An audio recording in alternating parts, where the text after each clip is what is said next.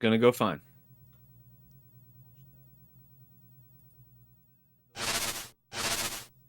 Hey, all you fine folks out in Salsa Shack land. This is Pico de Gal coming to you live from the Salsa Shack. We have run all the critters off so that we can host this wonderful tournament known as MerMay. We have 15 racers who are all vying to see who the fastest merman or woman is.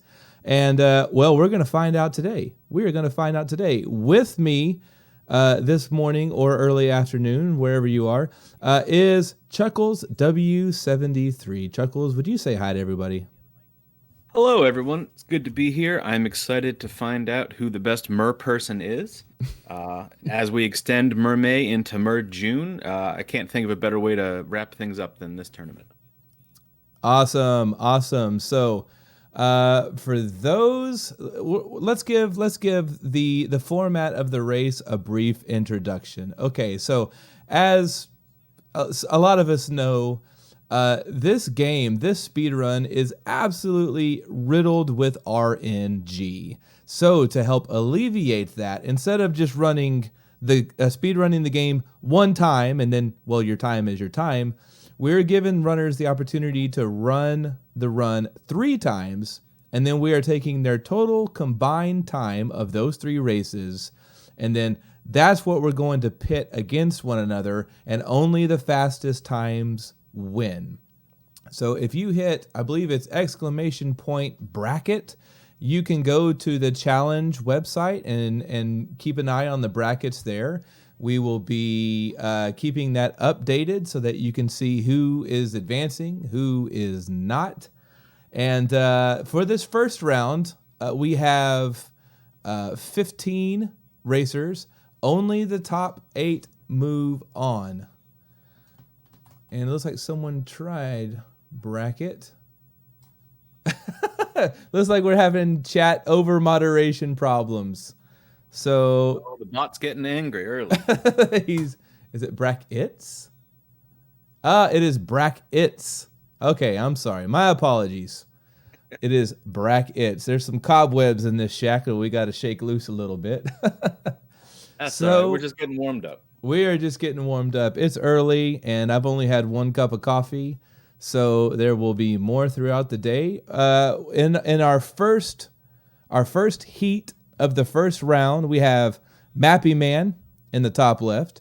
We have Sir Music and Gaming in your top right. And we have the Dungeon Master himself, Avodrock42, in the bottom left. Now, there would be space over here in the bottom right for an additional racer. Unfortunately, we had a few people drop out. Good friends of ours in the shack, they just couldn't make it today. So let's respectfully have a brief moment of silence for our friends who couldn't make it here today. If you have a little coffee or a little beer, just pour some out on the ground. It's a dusty old shack. It'll be just fine. And we're just gonna miss our friends just for a second.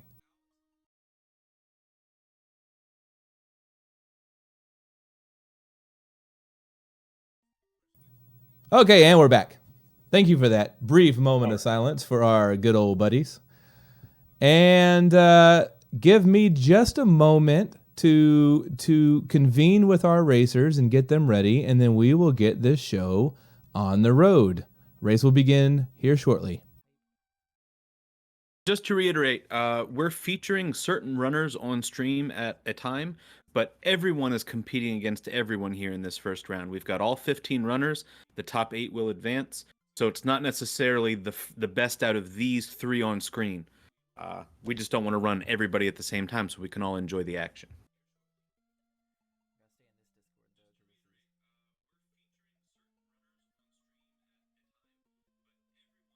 Looks like everybody's getting set up now. We'll be starting momentarily. Appreciate you all being here today with us. Hope your weekend is going well.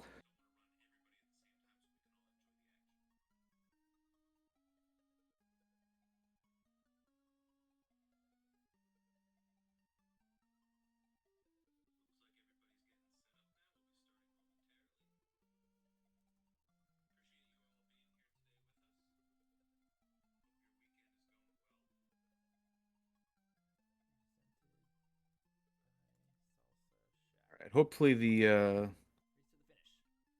chat bot is a little more well behaved now, but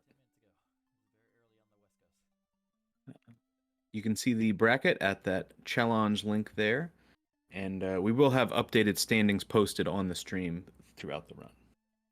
Good luck to all the runners. I hope everybody puts on a good show here, and hopefully the RNG is in your favor.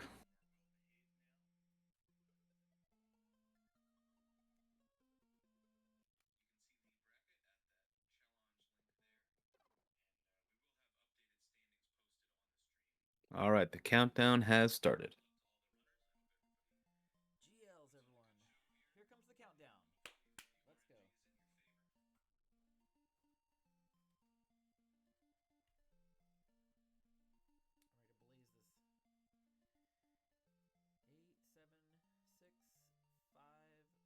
blaze this. 8, 7, 6, 5, 4, 3,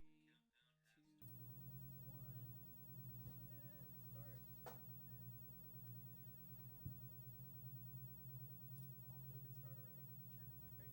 All right, and the runners should be getting started, off on their way. We see them collecting their shell.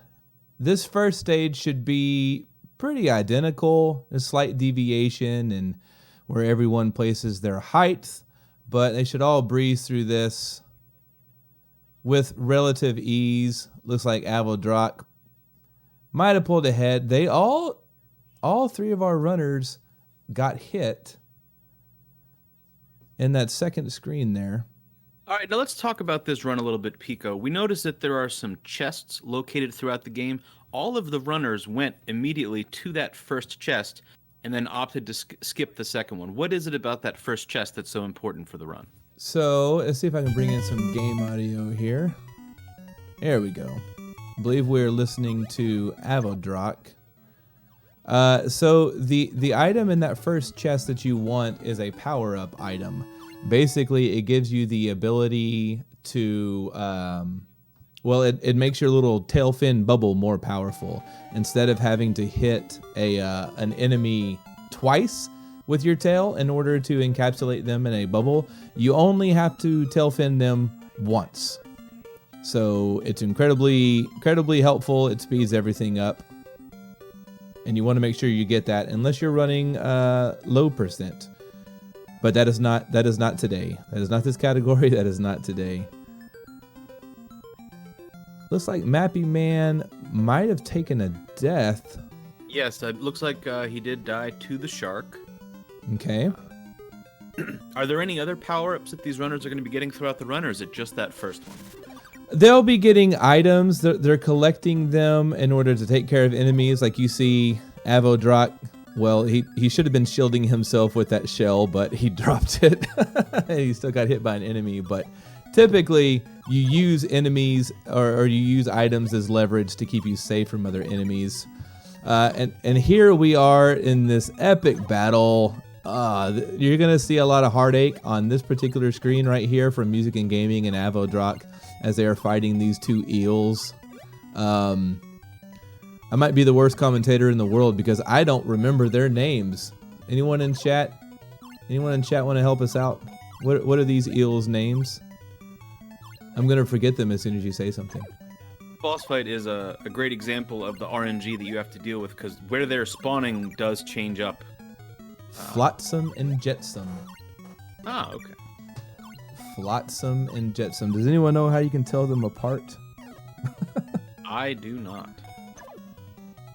Well, it looks like Music and Gaming is the first one through that and is on to the next stage. Avodrak's not too far behind. Oh, did Avodrak took a death against Flotsam and Jetsam? Now he's pretty much even with Mappy Man. Yeah. Oh, the RNG. And this is why we're, and you see Avodrak is now having to hit those guys twice in order to get them in a bubble instead of once. Once you take a death, you can't get that power up. You lose the power up. Yeah, that's exactly right. Ooh. That's exactly right. Well, it looks like Music and Gaming has taken a pause. What's going on there? Let's see how he's doing. Okay, he's back. Let's see, maybe we can bring in some of his audio real quick.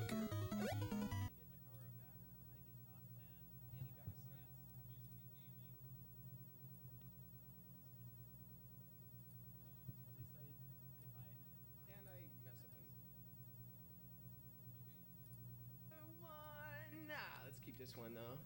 Just in case, just in case, just in case, and just in case. Okay, so we're listening in on music and gaming. If he gets colorful, we're gonna transition back to Avodrock.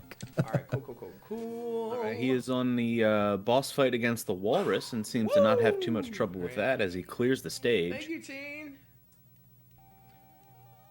Taking my TTS today just because I can't read chat. I will die. You guys all know that. Yeah. Teen, you missed it last night though. It was wild. It was so wild last night. Wild.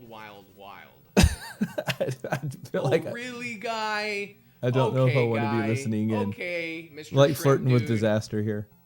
Okay. It's certainly a risk, but Okay, that's okay. guy. That was so BS. That guy always comes right up there, and then that time he's like, nah, dude, you didn't come down far enough for me to whatever. Okay, dude. He's moving real well through the volcano level. And you're going to get to another RNG dependent boss. I mean, all these bosses are RNG dependent, but try to fight this guy. here he is against the horsey, the conductor. And we died! Yes! Yes, baby! Yes!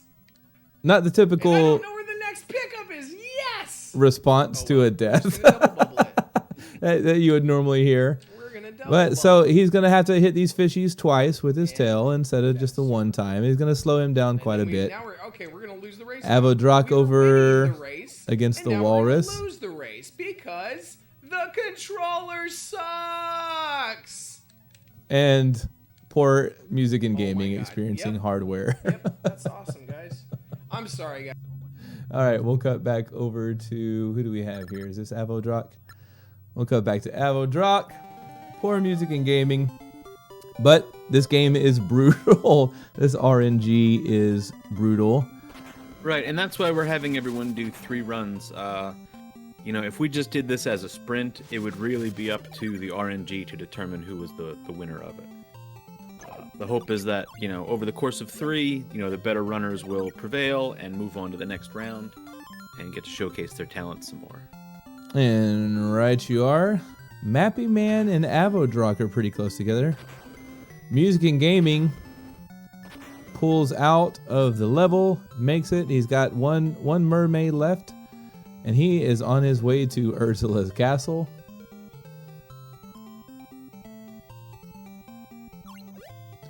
Not a whole lot of obstacles. I say that as he starts hitting one. I think he's looking for the power up. He wants to move a little faster. He might not want to face Ursula without the power up, where you're gonna need both crackerjack timing just to hit her, and it's gonna make it all the more difficult if you have to hit each fish twice. Yeah, having that power up does make a huge difference.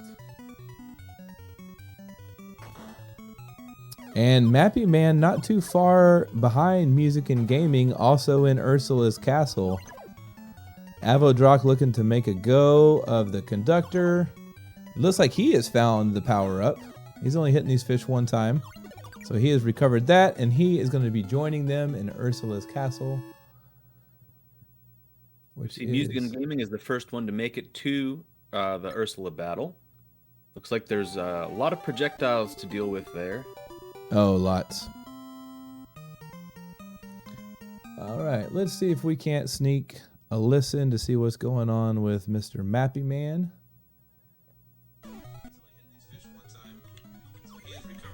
I've recovered.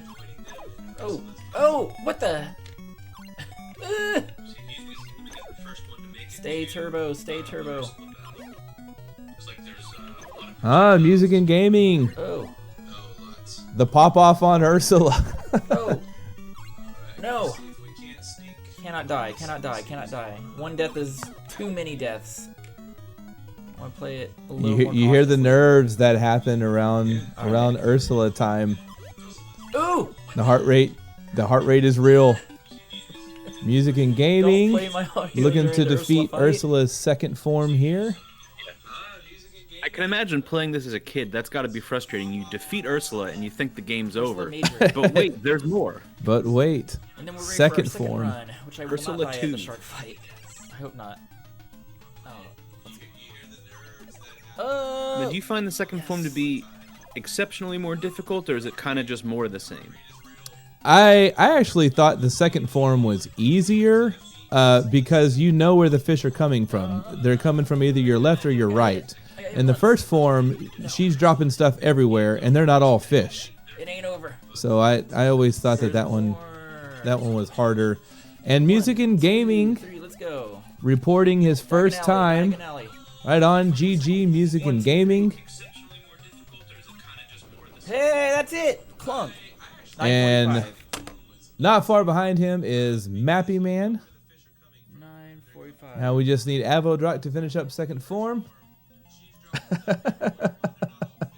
we are getting reports of shot nerves. Do we get a 2-minute little breather? This is fantastic. Just entering those times into our score sheet. Right on. Right on. So that was a good first run. And Avodrock finishing up. Avodrock? You got it, buddy. Mappy Man cheering him on. What a good sport. What a good sport. What a good sport. all runners are reporting nerves.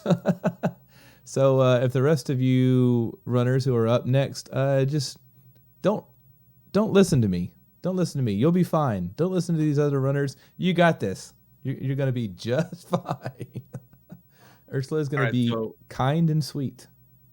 Looks like Music and Gaming came in with a 9-minute and 9-second run. Mappy Man was a little bit behind that with a 9:45, and Avodrock came in with a 10:15. It's off to a good start, and now they are free to start the next run as soon as they are ready. So they might be a little staggered. And again, we're just looking for the sum of all three.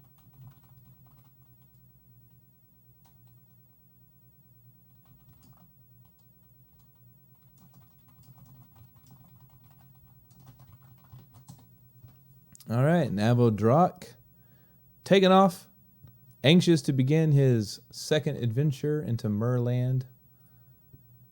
And let's take a listen. Let's get his game music in here.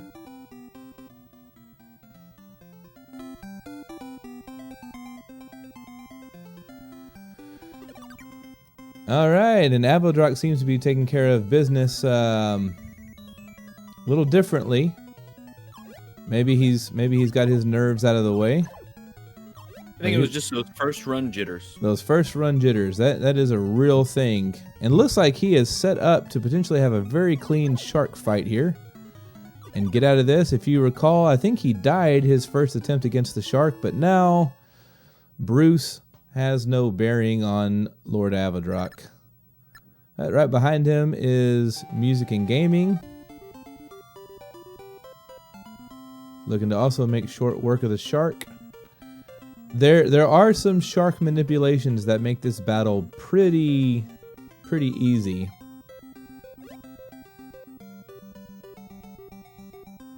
Ways to make sure that you get the maximum amount of fish to hurl at said shark. Music and Gaming entering stage 2 as Avodrock progresses. Now remember, they didn't all start at the same time, so you can't really go by their position of where they are. Okay.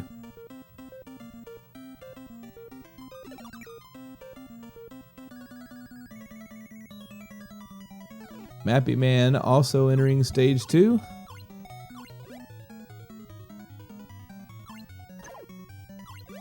Now the dreaded Fletson and Jetson for Avodrock, and shortly for Music and Gaming. We're going to see, I imagine this screen is going to turn a lot of tides. Some people will get it quickly. Some people will be absolutely trolled by this boss. and it might equalize some other races that would have otherwise been more separated. But Avodrock pulls out, and he is and he's on to stage 3. He's in the water. He's in the ice water. Music and Gaming still trying to close out these horrible eels. Mappy Man ducking closely under one of the eels. Nice maneuver there. Music and Gaming makes it through. And now Mappy Man just trying to follow suit, wisely avoiding the crab directly underneath an eel. That is death bait. Oh, miss there from Mappy Man. Hopefully he gets this last one. And he takes it, and he'll join the others in stage 3, where Avodrock is fighting not the Eggman, but the Walrus, Cuckoo, Kachoo. Sometimes he'll drop shells, sometimes he'll drop ice blocks of fish. It's all RNG. You want him to drop shells as frequently as possible. Avodrock is just waiting for him to boot scoot on over to the other side of the screen. Well, that walrus seems to be in no hurry. No, he don't care that you're trying to speedrun this game. He's just doing his thing. Trolling Avodrock significantly. Look at all those ice blocks. Poor Avodrock. Just needs a shell. And he got it. There we go. And he's moving on to the next stage. And There's nothing you can do with those fish. There's nothing you can do with those fish. They are absolutely a waste of time. A useless resource. You just have to bide your time. Avodrock starting the volcano, keeping himself low. Avoiding the fire, avoiding the shrimp. Let's see if he can get the manip here. Nope, just decides to go around the structure and onto the next stage. Now the walrus giving Music and Gaming a hard time, but being somewhat generous to Mappy Man might give Mappy Man a little bit of an opportunity to catch back up to Music and Gaming, and that's RNG. Look at the shells that Mappy Man is getting. That is amazing. What was that, Chuckles? That was exceptional. We might have to make sure that there's not some sort of collusion between Mappy Man and this walrus. Uh-oh. We'll get our investigative forces right on that. Now Avodrock going up against, well, the boat. He shot a fish at the boat, and it didn't do anything. You want to hit the orchestrator there, Avodrock. There you go. There you go. 2 fish, that's what you want. And Avodrock is going to advance to the next stage as Music and Gaming is closing in, taking a damage boost. And now with 2 hearts left, Music and Gaming is entering the conductor battle. Hopefully he gets better RNG with this fella than he did with the walrus. Mappy Man not far behind him. Music and Gaming swimming for his life. Looking for an opportunity to grab these fish. I think he needs one more hit. As Avodrock is weaving through Ursula's castle.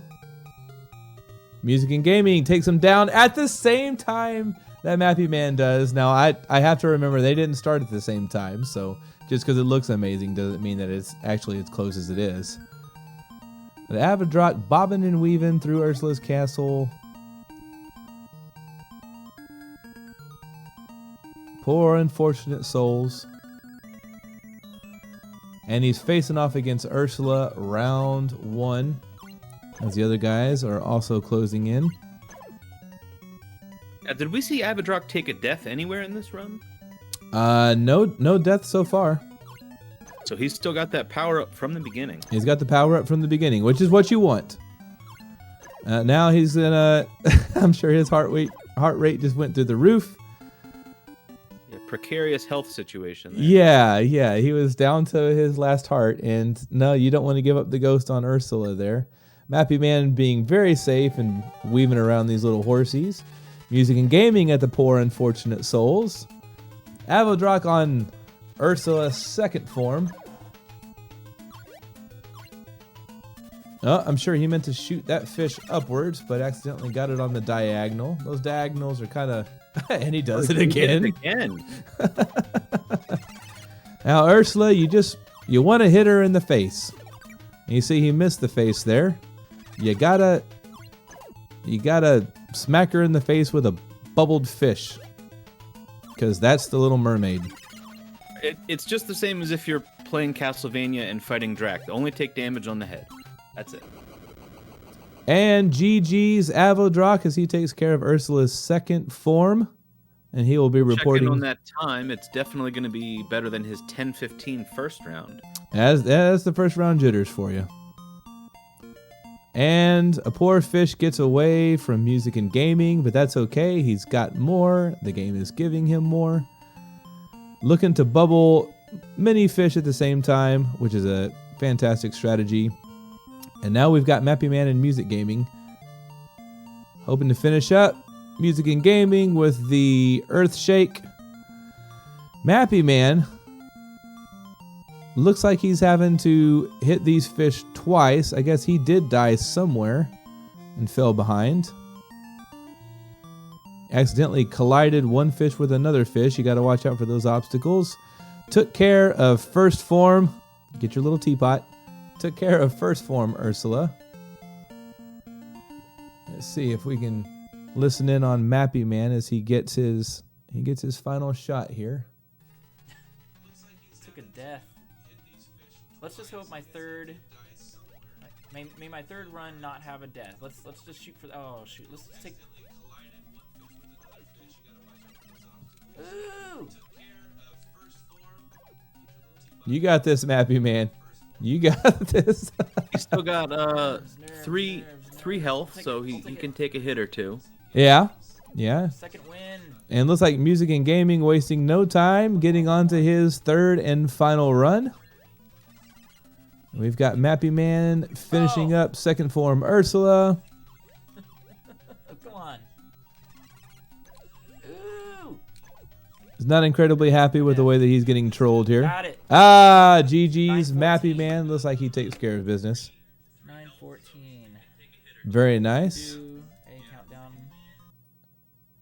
Very nice. GG's all you fellas.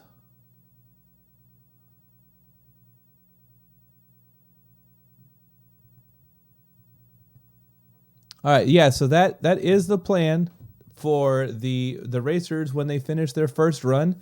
They have a moment to collect themselves, get prepared for their second run, and then same in between the second and third run. So shake out those nerves a little bit, and we are letting the runners take a little time for prayer, gathering oneself in between these races. So if they start out of sync, that's not abnormal. That is as scripted, as formulated here with this race.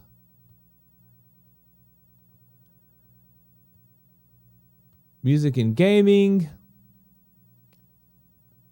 weaving through, avoiding the bullets from Mr. Squid Octopus feller.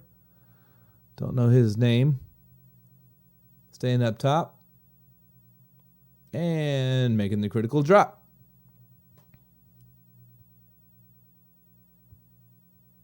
Gonna pick up this power up hidden in the sand here. And that is your shield for those fishies wearing some sort of ghost outfit. And the RNG trial. Looks like he's got some good stuff going on. He's managed to use every crab that has come on screen so far, and he hasn't been too terribly trolled by the eels. One down. This is going rather quickly. 2 down, and Music and Gaming is booking it. He is absolutely booking it. That's going really well for him. That was a good boss fight.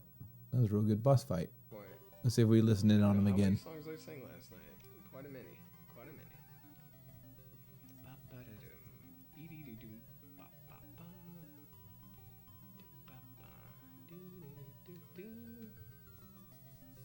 Don't mess up. And of course, Ariel has to stop swimming completely in order to use her tail fin bubble attack thing. And so you want to do as little of that as possible, which means if you can just go around an enemy as opposed to having to attack them, that is always faster. I swear, I never get it on a PB run. It's like that block of ice is like, hey, you're doing too good. No. Threading the needle between those fish. No. Sorry, block of ice. Narrating the RNG for us. I'll read. Excuse me, princess. There we go. All right, maybe this time the walrus will be a little kinder to him. He's got 2 shells in a row. That's pretty good. Get up. Get down on it. Meanwhile, Mappy and Avodrock are pretty close. Excuse me. Fighting the 2 eels. No. Avodrock getting a little trolled by the crabs there. There we go. You hate to bubble up one crab just to have another walk over it or stop on top of it so you can't grab it. It's very annoying. And as Mappy Man and Avodrock look to enter stage 3, music and gaming is carrying on to stage 4, the undersea volcano.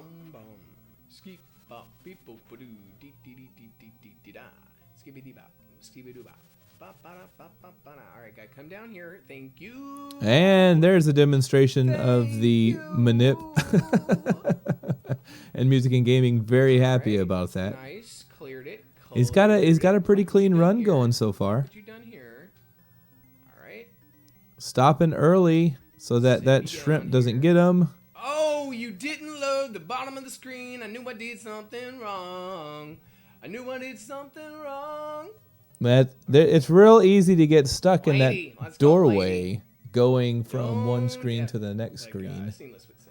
Not sure what and it they is. do, though. And Oh, they now he's do. getting trolled by the composer. And they're waiting. Oh Sending my God. urchins after urchins. What a waste of time. Music and gaming, I'm And so he's sorry. waiting an hour and a half. Look at this. Now he's got a couple of fish. Oh And my more God, urchins. he needs to I don't mean to laugh. It sucks. Ever had I'm this, just ever, I'm laughing with ever you. playing the game, I never Sort had of. that. It just bad RNG. It just sucks, man. What a All right, so jerk. now he's got a And plethora. then Oh, he shot the fish a little too early. Did not get to collect the hit. Oh no! Takes a F-bombs, F-bombs, death. F-bombs, F-bombs, F-bombs, F-bombs. music and gaming. I appreciate your censorship. Oh, and he goes, I know that is not easy when getting trolled so hard. Avodrock and Mappy Man with an opportunity to kind of catch up on music and gaming here. Oh, his run was so clean. You hate to see it. You hate to see it. double bubble time, y'all, just like the first run. Double bubble. Let's see Now if he it's sub 9. Oh, I'm he's made it past the conductor. I'm sure that's gonna not settle very well with him at all. F-bomb, F-bomb, But- F-bomb, F-bomb. That is exactly why we are letting runners run the game 3 times. All like, You might hear that explanation a whole lot. I just think it's going to come into play a whole you lot. guys see that? Did you see her Somewhat of a leveler. teleport? Why? Why would you do that, lady? Lady! That's right. You know, speaking of running the game 3 times, all of our runners improved on that second loop over the first one, dropping their times. Avodrock 42 came in with an 8:06. Music and Gaming was only 6 seconds behind with an 8:12. And Mappy Man shaved 31 seconds off of his time to get down to a 9:14. So I'm not sure what kind of times we're going to see here, but they definitely got over what was bothering them on the first run. It's like you can't be holding this Music and gaming over to the poor unfortunate souls and begins his first battle with Ursula. If you see, the fish can just show up anywhere. They can troll you from above, really get in your way so that you don't have a clear line of sight to Ursula's face, which is what you're trying to hit. And music and gaming lost a bubble to it, and that's why I think that this form is more difficult than than her second form. But of course, the music is really intense for the second form. and then they give me nothing. They give me Well, that nothing definitely over adds to the there. difficulty. It does. I hate this game. It does. Music and Gaming expressing his love and adoration for all things Little Mermaid here. I'm sure that's what he's saying. She went diagonally. With the unfortunate diagonal shot, Avodrock and Mappy Man now on their first form And then I get every of fish Ursula. ever imaginable. Jesus, tap dancing Christ. This game, I swear to God, has the worst RNG. GG's Music and Gaming with first form Ursula. How to do the barrel. Now on to second form. I don't know. It's Avodrock I know I should. and Mappy Man. Oh, they in synchronous harmony. Mappy Man and Avodrock take care of first form Ursula together. And Music and Gaming with a good start on second form Ursula here. If I just do an hour and a half. That's a good screen sync.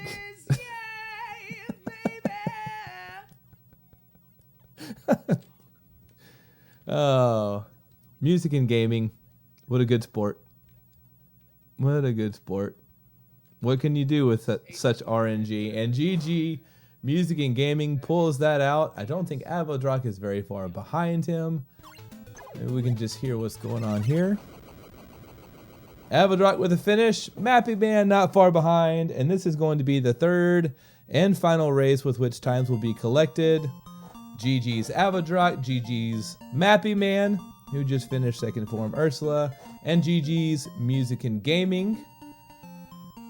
Man, what a run. What a run. What a run. Speaking of improvement, Mappy Man's run was actually a PB with an 8:15.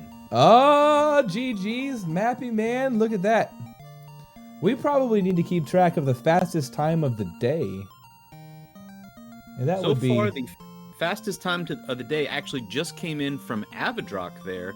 He got an 8:04 on that run, 2 seconds better than his second loop. Oh, he was booking. He was booking. GG's, guys. Yeah.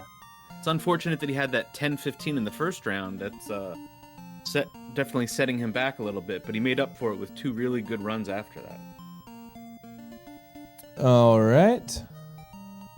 So we are going to collect some times and congratulate these runners. We will be back in just a moment.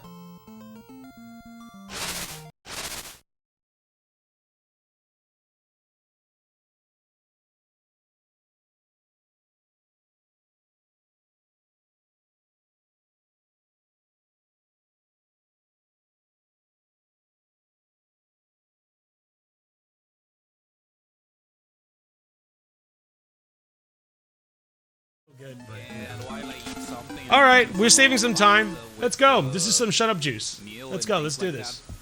So I was like, We could do something with this, most definitely. We don't f it up. We got to get a really good Ursula, so hopefully we could do that.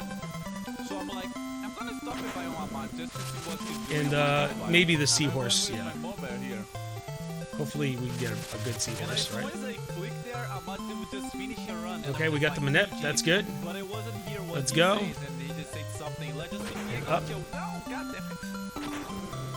A little too far up. I That's think okay. what Laxus, this game is not flathead. Oh, and we'll go down. So yeah, for people who doesn't know, And over. I'm doing And we're gonna bump our heads here. It's a Okay. very obscure Take the boost game, damage, waterproof and you game, go like straight through. obscure game, Darkman. That definitely saved us some time. All right, let's go. We need some good RNG. Let's f***ing go, dude. Nope. Nope. Nope. You motherfucker, dude. You motherfucker, dude. I f***ing hate this f***ing game. I hate this f***ing game. I f***ing hate this game. I hate this game so much sometimes. Damn it. Damn it. God damn it.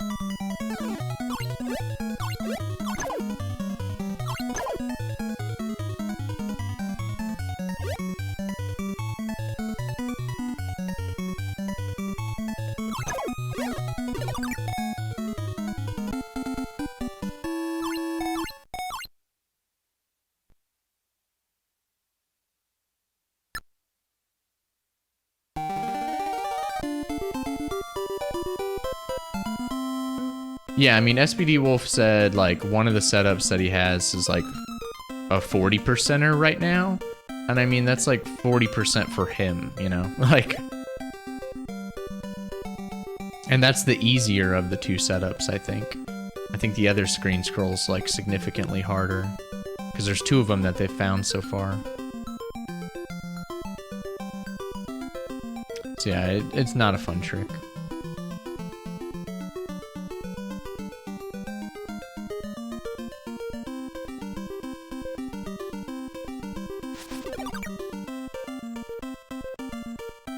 I don't even know if I'll learn it.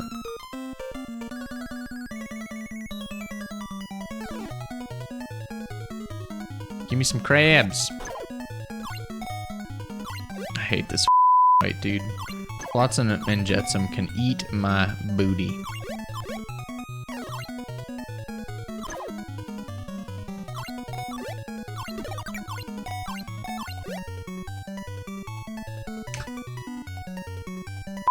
Game, man. Yeah, cool. He trolls twice, which is just all RNG, and then it causes me to bonk my crab on another crab and lose 10 seconds.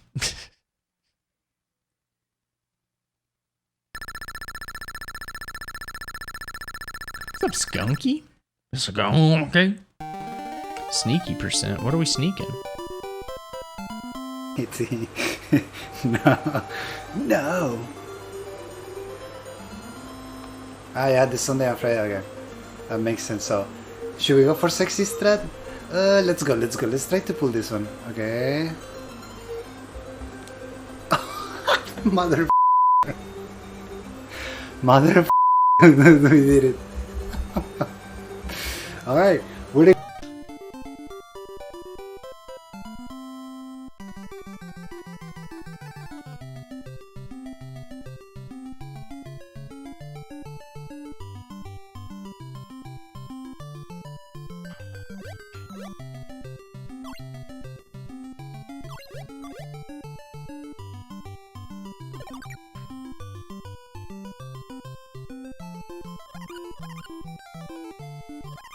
very nice.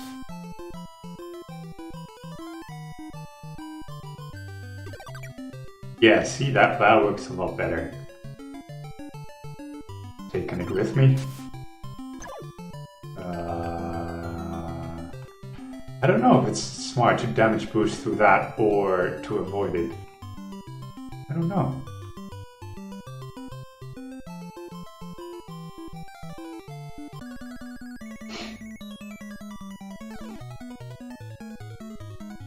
Very nice. Shell on the first go. And the second.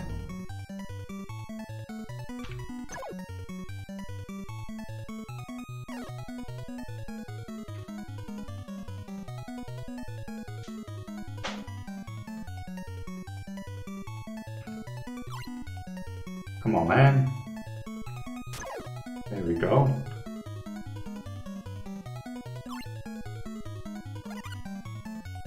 I guess I messed that up.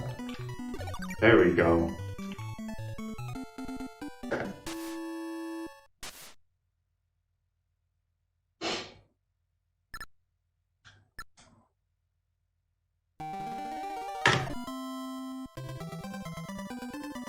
Oh, Mooten.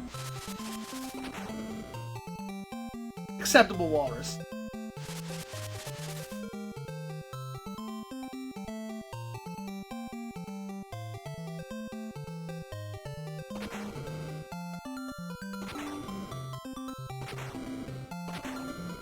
Oh, I can look at chat when it's not the fights. When the fights aren't happening, I'm good. Everything here is basically muscle memory. Alright, maybe I can do it in 25 seconds? 20 seconds?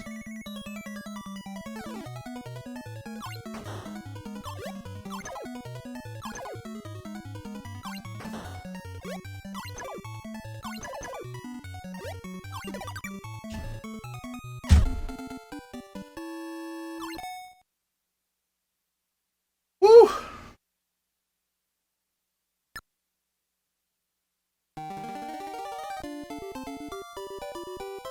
Yeah, I'm not. Another big time save.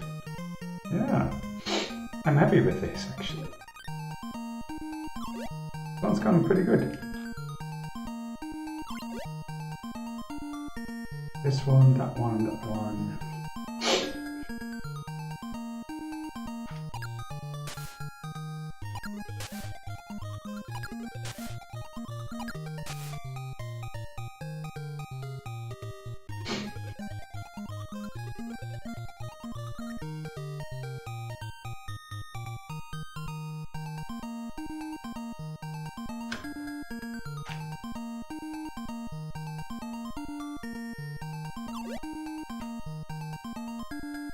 Under this one.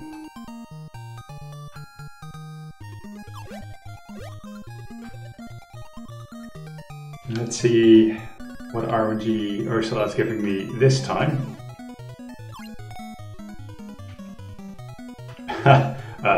Terrible. Okay. Got one hitting though.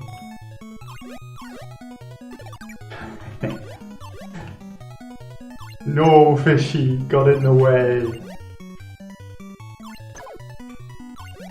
This is going so much better than the last attempt. In your face!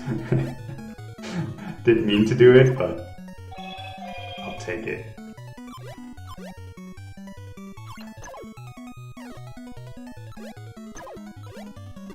Whoa.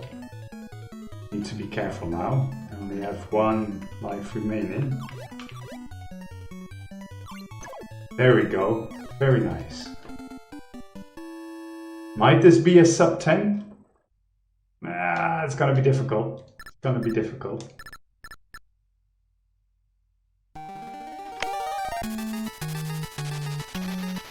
Let's see what we can do here.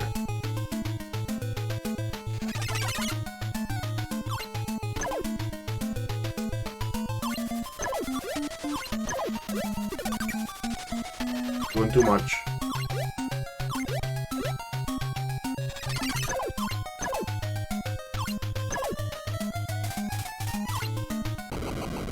Ooh.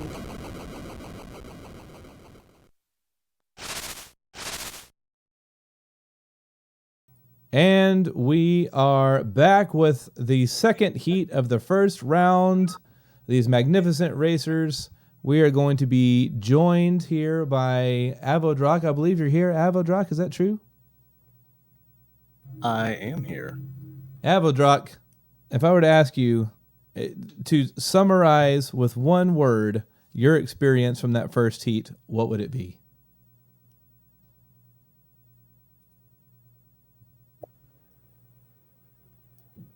Poor. Well spoken. Well spoken, Avodrak. Can I say more than one word? Because poor is just, it was, that first run was so bad. 10-15, I was like, I can't believe I died. And then the RNG on Flotsam and Jetsam was just atrocious. I mean, they can make or break a run, period. Absolutely. And that's what we're all afraid of. Hopefully, these next four runners are not afraid of it. We have Go-Go Zombie in the top left, Lady Galaga in the top right, Retrophile in the bottom right, and Lafloik in the bottom left. And without further ado, we're going to get these racers going. So give us just 1 second to count them down, and we will be off.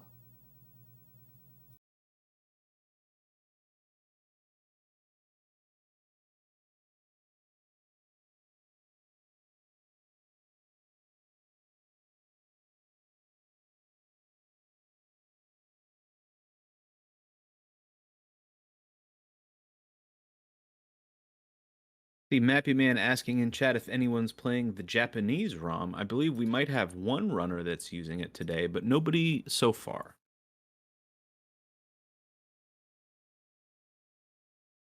Looks like we're getting ready for that countdown.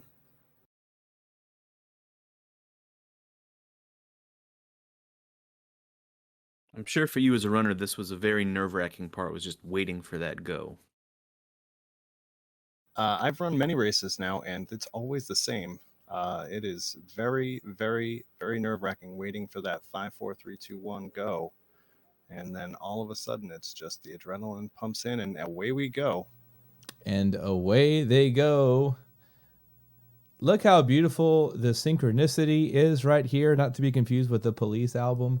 But in fact, this is such a wonderful thing that we've decided to make an on-the-fly change to the format of the race. So in between the 3 speedrun rounds, we will do another countdown timer for the racers to all start at the same time after they've kind of collected themselves, caught their breath, shook out some nerves, and that way it just keeps things tighter. So expect that, racers. If you are listening in on this, please look out for that timer. And we see LaFloik appears to be the fastest to Sharky here. Brucey, I've heard him called by a couple of names.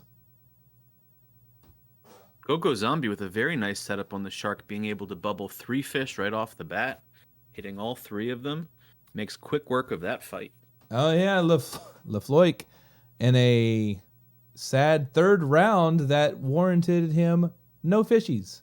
No fishies. So now he's going to continue on. Finally took care of it. We see Go Zombie pulling out into the lead, followed closely by Lady Galaga, and then LaFloik, and then Retrophile TV.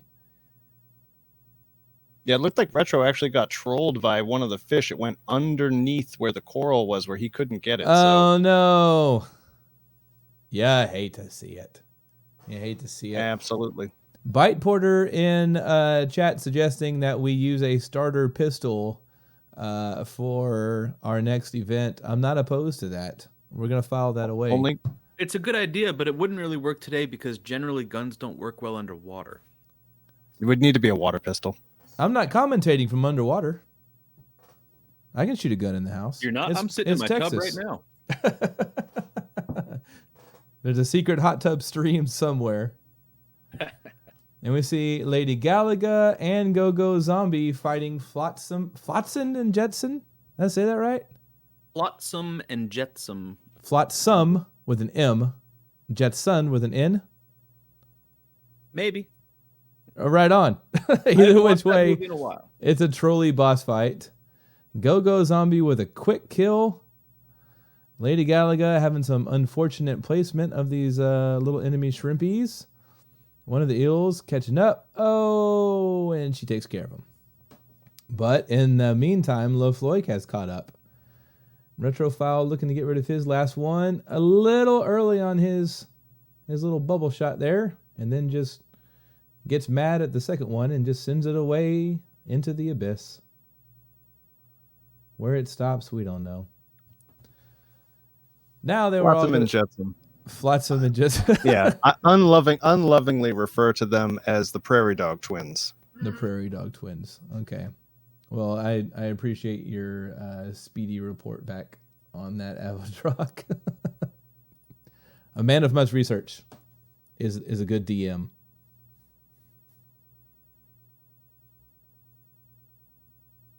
Now, there is a way, and Lady Galaga looks like she did it, to get underneath that falling ice cube. Anytime that I've run this race, I always have to stop and wait for that thing to fall because it's always going to hit me, but she managed to get in underneath it. Go Zombie with some incredible RNG against not the Eggman, but the Walrus. 2 shells in a row. And now a third, just waiting on that 4th. It takes 4 shells to bring down the Walrus. Just waiting on that last one. And getting trolled with the ice cubes. Lady Galaga with an opportunity to catch up. And the Walrus says, nope, you're not hitting me today. Go Zombie. Oh, and now it is tightened up. This is very close. This is very close. Go Zombie neck and neck with Lady Galaga. This is great. Can't count out LaFloik yet. He's right behind on there. He is right behind. As they enter the volcano and stay low, avoiding the debris, avoiding the shrimpies. Let's see if Go Zombie with the manip, Lady Galaga with the manip, and easily onto the next room, where it's just swim and grab a shell. All runners careful not to go too far right into this screen, lest that last shrimpy give him a smooch in the face. Go Zombie taking a hit in that last screen. Lady Galaga not taking a hit. LaFloik just running right into the wall of enemies, taking the damage boost. Now they're all coming into the conductor pretty close to the same time. So the conductor is just gonna decide who gets more fish. Lady Galaga with an unfortunate hit and an unfortunate death. Oh, Lady no. Galaga was given a lot of fish there, but unfortunately it was too many to handle, and they took a death. Too hot to handle, too cold to hold too many fish, and Lady Galaga did fold her life. LaFloik and Go Zombie are only separated by about 2 seconds. It is very close. Let's hope that Lady Galaga knows where the next power-up is so she can continue the rest of the run with that power-up, as it is extremely helpful. More fish getting in the way. Go Zombie and LaFloik both with a rapid screen transitions navigating Ursula's castle here. Looking to get in on some of that Ursula boss man action. Let's see who we have. Let's see if we can listen in on Go Zombie a bit. Under that guy. Don't go over that guy. If you go over that guy, you're going to get hit. Free tutorial here from Go First Ursula. Zombie. What do we got, baby? Come on. Show me. Treat me well. Show me them fishies.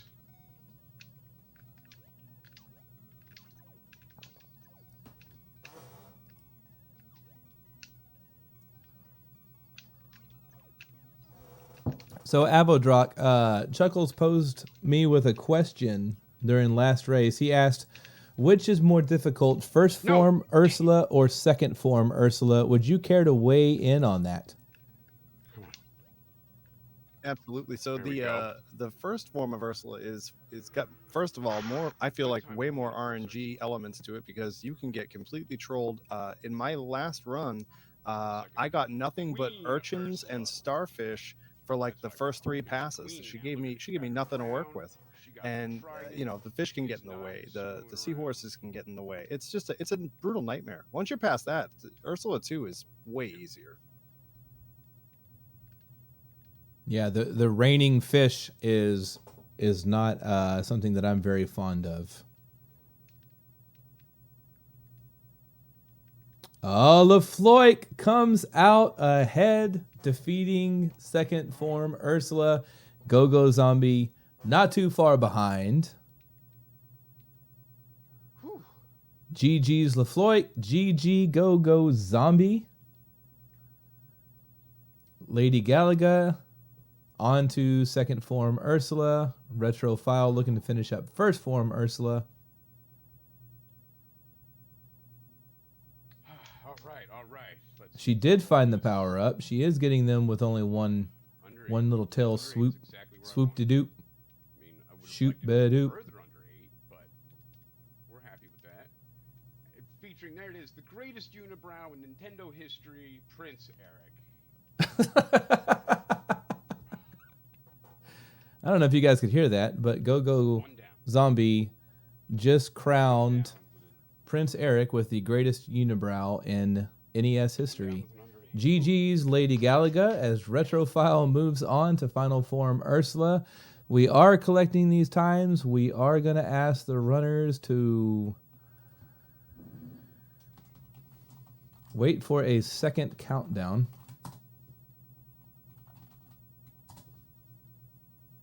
Under the sea, everything's wetter, down where it's wetter, take it from me. Go Zombie, gonna get us DMCA'd with his Disney-like voice. Might have to pull the plug. We'll have to see how it goes. Retrophile just sends a fish off to no man's land. Sure that was not part of his plan, but GG's Retrophile TV. And that is race number 1 out of 3 for heat number 2. Give us just 1 second to collect those times, and we'll be back with a second race.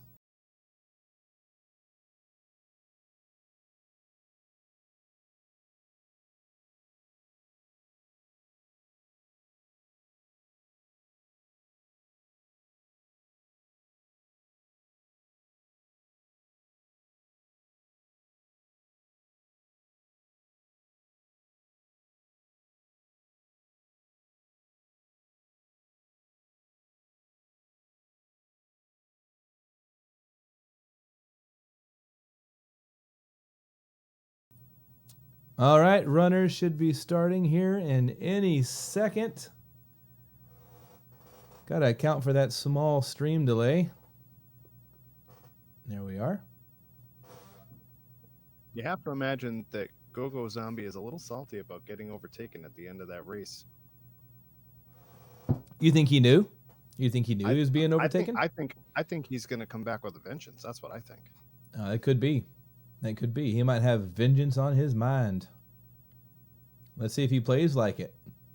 Well, the times in that first one ended up being LaFloic with a 7:45, Go-Go Zombie with a 7:55, Lady Galaga with an 8:38, and Retrophile TV with a 9:30.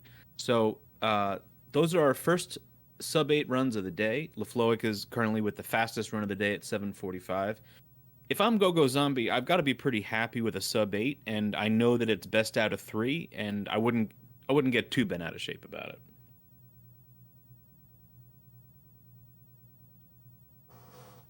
And Go-Go Zombie and LaFloic finishing almost at the same time. Lady Galaga and Retrophile right behind them. That was a good stage 1 for all of our runners.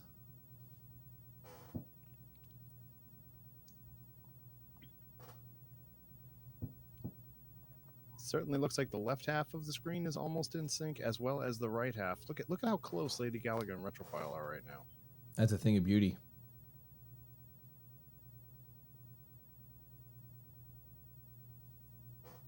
All right. LaFloic just a little ahead of Go-Go Zombie. Maybe half a screen ahead. And that's all just movement. Just really, really precise, intentional movement. Shouldn't be a whole lot of differences in this early stage 2. And here comes the great unequalizer, Flotsam and Jetson. LaFloic missing his first shot. Go-Go Zombie landing a few. Really wants that bubble, but can't quite get to it. All of our runners are now facing an RNG nightmare known as these two eels. The Go-Go Zombie did miss one of his shots. Just a little bit too late on the timing there. Bubbles up a couple of creatures. Misses another shot. This is a tough fight. Misses another one. Go-Go Zombie getting trolled with one of the eels. Kind of a peekaboo effect where they pop out of the side of the cabin and immediately go back in. You can't even hit them. There's not a window of opportunity to even hit them there. But it looks like they're all near miss. They're all moving into stage 3 in close proximity to one another. Retrophile almost there. It looks like Lady Galaga had the cleanest fight on the Flotsam and Jetsam there, because she has caught up and even maybe taken a little bit of no, well, it's too close to say.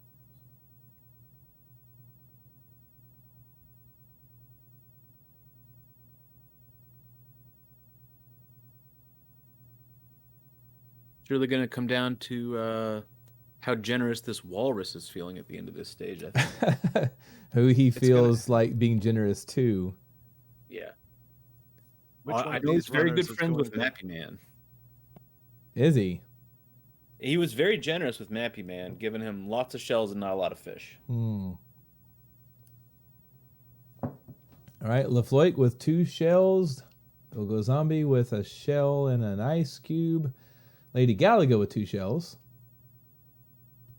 Go-Go Zombie unfortunately missed the backside of the walrus with that last shell. And LaFloic is, I believe, fixing to close this out. And Lady Galaga right behind him. And they finish up pretty much at the same time. Go-Go Zombie waiting for that second shell. Go-Go Zombie having a rough time with the walrus. As Retrophile looks to finish him up here shortly. Waiting on one more shell down there. And he gets it. And there he goes. And that'll bring all runners to the volcano. with LaFloik in a slight lead. Lady Galaga trailing just a bit.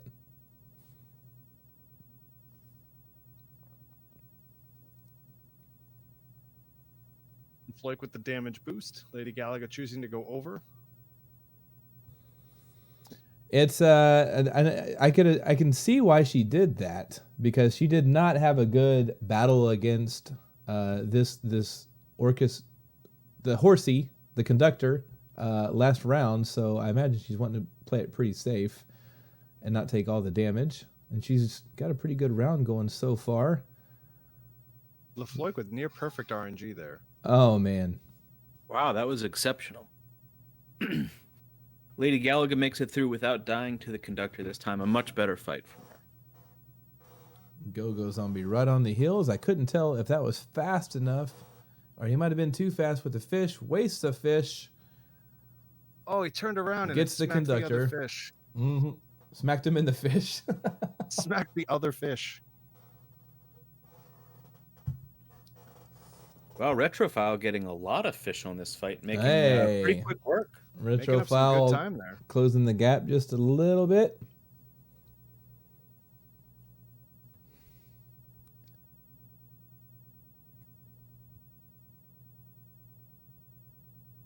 All right, we've got LaFloik. Looks like he's going to be the first into first form Ursula. Those poor unfortunate souls.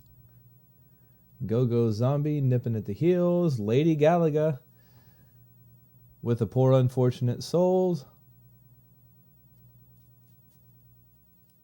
And now let's see. What kind of strategies do you want to employ against first form Ursula? Like, what helps make this fight faster? I'm asking you, Avodrock. I tell you, that's a great question that I probably can't answer for you, Pico. I would say do what LaFloik does, because that was an exceptional fight right there. That was very fast. So watch LaFloik and learn. Watch it. Yeah, that sounds like a good plan. I mean, one of the one thing I would say that you could do is to try to stay like mid-screen, because if the seahorses that she throws come out, they always go up a little bit before they come over towards you. So you want to make sure you're at least above them a little bit, so they don't, so you don't have to like track them up, because that just wastes time with movement. All right, looks like finishing up. LaFloik is the first to finish, and he will turn in a time. Go Zombie. 7:31. Go Zombie and Lady Galaga looking to finish up second form. 7:31. Look at that. That's the best time of the day so far.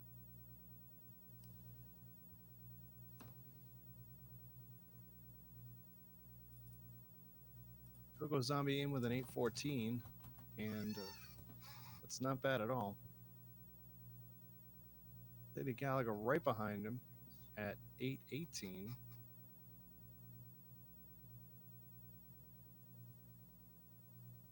Metro's just got one or two more hits here.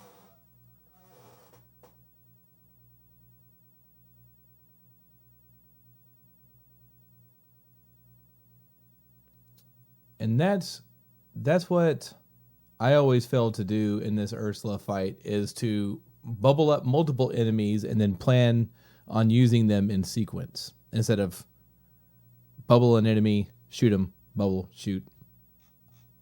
It's a lot faster to do it the way that you just saw them do it. Give us 1 second. GG's to Retrophile. GG's all runners. Let us give us just a second to get these times in. Actually, my wonderful wife just brought me a second cup of coffee, and I'm drinking it from a Salsa Shack mug. If you are interested in having your own Salsa Shack mug, or if you've seen streamers out and about with those wonderful Salsa Shack trucker hats, merch can be found right there. Thank you, Mappy Man! ! Merch, and you get the goods. It looks like they are already ready already.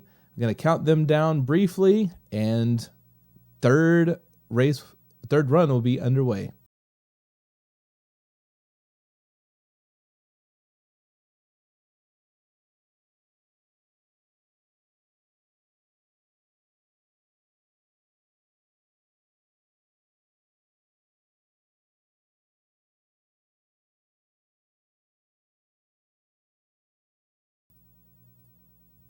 Right, and they should be getting going.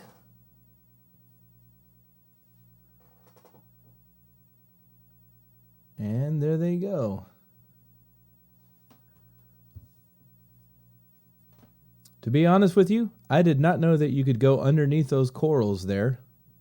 I didn't know that Ariel would move behind those corals. I thought you had to be up above them or you'd get stuck. So imagine my surprise when I see these runners just passing right by them. I'm definitely going to attempt that. Yeah, one of the other things about the movement of this game, which I don't think we've spoken about too much, is that Ariel moves fastest when she's moving orthogonally as opposed to diagonally. She slows down quite a bit moving diagonally. And one of the things you can do in that very first screen when you pick up the shell, instead of moving yourself diagonally back upwards, is you can press against that angled rock on the floor, and it will push you up at the same speed as moving to the left or the right will. So, Avodrock, you're going to have to forgive me. I'm just a simple man from South Texas. What was that word that you just used? Orthogonally. Orthogonally. Never heard that word a day in my life. What does that mean? It means like up, down, left, or right, as opposed to diagonally. Ah, okay. Okay. Alti knows. It's a math thing, I think. It's all right. Well, I appreciate the explanation, and now I'm one word wiser. Although I have already forgotten what that word was. So we're moving on to the race.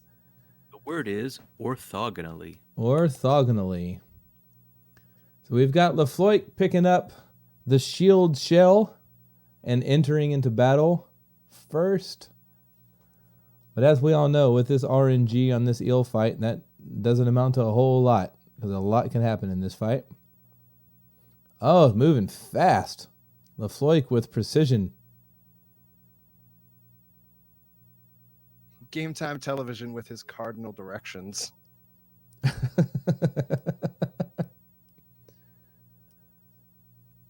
I see you. I see you out there.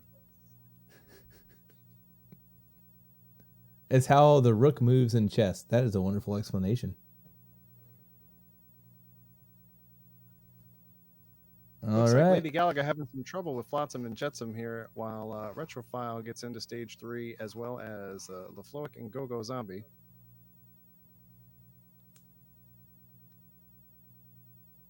And now they are all in stage 3.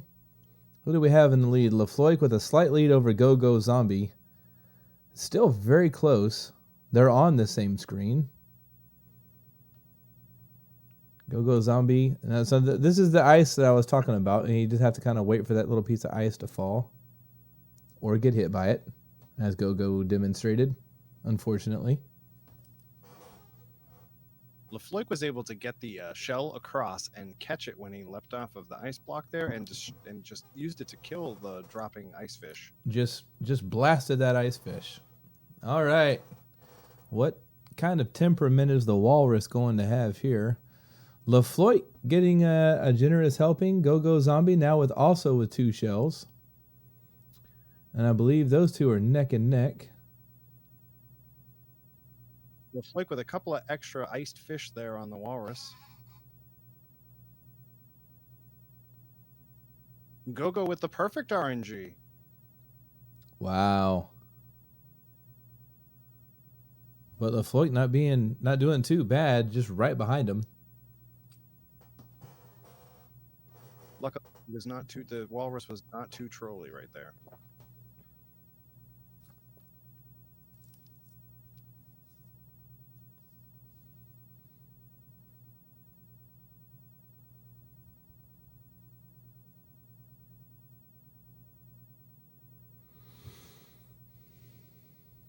Oh, LaFloik missing the shrimp manipulation, having to dodge him. Gives Go-Go Zombie a little further of a lead. I believe Go-Go Zombie uses the go above the starfish strats here, and LaFloik has been doing the damage boost all day, so... So I guess if you're confident going into the conductor with only 2 hearts, that might be the way to go. That is the speed strat for sure.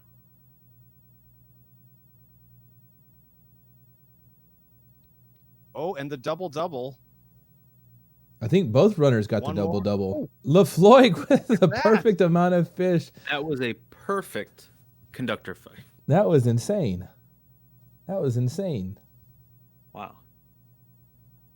Probably wishes they were all like that. Why can't they all be like that? Yeah. Come on, Little Mermaid.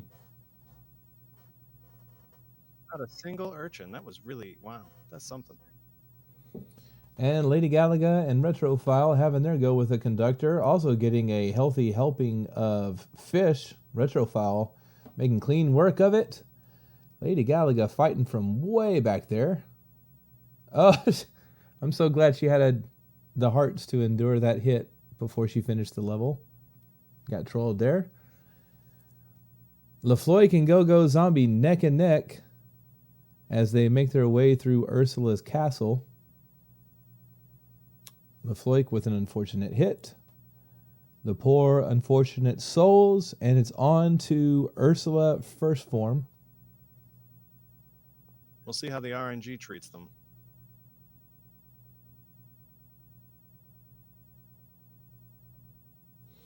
Now, if Ariel actually touches Ursula in this fight, she will take damage, correct? I believe just the head. Okay, so you can get on that platform there, you can hit the tentacles, and you're okay? Yeah, a little bit. I believe. A little bit? Okay. This is uncertainty from the comms. Oh, the NES Master says correct. NES Master. Oh! He would know. Go-Go Zombie with the unfortunate death against first form Ariel.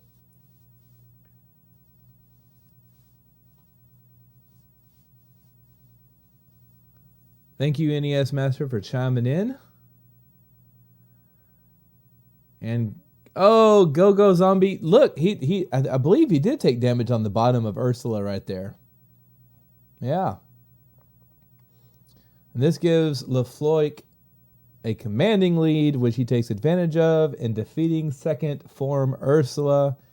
And he is recording his time currently. In the meantime, Lady Galaga and Retrophile have both caught up to Go-Go Zombie. They are now on second form Ursula, while Zombie is still fighting first form. He might have a little bit of speed run frustration working in him now. I hope he can clear that out of his mind.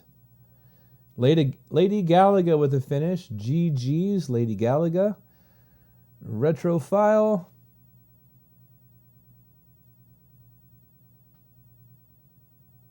Looking to finish second form Ursula. Big whiff on the big face. Just needs one or two more hits. But he lands it. There he we lands it. go. GG All right, Retrophile. GG Retrophile. And now we are waiting on Go-Go Zombie.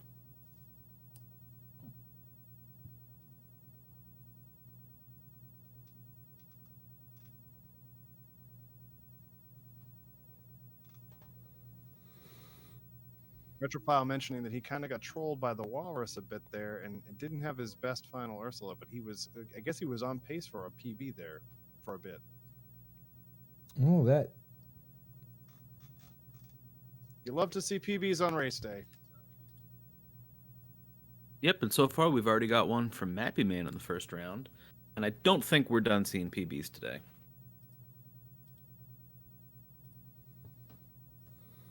All right, Go-Go Zombie on to second form Ursula.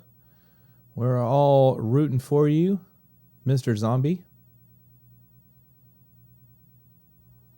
How many? I'm sorry. Go ahead, Juggles. I was gonna say, just a quick recap for anybody that came in late. We do have 15 runners today, and the top 8 will be advancing to the next round, and we're taking the sum total of all 3 of your runs to get that time. What I was going to ask is, how many hits does it take to kill second form Ursula? Is that 7? Yeah, 7 hits to kill second form Ursula. Sweet. And go zombie, GG's. GG's to all your runners. Well done, well done. Well done.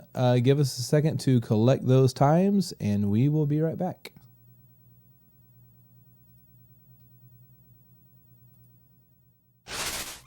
Emergency planning, you know, just in case something happens.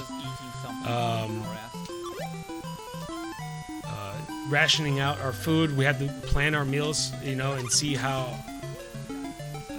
what exactly we'll be eating every single day. So it's a lot of planning, man. Man, I'm doing like ass in this stage, dude. It sucks.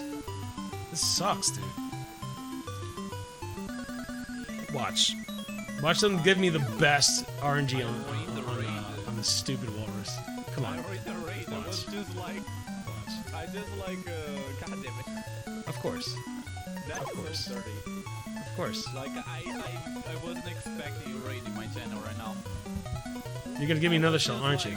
Of course you're gonna give me another shell. You're gonna give me another shell? Okay.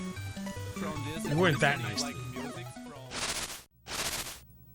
All right, we are back for a brief announcement. Joining me here is Retrophile, and he is going to explain why we have !July in part of our commands. Retrophile, can you tell us what's going on with that? I think I have some information about that. Hello, everybody. It's Retrophile TV here from the Salsa Shack, and very excited to announce our July event that we're going to be having here. So obviously, we had MerMay bleed into June here, but we have ourselves our July event picked out that I'm very excited for, and very excited to announce. For the month of July, we are going to be hosting the Super Mario Kart Summer Grand Prix. That's going to be taking place in July 2021. At some point, some one-day event we're going to have. It is either going to be a knockout tournament, it is either going to be a full-on Grand Prix, or, depending on interest, we may do a one-day single elimination 1v1 tournament. All of this will happen within the time trials. We've talked about some certain things, possibly doing a knockout, where each round is a cup. Basically, you do the 5 courses within the time trials, but it's great weather to get out there and to strap on the helmet and to get out in the go-kart and do a few laps. And I'm really excited because everyone knows I'm a big fan of racing games and stuff like that. We've talked about it now for a little while, and I think that Mario Kart is a really great way of doing it. Time trials is the way to go here, folks. And basically, you can unlock the special cup within that by using a code. So you don't have to worry about going through the Grand Prix mode. You can have access to all the courses within that. And there's no RNG. There's no other people to worry about. It's just you and the course. You setting laps, hands down. So no worries about RNG getting in the way here. It's all skill. No coins on the track. Pick your favorite racer. Go out there, burn a few laps. And we'll see what we can walk away with, folks. But that's it. Super Mario Kart Summer Grand Prix presented by the Salsa Shack. Coming in on this July. Keep it here on the Discord and on this channel for more details. But looking forward to seeing you guys out on the track. Thank you very much. Thank you, Retrophile. I feel like that was an important distinction to make.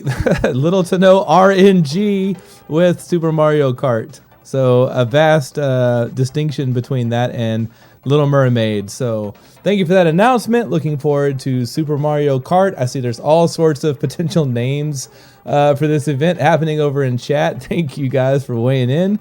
And give us one more second and we will be back with more racing. Said like one of the setups that he has is like a 40%er right now, and I mean that's like 40% for him, you know, like, and that's the easier of the 2 setups. I think the other screen scrolls like significantly harder because there's 2 of them that they've found so far. So yeah, it's not a fun trick.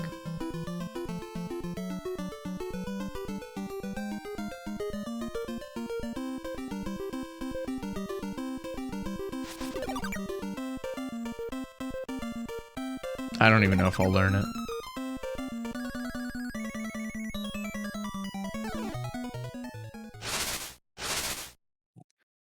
All right. We are getting the runners ready here, but while we're doing that, let's take a quick look at the current standings. Again, this is a combined best, all three of your runs put together, and the best 8 will be advancing to the next round. We've had 7 runners so far, so at the moment, everybody is safe. But starting with this next round here, we're going to see some people outside that top 8. We had some really great showings there. LaFloic in particular with the fastest time of the day so far with a 7:31. All three of LaFloic's runs were under 8 minutes, and that's why they are far and away out in front. But everybody else still really solid so far. It's hard to tell exactly where the cutoff's going to be. And we're going to continue forward with the same format after this, with half of the runners being eliminated every round until there's only one runner left.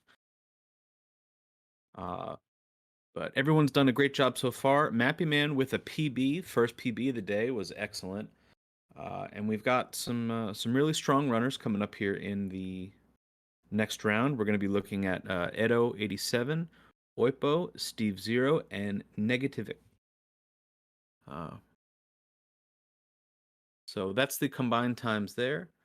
And we'll show you this in between the rounds now as we go forward, so you can see who is and isn't going to be advancing.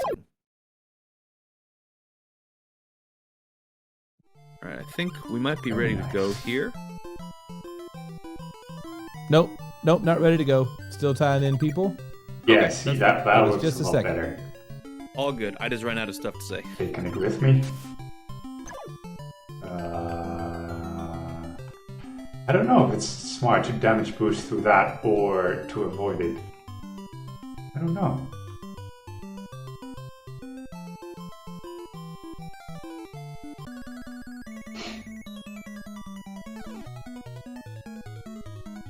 Very nice. Shell on the first go. And the second.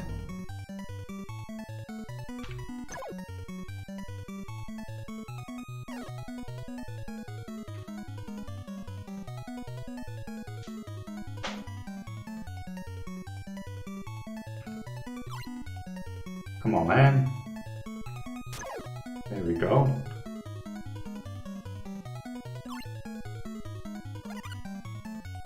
I guess I messed that up. There we go.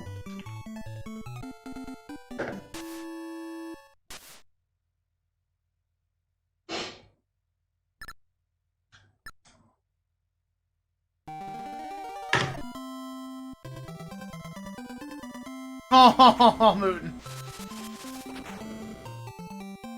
Acceptable walrus.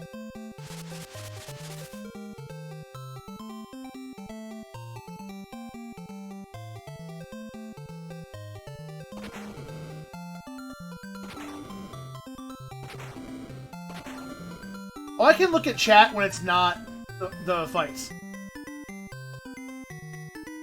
When the fights aren't happening, I'm good. Everything here is basically muscle memory. Alright, maybe I can do it in 25 seconds? 20 seconds?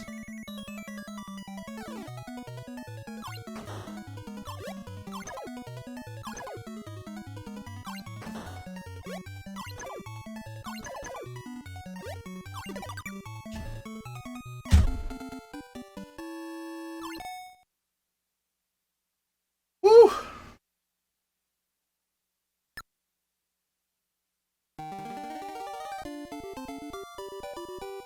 Alright, yeah, I'm not...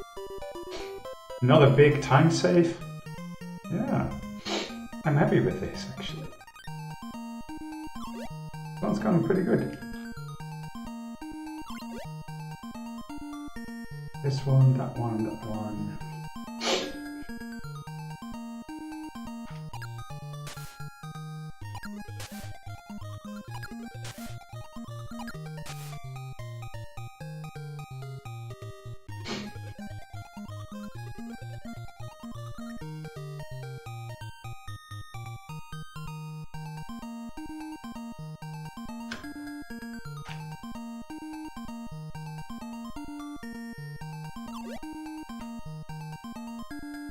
Under this one.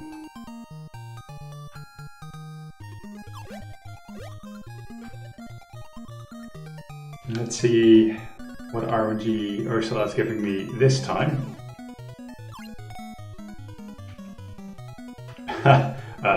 Terrible. Okay. Got one hitting though.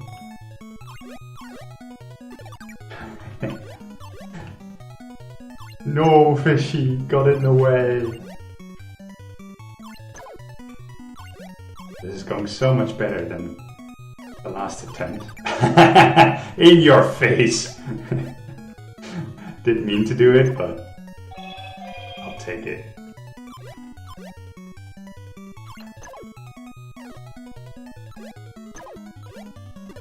Whoa. Need to be careful now. I only have one life remaining. There we go. Very nice. Might this be a sub 10? Ah, it's gonna be difficult. It's gonna be difficult.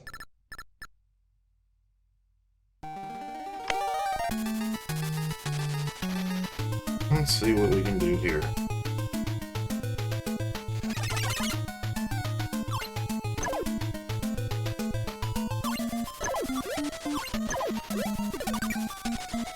Doing too much.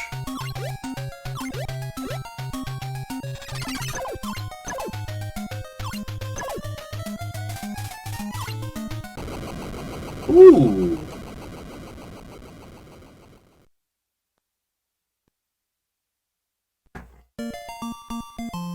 What do you think, y'all? Should I try and do it again? Because, I mean, that's like 10 seconds behind. It's the F stage 4.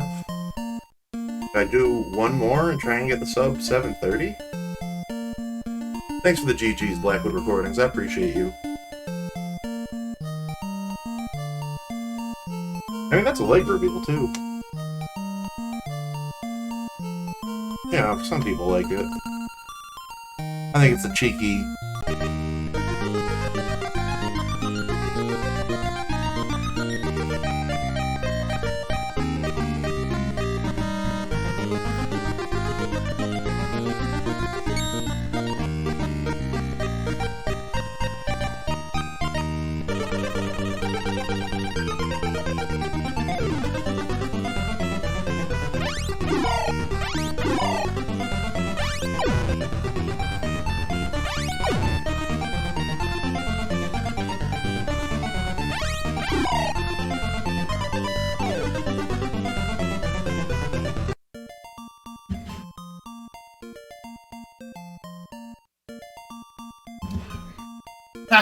You stream on Sundays so that he can't watch. That's funny. What, you stream at 3 weeks? Oh. And then during the wintertime, you're watching football. So I stream tomorrow, you won't be there? Deal. Moon is like, I'll play Outriders all day on stream.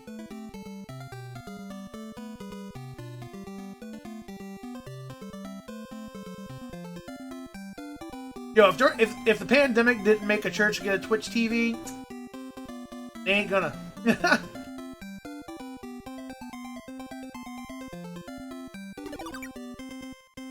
Monday Night Raw is war on Thursday Night SmackDown. Rocks pancakes. Yo, Sunday Night Heat was my shit, man. You'd see like funny matches and shit, or like bad matches.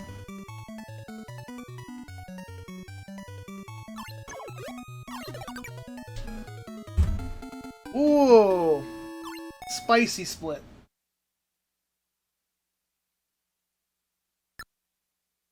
Well, my brother's always busy watching football, so he won't bother you. That's funny.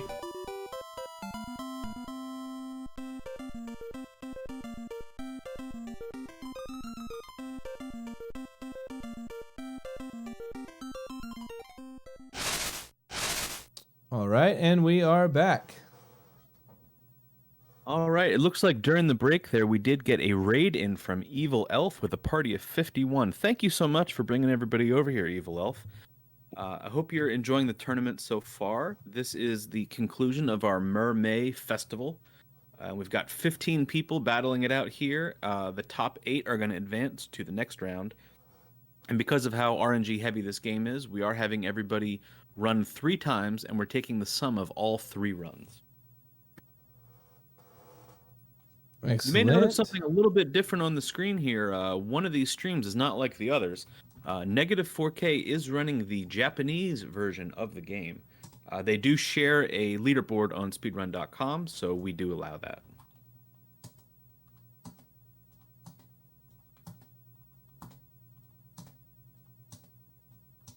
Looks like we are counting our racers down here. We'll be starting momentarily. And they should be setting off. Any minute now. We've got Steve Zero. Looks like they are all getting underway.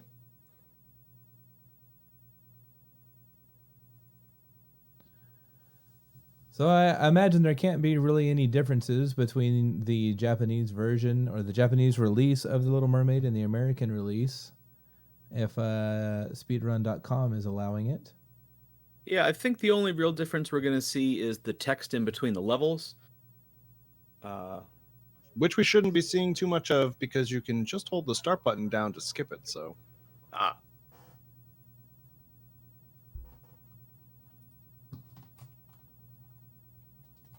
right, we see our runners get into the first fight here with the shark.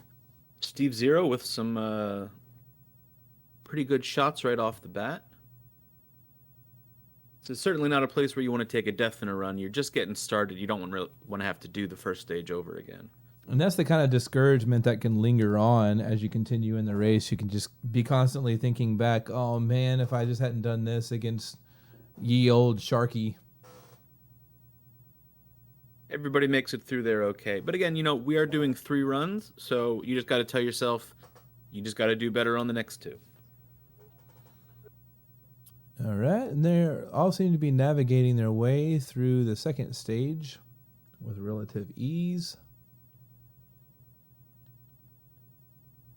I've watched so Edo87 and Steve Zero. I've caught both of their streams as they were preparing for this race. Both of those guys are very fast at this game. I expect them to advance pretty far, if not win it. And these two are paired right here in this screen set. Even though they're not exactly competing with each other, they're all competing against each other, but not directly per se, as just the top 8 are moving into the next round. And that was a great shot from Ito. Diagonal for that last eel. There he goes. Steve Zero and Ito both finishing up around the same time. Negative 4K in there too. very close. Very close.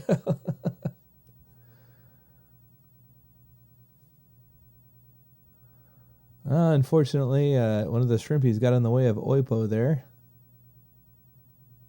And with an unfortunate death. Ouch. Ouch, but not to be deterred. He continues right on as we watch this very close race between Steve Zero, Ito, and Negative 4K.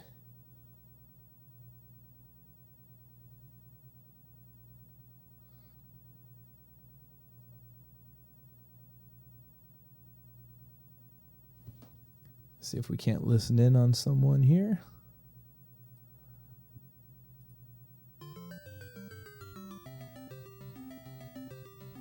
Here we are listening to Negative 4K just to see if the... didn't imagine the music would be any different.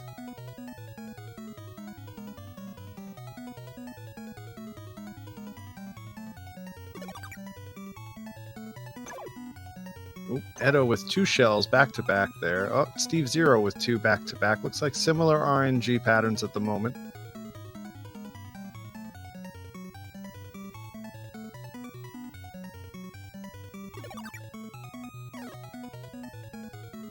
Ito needs one more shell. Steve Zero needs one more shell. Ito gets it. Steve Zero is waiting. Negative 4K gets his last shell. Steve Zero not very far behind, doing the best he can despite the bad RNG circumstances.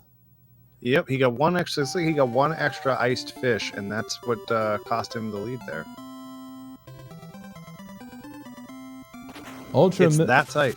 Ultra Minimalist is of the mindset that the tournament PB or the race PB is going to be set in this match right here, and I'm inclined to agree with him. We have seen a lot of improvement from people through their different loops. Generally, your first time is often your slowest one out of the three.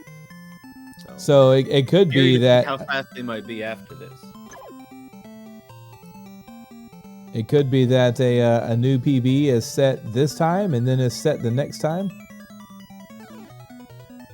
Oipo seems to be hunting for the power-up item.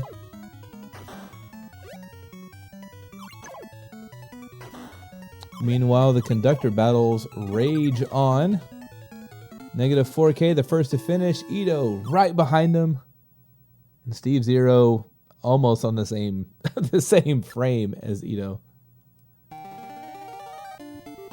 It's amazing how fast this is. How close It's this amazing is. with all the RNG how close they are. Yeah.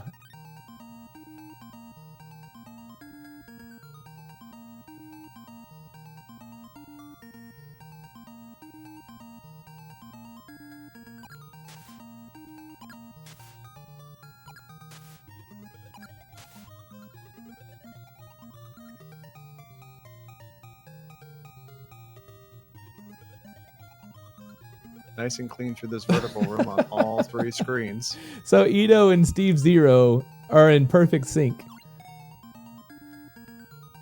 That is insane. Oh, Steve Zero with unfortunate hit and poor unfortunate souls, and they are all in Ursula first form. I cannot wait to see what these times come in at.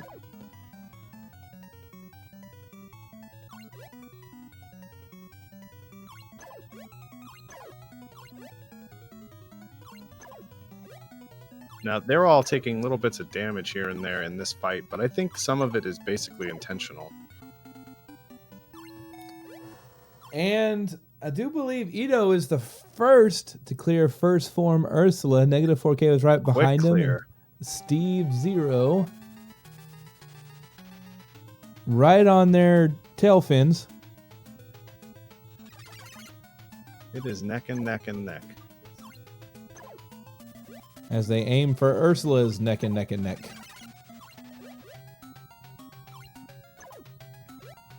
Oh man, Well said. I can't even begin. No, it wasn't, but thank you. I can't even Oh! Too close to call. Who okay, so Ito, negative 4K, and Steve Zero. Oh my goodness. These times are seconds within each other. That was amazing. GG's, Ito, Steve Zero, negative 4K, and let's go, Oipo. He's heading into Ursula's castle. That was insane. That was insane. That was way too close. That was way too close. So for people wondering about those times, prior to this run, the lowest time of the day was a 7:27 from LaFloic. We just had 3 times beat that. Ito 87 came in with a 7:17, negative 4K with a 7:18, and Steve Zero with a 7:22. Great job. No kidding, huh? No kidding. That was a stacked heat. Yeah, that was pretty phenomenal. We are listening into Oipo here as he is heading into first form Ursula. We'll see those poor unfortunate souls here in just a second.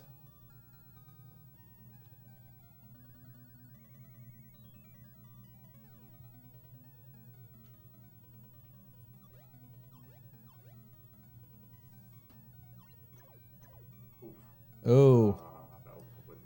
He's upset with his damage from Ursula's hindquarters there.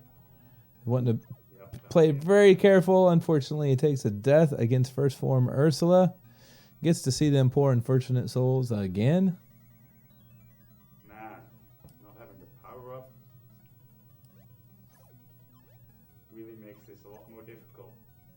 And yeah, he is realizing the difference between this battle with a power-up and without a power-up. Hey, what's that? That shouldn't have hit me. Unfortunately, misses with that last shot. Gets that one.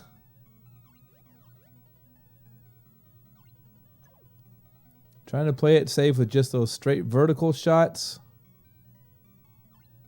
Oh, unfortunate miss with that diagonal. Bloody hell. And first form Ursula is taken care of. GG Oipo as he heads into second form. Look at all those aerials patiently waiting in front of the moonset, sunset. I'm not really sure what that is. Maybe it'll be debated till the end of time. Ooh, 2 hits on the same fish. That was Gonna have to play careful now. that was less than ideal. I think he knows it. Looking to just grab 1 fish out of each set of 3. Playing it very safe, just looking to finish the run. Careful chasing him down. And there he goes. There we go. Time. With the clunk. GG Oipo. The audible clunk, I heard it. That's fantastic. All right, give us just a second to compose these times, and we'll be right back.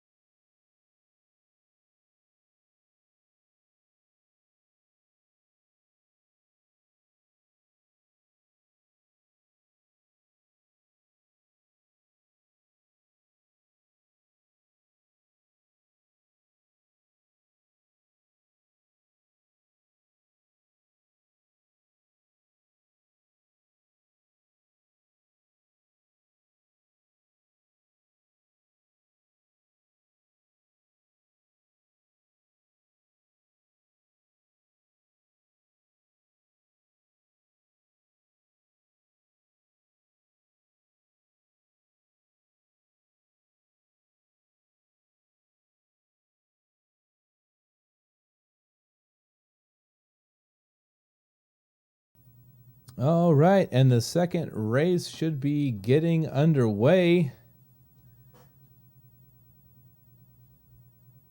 Of course, you're going to want to see what Ito, Steve Zero, and -4K do this run, and hopefully Oipo gets a chance at redemption. I don't think he was very happy with that last run. Oh no, and he throws the shell away. Throws the shell away. With the reset. Good call. Good call. Good call. Just start it all over. Get the shells. Don't know that I would You do not want to do it without unless you're doing low percent. So right. I think he was looking for fish alternatives and just figured it would be faster just to do that, and I think he's right. Maybe battling a little frustration there. Definitely. I mean, I don't know what his situation race-wise is before today, but personally, if it's his first race or one of his first races, those nerves can really get to you. Even after you've done a couple of runs, they still, it still gets you get that adrenaline flowing, you get that bit of a shake in you, and it can fall apart quick. I am not a fan of the racing frustrations. All right, we're gonna try to. We're gonna listen to a little bit of Ito here as he navigates the second stage. I'll just drop it. The sunken ship. He has a. Oh, let's go. And he just got his That's just way super spicy under the creature strat there. I don't know if it has a name. The Edo strat. Oh, going under that fish, is that a truly unique Edo strat? I don't know. If anyone in chat knows out there, feel free to fill us in. It definitely looked like a bold move. Oh, it is. It is. Alright, that's not a bad position. You know, it does seem like most games that Ito plays, there ends up being an Ito strat in there somewhere. Oh, come on. Really? Oh, no. Steve Zero with the death against the eels. Yikes. From downtown. The long ball shot from Ito. And he takes care of him. Not before negative 4K clears the eels, though. So pretty close here with negative 4K and Ito. Steve Zero with another death. Those darn dirty eels. That Fletsum and Jetson, no. No bueno. That'll be way too good for that race. And of course, it's not going to happen. All right, negative 4K, just a little ahead of Ito here. Oipo and Steve Zero taking turns being frustrated with these eels. All right, it looks like Steve Zero has shaken off all of those frustrations. Got his Are the bubbles eels paying in for line it? now. They're completely paying for it right now. All right, Oipo should be finishing here soon. Oh, the eel ducks and covers right when Oipo didn't need him to. But he gets that last shot in anyways, as Ito and negative 4K are both facing the walrus. Negative 4K with an instant shell, but so does Ito. Second shell for negative. Second shell for Ito. And now they're just waiting for more. Alright, now I don't care if it's 5. Negative just kind of swimming around. The walrus not being nice to negative 4K. No, not at all. Next one. Ooh, 3-3. Edo with the perfect RNG. That was very nice. And out of the water with the grab. And the level is clear. Negative just waiting on his fourth and final shell. There it is. He also clears the walrus. Not too far behind. Still plenty of RNG to catch up. And Steve Zero is closing in on the walrus. As Ito and negative head to the volcano. This is where it gets hotter under the water. Let's see how they do with their RNG manip here. Very nice. It's really hard to mess up that one. But you can. Mess it up.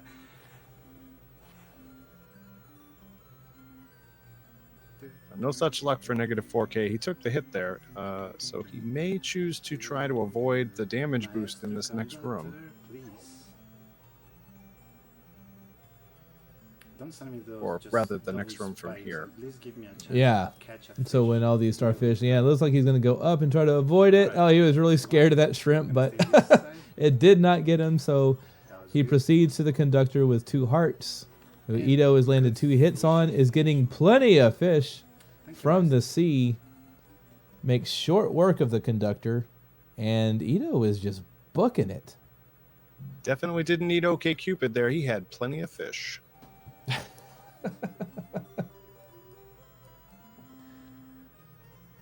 Ito starting out, Ursula's castle. Steve and Oipo both in the volcano heading to the conductor.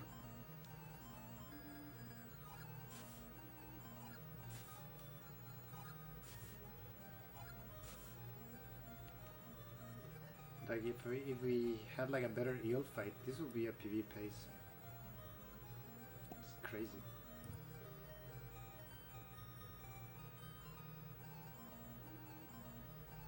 Don't get hit. Woohoo. And Ito is going to be the first to make it to Ursula. Nothing. Awesome. He's frustrated with his drops, getting a lot of starfish, not a lot of fish. He seems to be making up for it now, though. Yeah. He knows just what to do with the cards he's dealt. Makes short work of first form Ursula How long will it take negative 4K to catch up? Oh, a fish gets in his way. And then he just tosses one to the side of the wall, which is not where you want your fish to go. Oh, this is the one that I don't like. What to do? All right, Ito on second form. Ursula looking to seal the deal here. Takes one hit. I know he's got a few hits on Ursula already.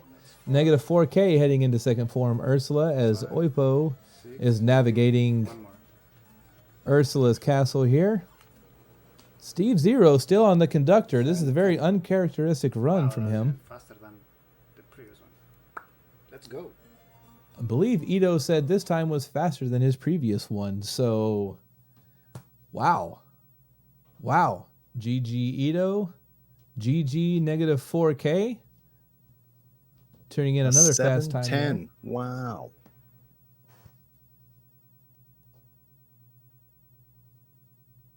And Oipo checking in on the poor unfortunate souls. They're still there. Hugs the wall for just a second to say hi. And now taking on first form Ursula. Getting a bit crazy with the swimming here. Steve So Zero. it definitely appeared that I was incorrect about Ursula's body mass there. You can get damaged by the cauldron there. Yeah, I think you get damaged pretty bad. Pretty bad. Not very many shots left for Oipo. As Steve Zero is fixing to say hey to the poor unfortunate souls. Ah! Oipo looking to get the little jar thing that signifies the end of the level.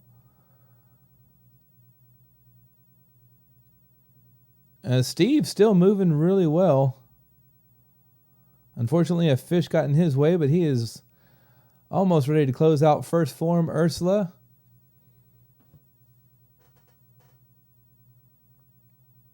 As Oipo is almost defeated second form.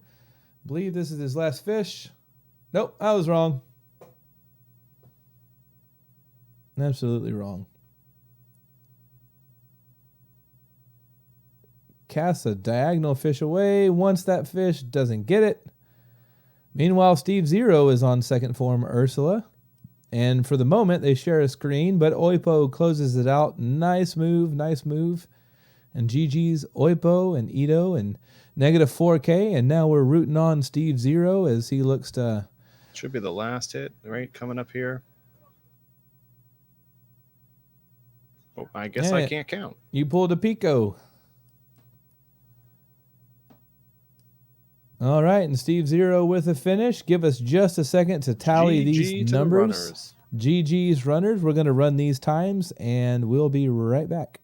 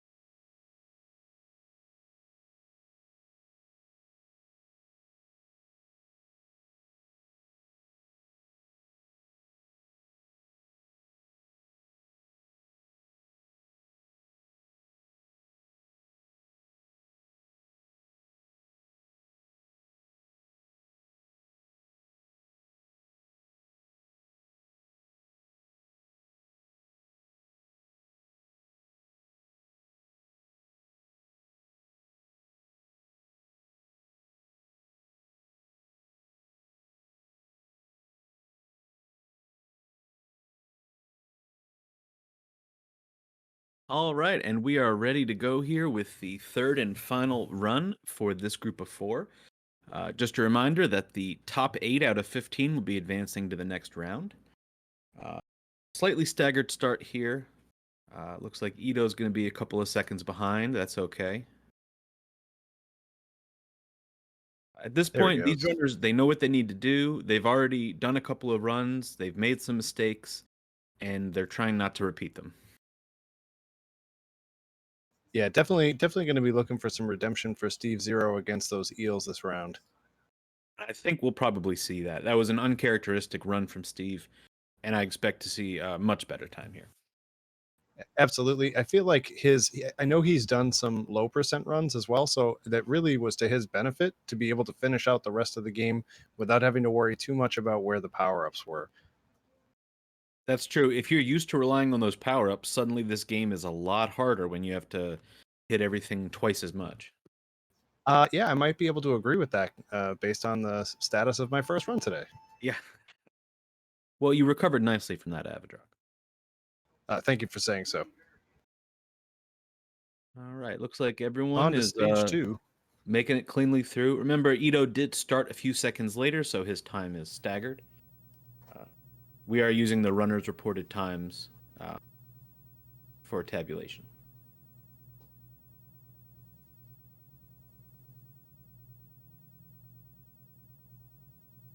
So now, in addition to, oh, go ahead. I stepped out for a second. What happened with Ito? He just got a late start. He just got a late start. major Okay. issue. Okay.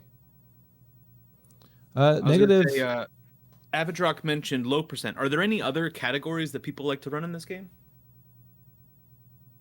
So yeah, there's a all pearls percent where you have to open all of the chests in the game that contain a pearl. And I believe, maybe not in this version, but in the Game Boy version, a good friend of ours, Mr. Noise Police, has been trying to go for a pacifist run, which also turns out has to be damageless. Ooh, that sounds like fun. That sounds like a nightmare, but something that Noise Police would definitely be into. Something about, keeping the peace. Keeping. Shout out makes to sense. Noise Police. He's usually here. Unfortunately, he couldn't be with us today. But if you're not following Noise Police, you are missing out on one of the most entertaining people on all of Twitch.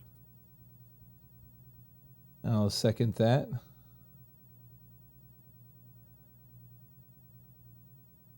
Who's going to be first up to the walrus?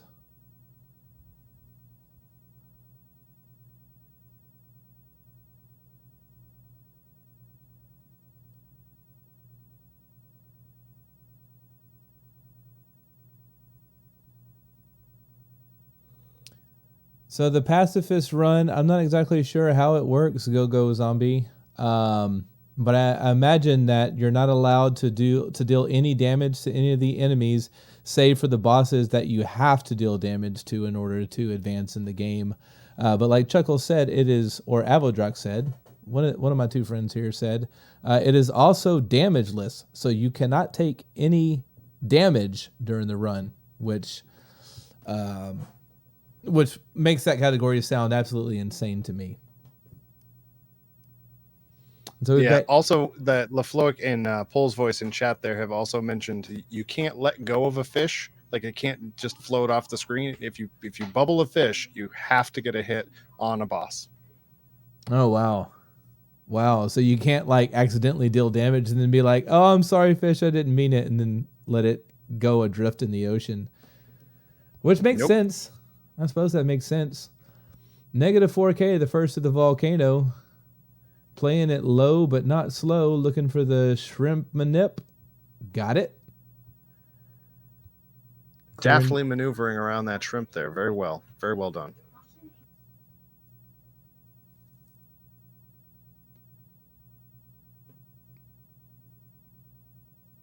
And it looks like negative 4K will be the first to see the conductor taking the damage boost. Steve Zero and Ito closing in. Now you said Ito got a late start, but he is caught up to Steve Zero. And Oipo not far behind either. And they both choose for a very synchronized damage boost as negative 4K clears the conductor. Ito and Steve Zero get the same drops from the conductor. This is where it deviates. Favor of Ito. Heavy favor with the nice fish.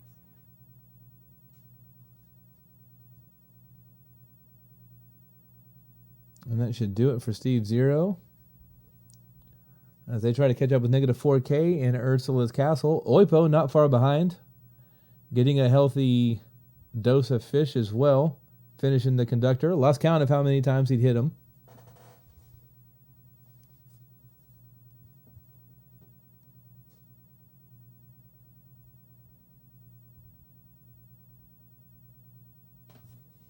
All right, let's see who we can listen in on.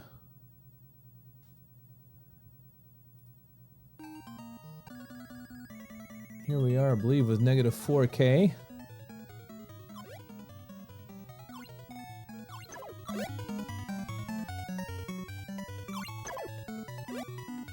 Taking on Ursula here. Several hits in rapid succession. This battle seems to go really well for him. And that was fast. That was a very fast first form, Ursula. Negative 4K onto the second form. Edo and Steve Zero still basically in synchronicity here. Oipo about to join them in the Ursula 1 fight.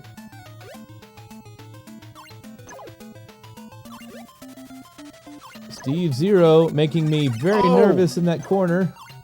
Ooh. The fish just jumped up in the way like out of nowhere.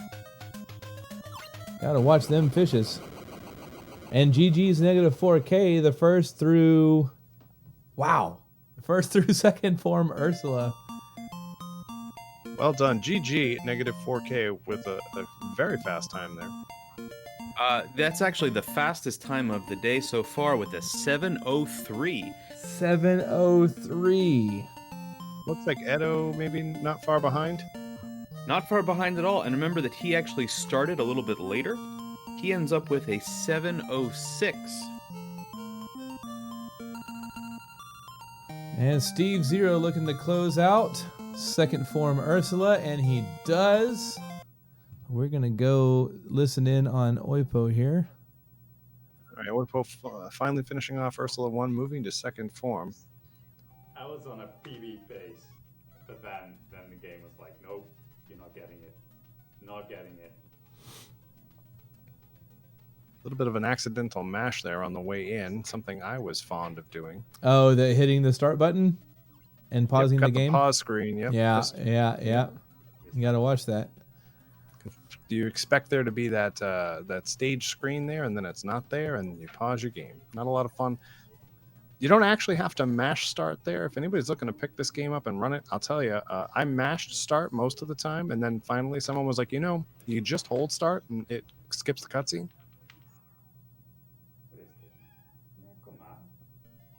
All right, and No mash GG's required. Oipo as he finishes up there. And we are going to collect some times, and we will be right back.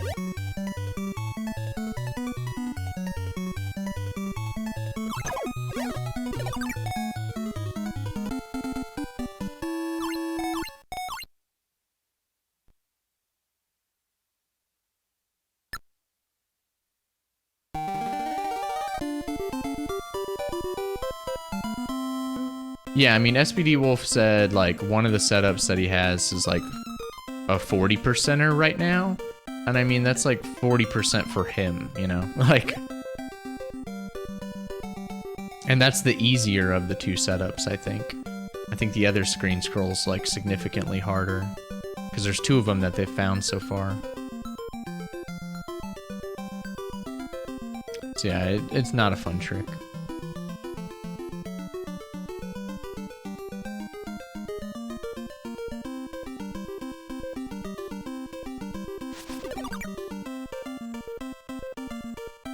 I don't even know if I'll learn it.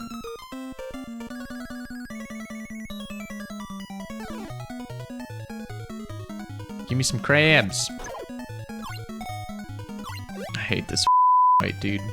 Flotsam and Jetsam can eat my booty.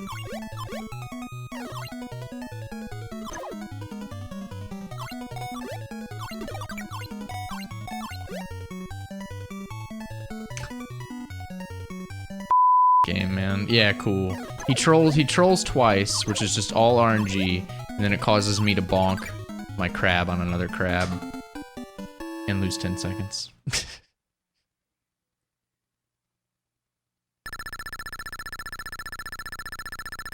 What's up, Skunky?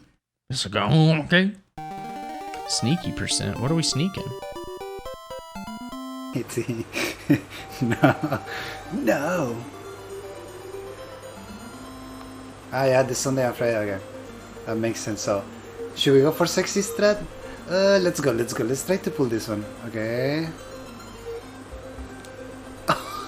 Mother. Mother. We did it. Alright. We're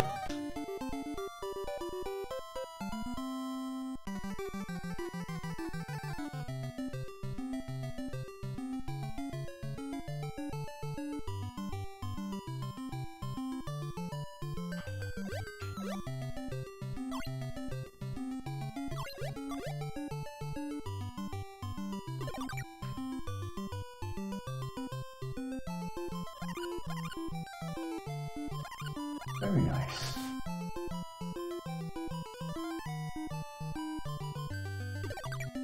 Yeah, see, that looks a lot better. Taking it with me. I don't know if it's smart to damage boost through that or to avoid it. I don't know.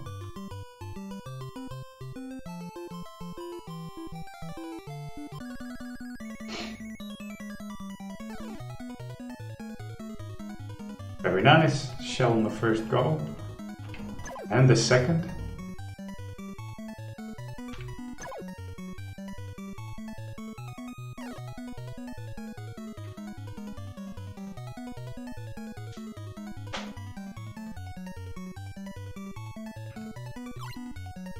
Come on, man.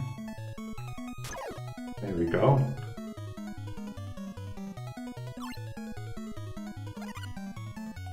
I guess I messed that up. There we go.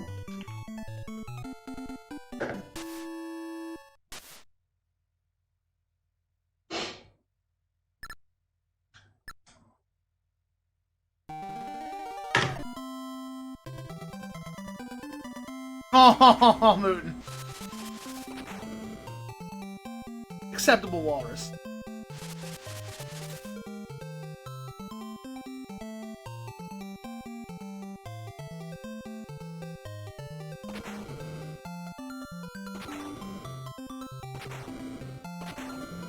Oh, I can look at chat when it's not the fights.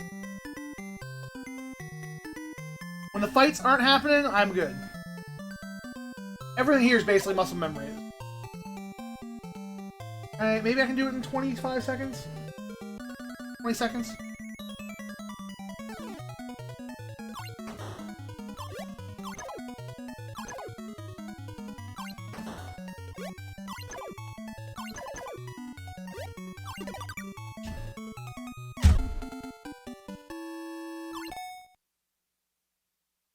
Woo!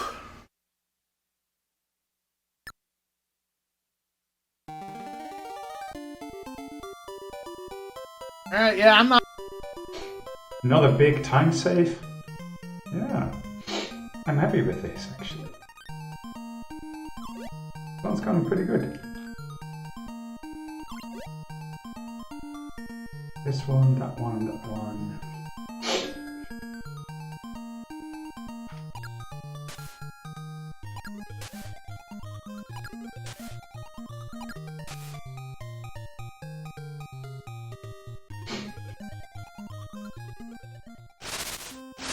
Now. All right. Thanks for sticking with us, folks. Before we get going with this last group of 4, let's take a look at the standings so far. Once again, the top 8 will be advancing to the next round.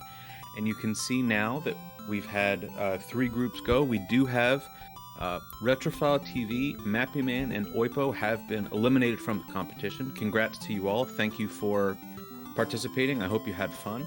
I hope you enjoyed playing this game, and maybe you can stick with it and get some more PBs. We're getting set up here. This last group is going to feature one of our own, Pico de Guile. He will not be with us in the commentary booth. He will be racing alongside Pole's Voice, Kumakan22, and It's Alti. So we are just going to get them counted down, and then we will get started.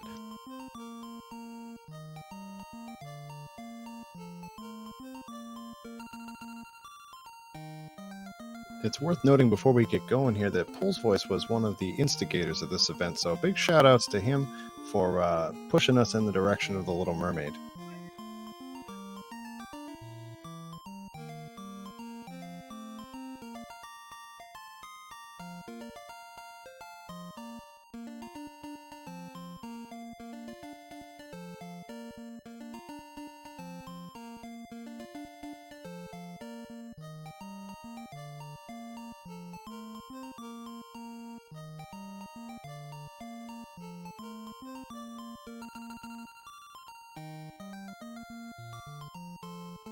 Countdown starting.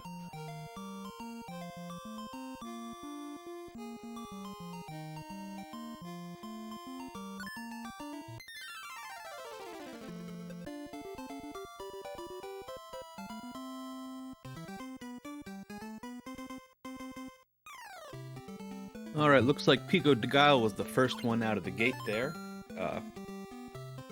But again, they're all going to report their individual time, so that doesn't make too much of a difference. You know, Pico's been watching a lot of runs today, but he didn't really have the opportunity to practice before this race. So I'm interested to see how his first run of the day goes. Yeah, he's definitely going to be the wild card in this race, I think. Opting to avoid the shell entirely, going to try to dodge this fish up here. Well, he certainly had the opportunity to observe a lot of fast runs and maybe take some notes on those strats. But, you know, shout out to Pico. He really did a lot to make this event happen, and he's doing a lot behind the scenes with the streaming. So I hope he does well in this tournament, but also we need his help in the booth. First one to the magic pot right there and into stage 2. Looks like Pole's Voice also. Kumakan, no issues. It's Alti. We're good to go. Bruce was no trouble today. Yeah, clean first stage for everybody. That's always a good way to start a race.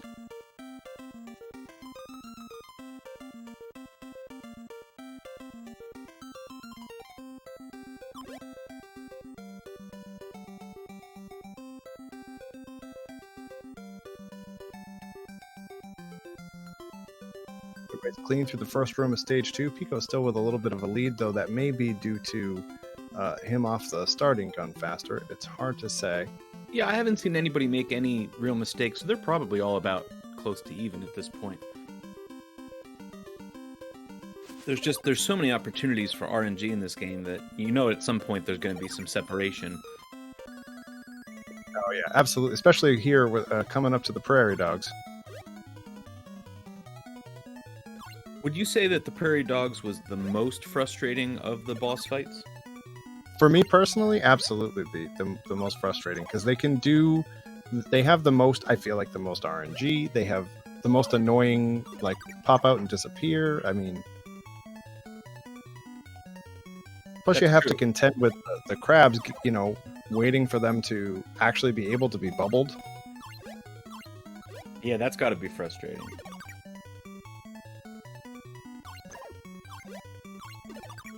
You know, most of the bosses seem to have RNG in terms of what objects they give you, but these ones on top of that are also RNG as far as their placement. You know, you don't have to chase down the walrus. You know where he's going to be.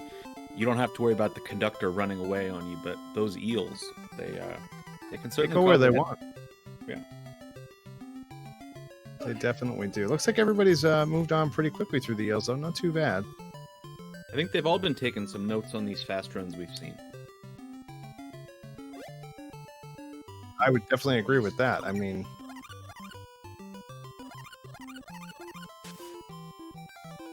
if you're gonna pick somebody to go after and try to emulate, I mean, any one of the previous runners would be a good choice.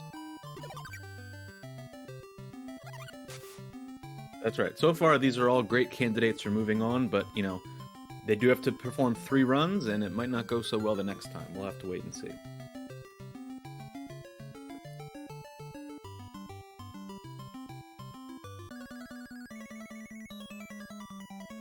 Looks like Pole's Voice and Pico are both waiting at the Walrus. See if he's in a good mood.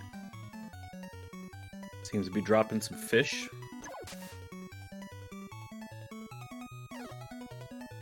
All 4 are on the Walrus at the same time. So far, so good. Pico's got some okay RNG so far. We'll see how many ice blocks he gets here. Just the 1. Great. Saw Alti drop a shell, but be able to go down and pick it back up. Now, Alti with an interesting strategy there of getting out of the water and hopping on the ice. Do you know any reason why that would be a good idea? Maybe it's a swag strat. I don't really know. Could be. It certainly keeps him safe from getting hit by anything, but I don't think it's any sort of a time save. No, maybe he's found a way to manipulate the RNG and get the Walrus to cooperate. I mean, he did throw the shell pretty quickly. Alti was a last-minute entry into the competition, so maybe he found something out this morning and he didn't share it with the rest of the class. He did play a little bit, I think, at the very beginning of MerMay. He was messing around with some stuff, so he's got some knowledge. Sure, and like you, he's a regular participant in the Learn Fast races put on by Overswarm, so he knows how to pick up a game quickly. You are 100% right. A tough competitor.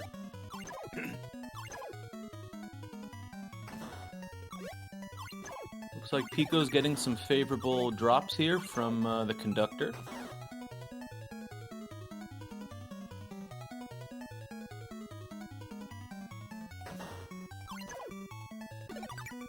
Look how close these guys all are. Pole's Voice and Kumakan finishing the conductor off mere frames apart. Remember, Pico probably has about a 5-second jump on all these other folks, so it'll be interesting when the times come in if they stay this close. That is fair. I think that at this point, him and Alti are probably right about on pace with each other. Pole's Voice and Kumakan about on pace with each other. And it's going to be a tight race at the end here. It's going to all come down to the what is it the Pico keeps saying? About the Ursula fight? Yeah. Something about those poor unfortunate souls. Oh, yeah, I think that's what he refers to as those hands on the way into the fight.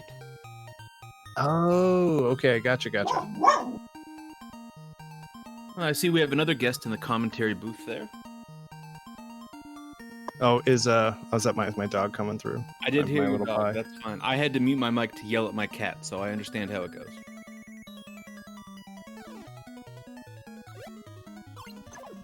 I think she's trying to let me know that the mailman might be coming by or something. Something is outside the front of the house. Now, I don't know that we've seen any of these runners take a death in this run. No, they've all been very clean. That might be the first time with the we've quick had finish. everybody to Ursula. Wow. He is flying.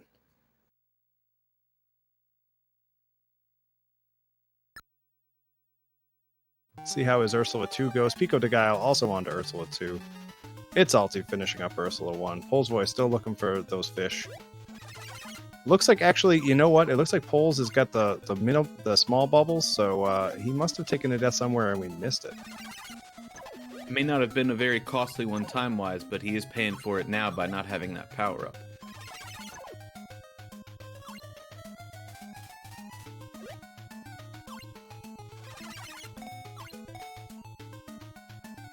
Kuma with the finish. Let's check that time. Pico's going to be right behind him, it looks like. Pico with a finish.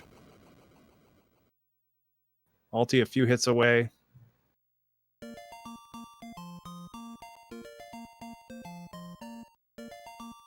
It's Alti with the finish. And it looks like Pole's Voice is just Got a couple more hits here to get through Ursula 1. Having some trouble, being that he doesn't have that power up.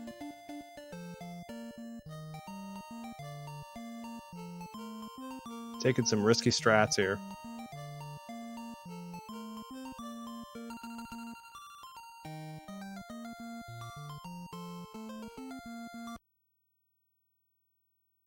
Oh, and another death. Ooh, that is unfortunate. Not how you want to close out your first run, for sure. No, he's got some of those race jitters, I betcha. Looks like we just had a PB take place. Pico de Gallo came in with a 7:57. He says that's his first sub-8 run. GG, Mr. De Guile. Its Alti was 2 seconds behind him with a 7:59, but the big score, Khan came in with a 7:42 to start off. That's an excellent 7:42. GG's. If that's what they're doing with first run jitters, I can't wait to see loops 2 and 3. That's going to be. We got ourselves a race here. Pole's voice through Ursula 1. Just got to make up some time here on Ursula 2.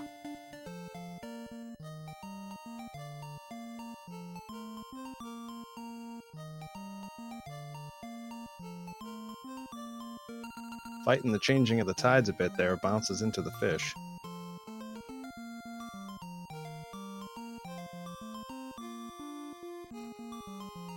Oh, you hate to see it. These diagonal throws, they're terrible. It's a bit like if you're trying to do in Castlevania, throwing your sub weapon, you've got to make sure you're on that up input or it's going to go off to the side. Absolutely. Or, in Super Castlevania 4, anything other than a strong direct input ends up with what you call a limp whip, and it's not good. Now, Ursula is not going to take kindly to a limp whip.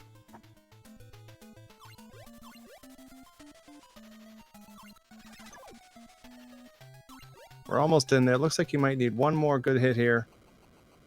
There we go. All with right, the that victory. should do it for GG, Pole's voice.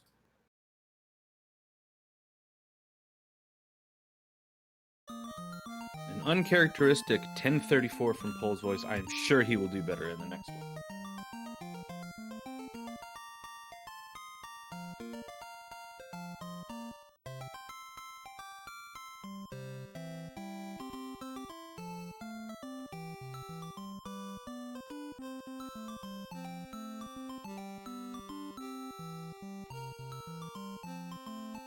We're just taking a moment here to get the runners back to the starting gate and lining them up.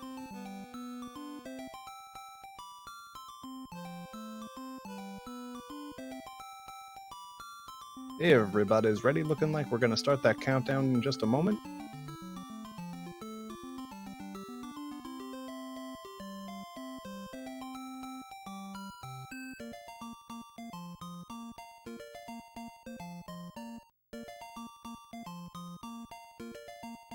Countdown started.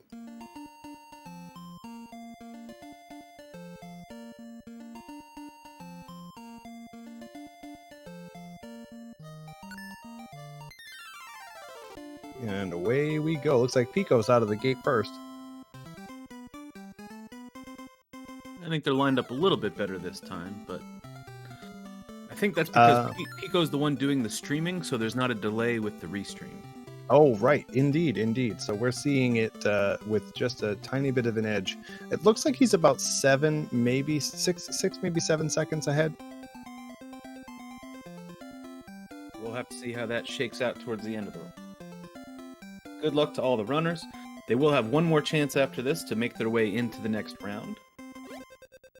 It is the sum of all 3 of those times, so you really want to be, like Alti said, if he can average 8 minutes per run, he'll be pretty happy with that, and he started with a 7:59. So he's sticking to his plan so far. For sure. And 7:59 is a fantastic time. It's not going to win you any points for fastest run of the day, but at least in this first stage, consistency is the key.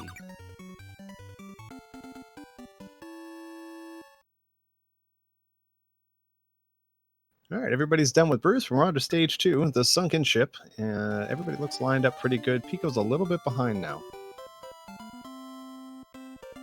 Didn't see if maybe he got some bad RNG with the fish there. Might have been.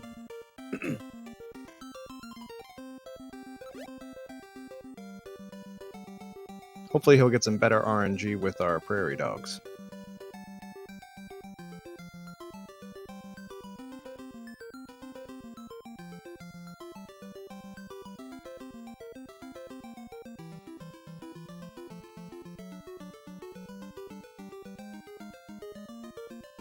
Pretty good synchronicity through all the runners here. Just a little bit, Pico's just a few seconds behind, and everybody else is just on top of each other by frames. Yeah, I think we might see some separation after this boss fight, though, because someone's going to get bad RNG. Always happens. We see Pole's voice waste a crab on another crab. You always hate to see that. Crab on crab action is not a thing you want. No, you go Oh, through and all that again. trouble to bubble a crab, and then it just it's a waste of time. You need to be deliberate with your shots and make sure that the eel is not about to disappear on you. Pico with a nice, clean set of eels. Almost catching up completely to Kumakan and its ulti.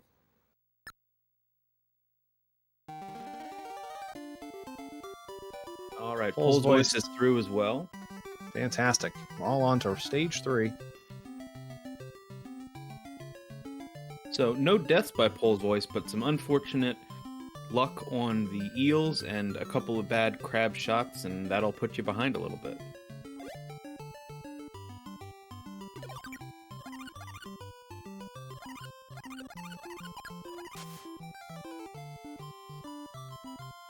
Kumakan and Pico opting to stop for the shell there to help get through that narrow passageway.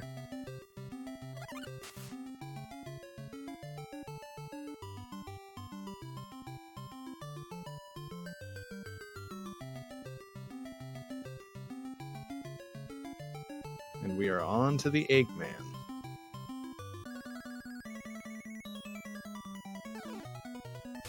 Alti with the swag fish out of water strats.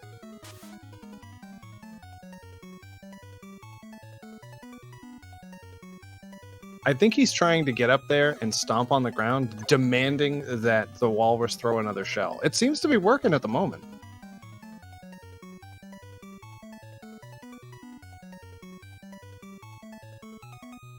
Making Ariel play a little bit of the Veruca Salt role.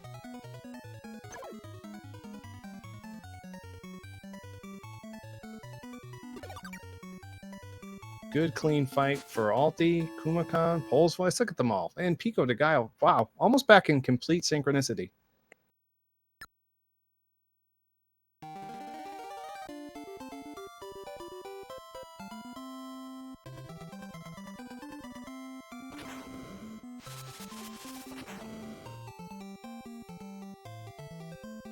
Alti taking the long route around safely.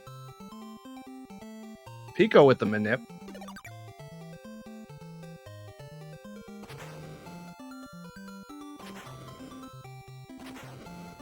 These are all still pretty close. Alti's got a slight edge after those that good walrus fight there. Opting not to take the damage boost. Oh, Pico takes the boost and then gets caught on the rock.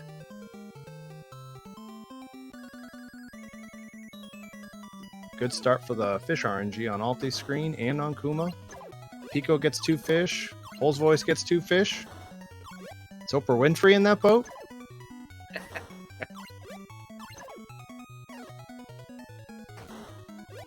Oh, not so much play. Ran out of fish for Pole's voice.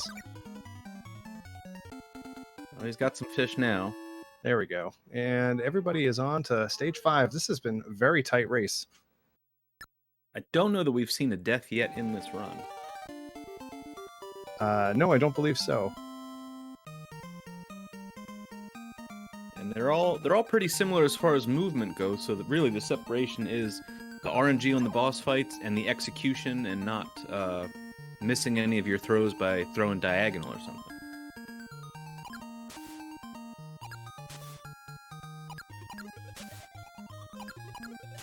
Alti makes it by the big fish.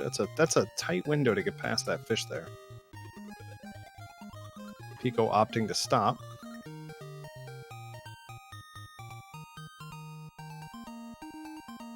All right, looks like Kumakan will be the first one into Ursula, but Alti is right on his heels. RNG will play a big part here. Looks like he's not getting much to work with there. Kumakan's got at least 1 or 2 in already. Now Alti's getting some fish to play with. Pico with a big pack of... just as I said it, popped one on the Seahorse. Alti with a missed throw there. That was unfortunate. It went Oh wide. no! Pico de Gallo with the death. And Alti with a death. Oh jeez. This is So now Bull's they've voice both chance to lost catch up. power. Alti missed one shot there, and it ended up Bull's voice through. costing him a whole life. Yeah, taking a death here is brutal. Alti had some bad placement there. He threw a fish, and it hit another fish that was right under Ursula's chin. Very unfortunate. Bull's voice with a nice setup for 2 out of 3 fish. Oh, and loses that third one at the bottom there. Kuma with a finish. Alti with only 1 heart left. He's got to be careful to not take another death here. And he does make it through to Ursula too. Yes. Bull's voice probably with 1 hit here, I think. Maybe 2. And there we go. Oh, Pico with the diagonal throw.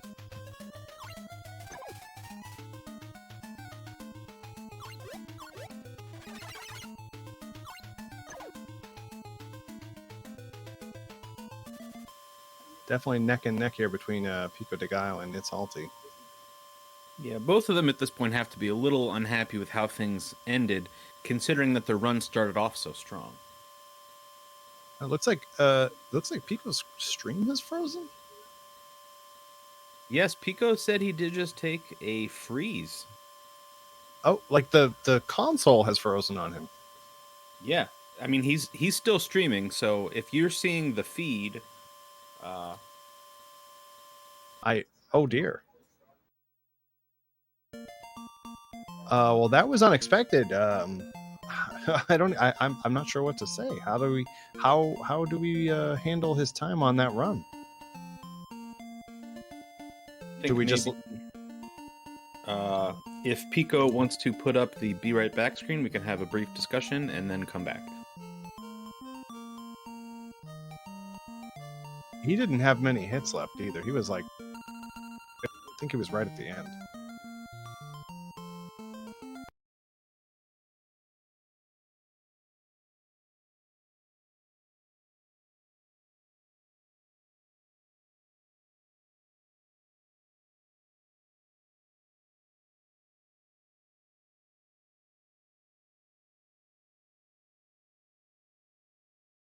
So we're going to just take a moment here and touch base with Mr. de Gallo there and see what's going on, see if we can't get him back in here.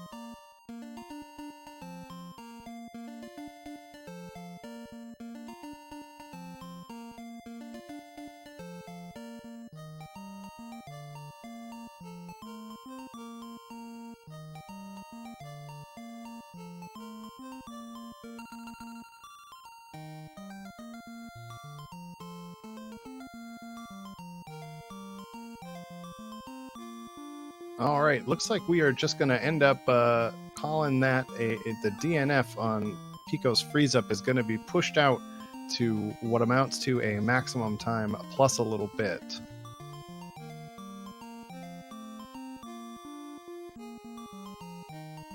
And they are readying up for a third race.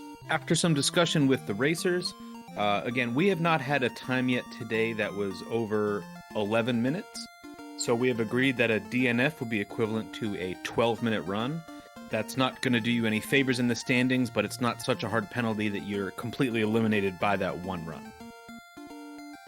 So we are going to do the countdown now and get going for the third and final loop, and then we will be finished with round one, and we will show you those standings.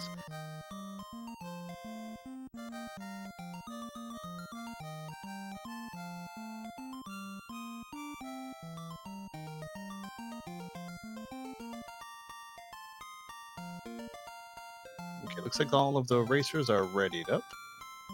Countdown to begin shortly.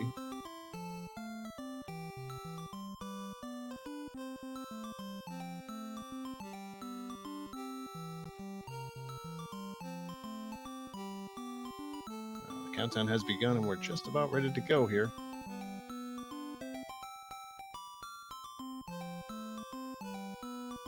As before, we'll probably see Pico off the line first, as he is streaming the whole shebang, plus the other streamers are coming in and going out again, so the restream will be a little bit faster.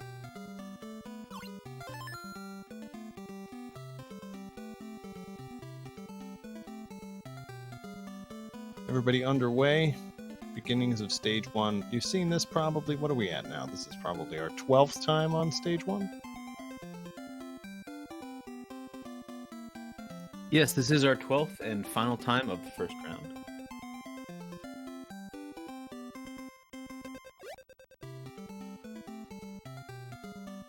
Oh. Like we had a little bit of audio from Pico, but he is now muted. He forgot to mute himself, but luckily we have that power. No, I don't think we do. I believe he's muted now.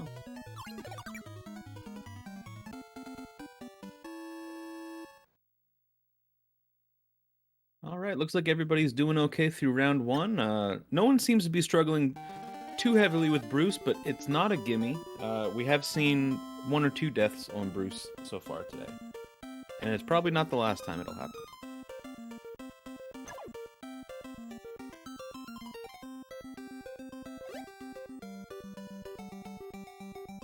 So all of these runners are still in contention if they can, come up with a solid run here at the end. Some have more work to do than others.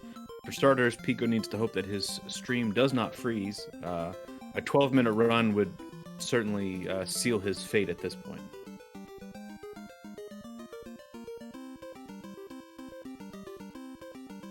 Kumakan is in the best shape out of the 4, but Alti and Pole's Voice are not too far behind. No, only a few seconds separating them. And that can all change in the eels. Yeah, we saw Pole's Voice struggle here last time with some crabs on crabs and bad throws, but seems to be going a little bit better so far this time. They are down to 1 heart. They need to be careful not to die here. Oh dear. Good move, good move. That was that was very scary. Situation. Yeah. Oh, and did Pico take a death there? I did not see. I was watching Pole's Voice. Yes, he did. He did indeed take a death. He is down to the small bubble. Pole's Voice struggling to finish off the eels, but he does finally get that last hit.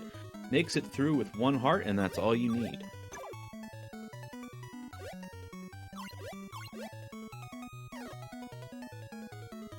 It's Alti finishing up. Pole's Voice just before him. Kumakan taking a commanding lead here. Several screens ahead into stage 3 already. Pico de Gallo now finishing up the eels and moving on as well.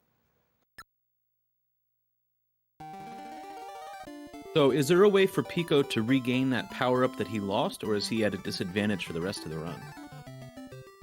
So there are places that he can pick it up. I didn't end up actually picking it up in this stage. I waited until stage 4, only because you don't really need it for the boss fight here. So when you go, he's trying to get it. Oh. So if you wait till the next stage, there's a vertical hallway where there's a power up on the left hand side. I think it's the left. I had to go and open them both because I didn't remember. And that's just going to be a distance power up. Unfortunately, that he's picking up there. That's fair. I guess you don't need to power up for the walrus fight because he's just throwing the shells at you. You don't have to bubble anything. Right. We see Alti going with his patented slap the ice strategy here. Seems to be working okay for him. Yeah, it hasn't failed him yet. I mean, like I said, he's just getting a little impatient and demanding, flopping around up there, slamming the deck. Definitely playing the Varuk Assault role, like you said last time. Nice fight from Alti. You got a generous walrus there. Yeah, definitely. Walrus provided the bean feast for sure.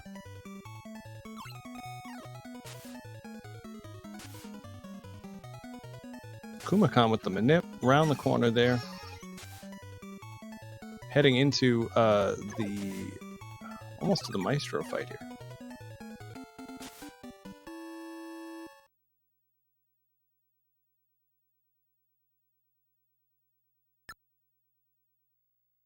Alti and Pole's voice in the upside down volcano room. Pico de Gallo entering the undersea volcano stage now. Let's see how Maestro does for Kuma. Oh, that's a nice 2-fish start right there. And 2 more. Look at that. That is what we call perfect RNG. You could not ask for a better boss fight than that. Very nicely done. Alti also getting quite a bit of fish up front, but I think he actually bonked that last one off of him too soon. Still had iframes. Pole's voice was able to get through also with a 3-cycle fight. There was one urchin in there, but was able to get 5 out of 6 fish in the first 6 drops. Beautiful. Pico de Gallo with the manip. Beautiful. He is a little bit behind because he took that death and then he went out of his way to get that power up. Now, I didn't actually see him pick it up, so he's got the power up. We're good now. I believe so. I know he definitely spent some time trying to get it. And he's passing by chest now, so I think he's good.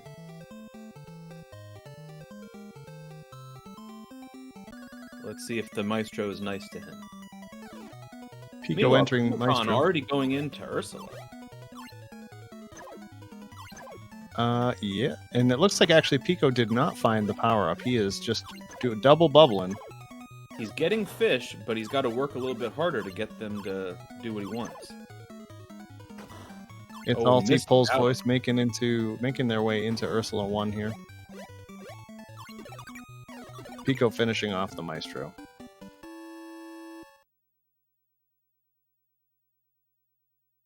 Conductor? Maestro? I can't keep it straight. Pico calls him the conductor. He does certainly fit the bill as a Maestro.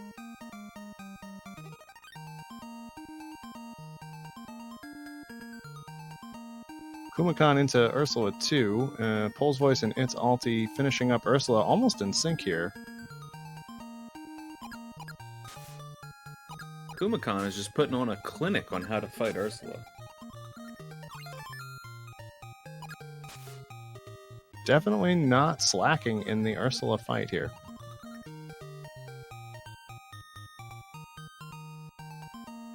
Not wasting That's any it. fish There you there. go. That was very nice. It's a nice fight. GG's to Kumakan. Looks like that one clocked in just under 8 at 7:53. Well done, well done. It's Alti going to finish up here. Pole's voice not too far behind. We got Pico entering into the Ursula 1 fight. It's Alti with an 810. Pole's Voice with an 816. Well done. Well done.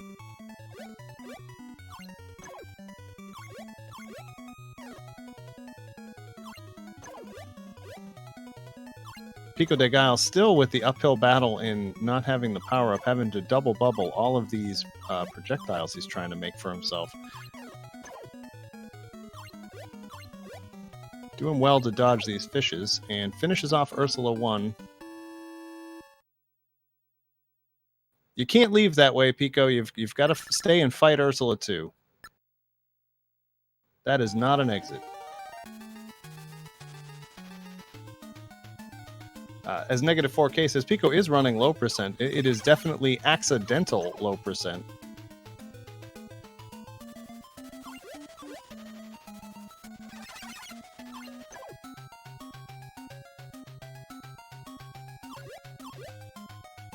Taking it safe here, just going for one fish at a time, it looks like.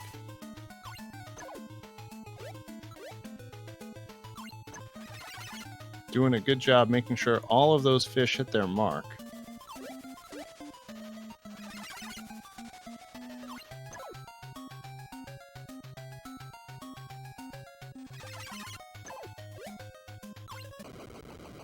And there we have it. Pico de Gallo defeats Ursula again, saving Ariel from a life of being stuck under the sea. All right, we'll get that time in, and then we will show you the results of round 1 before we move on. GG's to all of our runners. Congratulations on the great runs today. They were all faster than anything I could have done.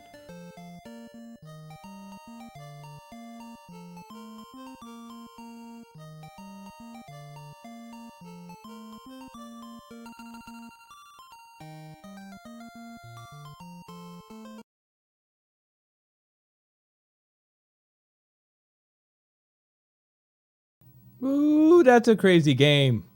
That is a crazy game. Imagine that we are, GG's, Pole's Voice, It's Alti, and Kumakan.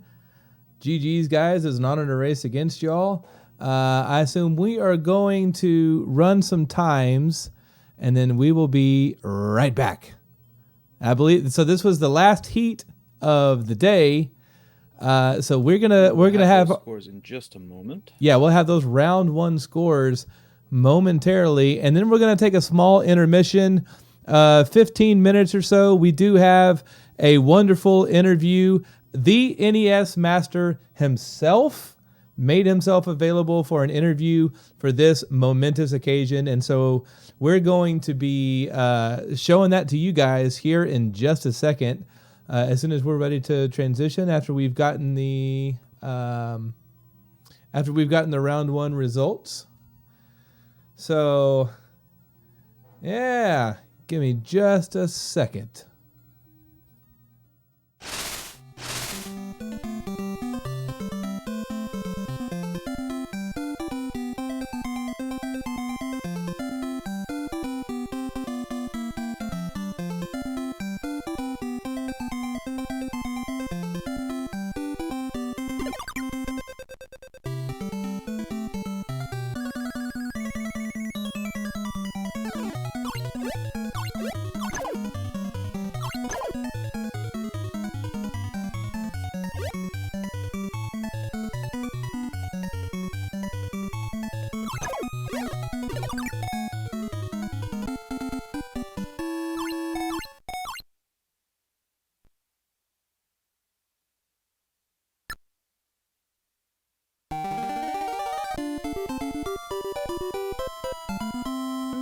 Yeah, I mean, SPD Wolf said, like, one of the setups that he has is, like, a 40%er right now. And I mean, that's, like, 40% for him, you know? Like...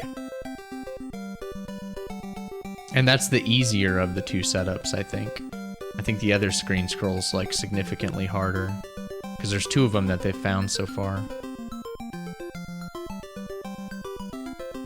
So yeah, it's not a fun trick.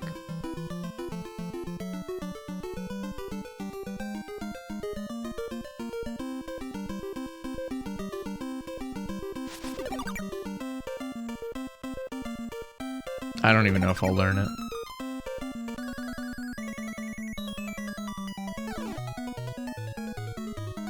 Give me some crabs. I hate this fight, dude. Flotsam and Jetsam can eat my booty.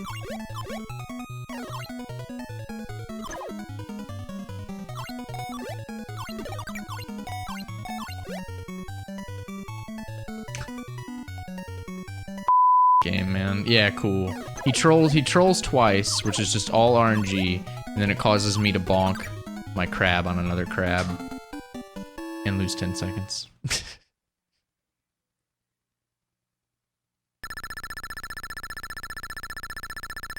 up, Skunky? Skunky? Sneaky percent. What are we sneaking? No. No. Ah, yeah, the Sunday and Friday again. That makes sense. So, should we go for sexy strat? Let's go. Let's try to pull this one. Okay. Mother. Mother. We did it. Alright. We're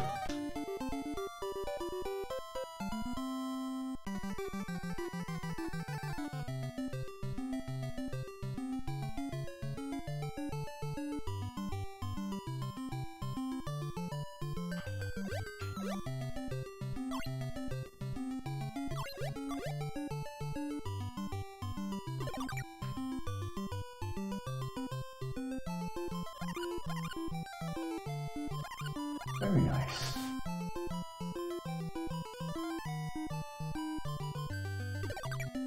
Yeah, see, that looks a lot better. Taking it with me. I don't know if it's smart to damage boost through that or to avoid it. I don't know.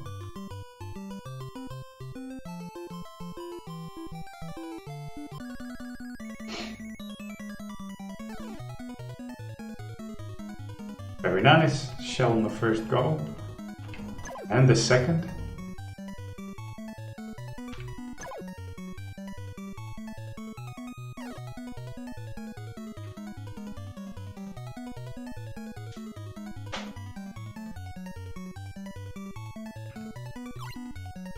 Come on, man.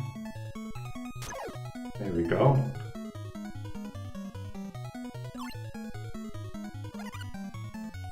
I guess I messed that up.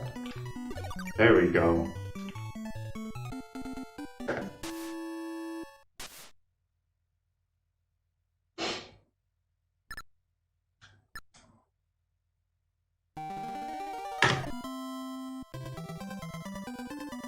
Oh, Mooten. Acceptable, Walrus.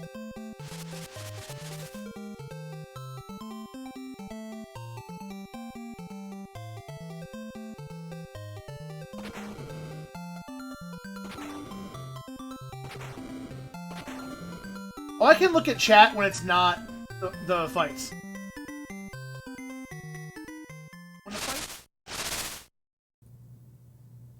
All right. Thanks for sticking with us, folks. We have the full results from round 1 here. Once again, the top 8 will be advancing to the next round. You can see everybody above that line will be moving on. Congratulations to Edo, -4K, LaFloic, Kumakan, Steve Zero, Lady Galaga, It's Alti, and GoGo Zombie. You will all be moving on, and you still have a chance to win it. The next round will be the top 4 moving on. Unfortunately, we do have to say goodbye to some people, but thank you again for participating. Avidrock42, Music and Gaming, Retrophile TV, Pole's Voice, Mappy Man, Oipo, and Pico de Guile. It was a lot of fun to watch you race, but we can't have everybody going forever, or this thing would never end. But you all did a spectacular job. GG to all the runners. We are now going to take a quick break as we get set up for round 2. We do have a special clip to show you here. If Pico, you want to introduce that? I do. So the NES Master, like I said, was kind enough to lend some time to us for this event, and he had a lot to say. World record holder. He'll kind of be introduced in the video, but yeah. So stay tuned for that, and Racers, be prepared. You got about 10 minutes until you need to be ready for your next race. So do whatever you need to, and we'll see y'all on the flip side.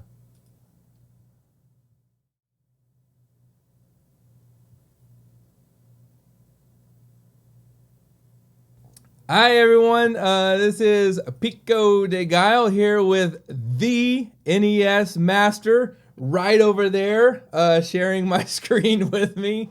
NES Master, if you don't know him, he is the current world record holder for Little Mermaid, any percent, all-around aerial enthusiast, a dominant TMNT player, and has a fondness for City Connection that I'm learning about right here. So you know it, man. Yeah, those right are my on. 3 main games. What's that? Exactly. Those Those are my 3 main games. Your 3 main games. Sweet, sweet. Yeah. So you are very passionate about the Little Mermaid. Where does all of that passion come from? Like, do you have like a story of your fondness? Yes, I have a story. Sweet. Can you tell us about that? Yeah, so it was November 18, 1989. My dad went me to the theaters. That's the release day of The Little Mermaid. And we went to the theaters, but the first thing we arrived a little bit late to the movie, like 7 minutes or something, or a little bit more, when she was about to sing Part of Your World. And I get in love with Ariel at first minute, first second with that song, and like watching her. But I feel like a little bit weird because I missed like 15 minutes of the movie, something like that. The good thing is back then we're like, you can stay in the cinema and you can rewatch it for free. Was all day long. So that was the first thing. And this also was my first animated movie to watch it on theater when I was like 5 to 6 years. Really? Secondly, when the VHS come, my first and only VHS that I have for a long time was Disney The Little Mermaid. No, I didn't have any other VHS, so that also helped. and so that is your original VHS tape. Yeah, this is the original from that back then, like 1990, something like that, when it was released. From your childhood. From my childhood, that right I rewatched it like trillion of times because I didn't have more VHS at the beginning. Does it still work? Yeah, it still works, but you need to be really careful. Like at the closing ends, like reward, really careful. Just watch it in one segment because if you put pause it or stop it in between, it can mess up a little bit. It's like, yeah. Yeah, you got to be careful with that little ribbon inside of there. Yes. So she was my first love. That was the thing. Right on. Well, at the beginning of this interview, I said that you are the current world record holder for any percent Little Mermaid on the Nintendo Entertainment System. So there are 188 different speedruns that are all on speedrun.com for this game in that category. What does it mean to you for you to be the world record holder? Well, it means a lot. It's like one of my better accomplishments I have in the speedrunner career, player, twitcher, even in my life. Yeah, because it was something that I planned, that I had the idea when I began, and I fulfilled my dream that I call it like I got married with Ariel and live happily ever after. So it's really important for me. That's great. Your plan was to get married to Ariel? Yes. Yeah, because at the ending of the game, it says that he get married with Eric. Just change it for me. That's the thing. That's fantastic. That's fantastic. So how long did you grind the Little Mermaid before you obtained the world record for it? It was from May 1st. I did a May 1 year before you guys. It was May 1st I started the grind, because it's the Mermaid month. May 1st? May 1st, yeah. Of what year? Last year was 2020. Yeah, I did my own mermaid last year. Okay. May 1st. I don't know how I did it, but I endured that month and not turtles because there's a big event always on May 23 because it's Turtle Day. But I don't know how, but I don't care about turtles or play like 5 minutes or whatever, and I focus full on my mermaid. May 1st to September 3rd or 4th. So I don't know. Probably in speedrun they have the exact date, but should be something estimate. That was the full grind. That's awesome. And did you? So I haven't actually seen your world record video where you obtained it. Did you do some sort of like celebration dance, or did you cry, or like what happened with that? Well, I don't know if you have seen one of my world records of the turtles that I get like pretty enthusiastic. Like No. celebrate like yes. But for this, I actually got the information from the interview like some days ago, and when I concluded, I just clapped, read the text, and I surprised I was like really calm for the thing that I achieved. Really? Okay. Well, I'm gonna have to go back and watch your Little Mermaid world record video and your Teenage Mutant Ninja Turtles video because I want to go see that. Another really interesting fact for the day of the PB of the record is I was planning to play my own Big 20, as my own favorite Big 20 games. I put it strategically that MerMay is the first game because I know the exact time I beat it. And the final was only 2 series, but I didn't make it to game 2. I was playing like 2 to 3 times, and I was not happy with my time on MerMay to play the other 20 games. Oh, really? It's like Big 20, just specific goals or that. And like in the tour one, I didn't have my own splits. I just know my pace mentally, and was good. So it was in a live event that I never finished, but it's something. Yeah. Well, it still happened. So that is awesome.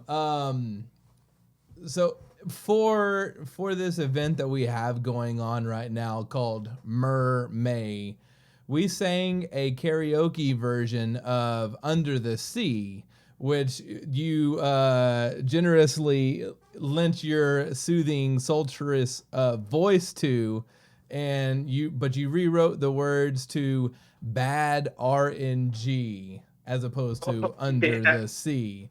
So how much bad RNG do you remember suffering through as you were trying to get the world record for this game? Well, as you can see, the game is divided on 6 areas. So first area, the chart, you can do it. The second area, the eels, the thing is you need to know how to battle like all the patterns. And fortunately, sometimes on the grind, I know how to battle all the patterns. So that gave me more possibilities of 215 or 214. Even the goal is 213. So that helped a lot that I understand how to battle the eels really well. Then Walrus is a nightmare, but you need to go, well, for record, you need to go for the first Walrus. So in Walrus, you just go for the best. That is totally RNG, the Walrus. Even I tried to do some manipulations. It's a belief. Maybe it's not 100% accurate. It's just you do something and you hope for the best. So Walrus is a big RNG. The course has some RNG. Even you need to play it perfectly. To get those 19 seconds is not easy. It's actually one of the hardest things for the record. And Ursula, you just need to train it. Ursula, you train it and go for the best. Yeah. So I would say Walrus and then slightly horsey. And Ursula, don't blame the RNG. Just go with all you have. But for both Ursulas, you need to think both at the same time. So am I right in assuming from what you're saying that the walrus is kind of like the biggest troll in the game? For me, the biggest troll is Corsi, not even Walrus. Yeah, Walrus is almost, but Corsi is the top one for record. Because even I had some first Walrus in the pace, and Corsi gave me the meta convergences and was rerun. Okay. Yeah, so I would second place Walrus, first place Corsi, as for me as for record style. Okay, well, and I for one am glad that you made it through all of the bad RNG to obtain this goal that you had for yourself, because it's very fun to watch you talk about the game, to play the game. Your name is just kind of synonymous with the Little Mermaid, and so like I'm glad that you were able to accomplish that. Just personally, it makes the story of the Little Mermaid just all the more fascinating. So I guess it's pretty easy to answer the question, which Disney princess is your personal favorite, right? Super easy. Like, have like a billion of items of mermaid in my room. I will never finish if I show you all the mermaid items I have. Have a lot. This interview would never end if you went on and on about your mermaid memorabilia. All VHSs, all Blu-rays, all DVDs, all Americas. Yeah, Right on. Right on. Here. So actually, I had a follow-up question to your favorite Disney princess, knowing what the answer would be. And that was going to be, what is your favorite Spice Girl? But then I popped onto your stream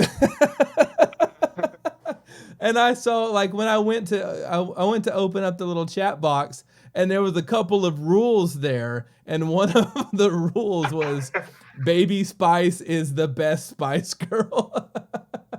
Yeah, actually, I don't know if you can see it. We have here the Baby Spice, my favorite. Baby Spice is your favorite. That's awesome. Yeah, in one of the rules, as you say, is love Baby Spice, love ADL, and I think Supergirl, something like that. I didn't catch all that. Could you say that part again? The Discord was cutting out a little bit. In the rules, if I remember correctly, is you need to love Baby Spice, need to love Ariel, and need to love Supergirl, Melissa Benoist. Okay, so Supergirl, Baby Spice, and Ariel. Okay. Yeah, that's a must. I'm a bit of a Spice Girls fan myself. They're part of my stream too, a little bit, but I've got nothing against Baby Spice. She just doesn't happen to be my favorite. Oh, okay. My favorite was always Sporty Spice. Oh, nice. And she had all the she was the kicks. leader. I've got a thing about kicks. Jean-Claude Van Damme, Sporty Spice, it doesn't matter. Like, big kicks and you win Pico's heart over.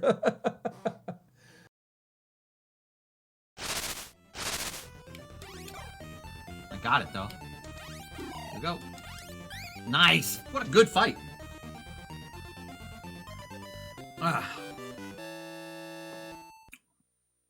Good. I need my Slack updates. Yeah! Minus 10.6 gold, son. Woo! Let's go. Pacifist.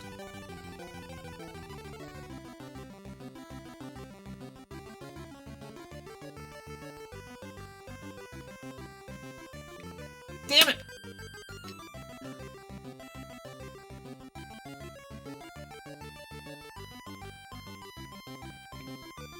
I'd probably just go right under him. I don't even need to get that nook.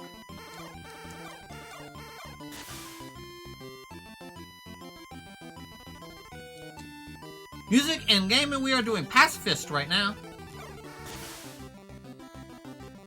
How you doing, man? Do you like these colors? I bet you do. You can thank, I think, Lucky Yump for these colors. Oh, hot purple.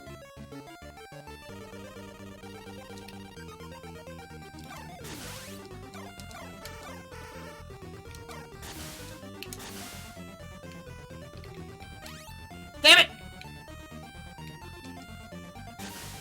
Ariel? No! No! Yes! Ah!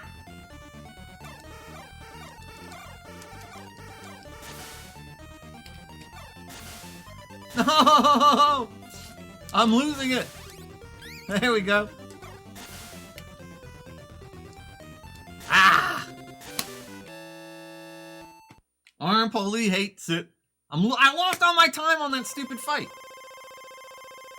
Oh well. It's not like this is Pacifist. We're doing Pacifist. Here we go.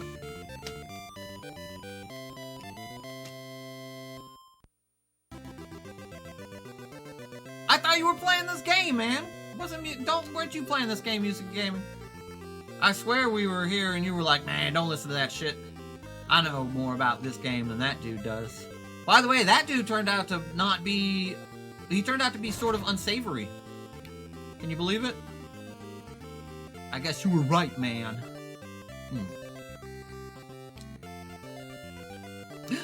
Paul's voice, thank you. This is Pacifist. Hey, I hope you guys enjoyed that interview from the NES Master. I tell you what, that guy was a hoot. It was fun spending time with him. And we are preparing for round 2. Round 2. So round 1 is complete. We now have the top 8 fastest Racer folks. And making a few small changes here. And then we are ready to go. All right, so with a brief countdown, we'll be ready to go. This, again, is 3 races back to back, and we are looking for the top 4 fastest times, okay? So from round 1, the top 8 got to move on. Now we're looking for the top 4, and with a brief countdown, we will be ready to go.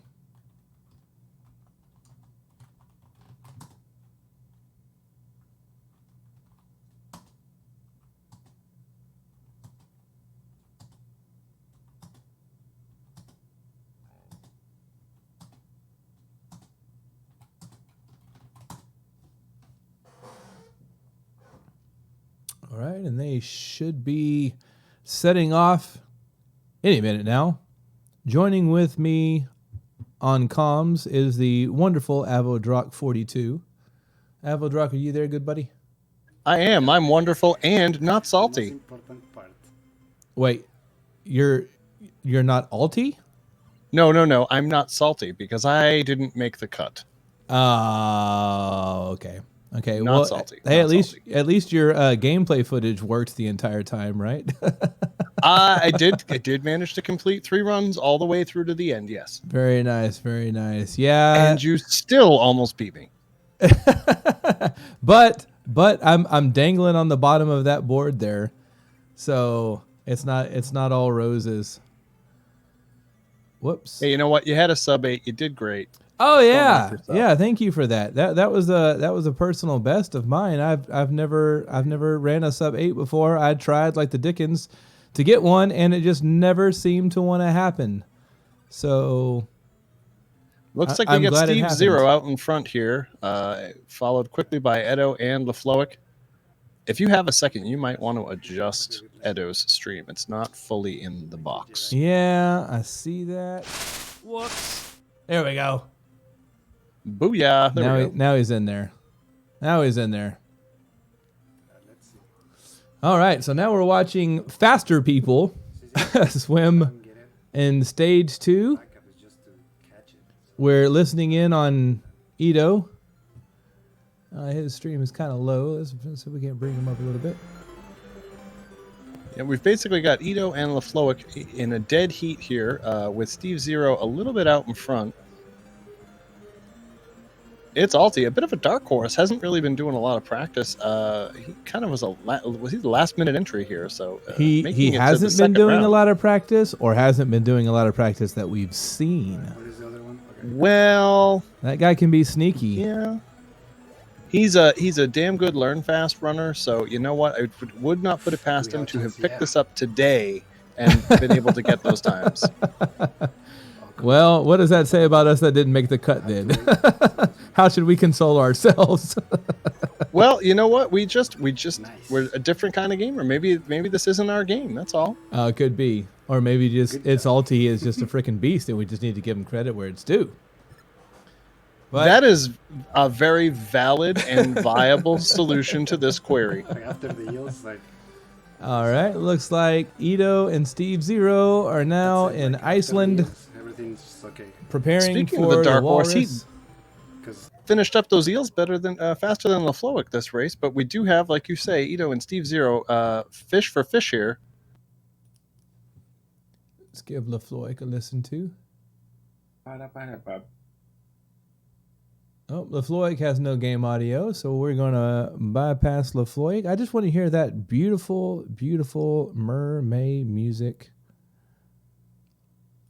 If you look in chat, Lady Galaga is calling out its Alti for offline shenanigans. I buy that. I buy it, and I buy it for $1.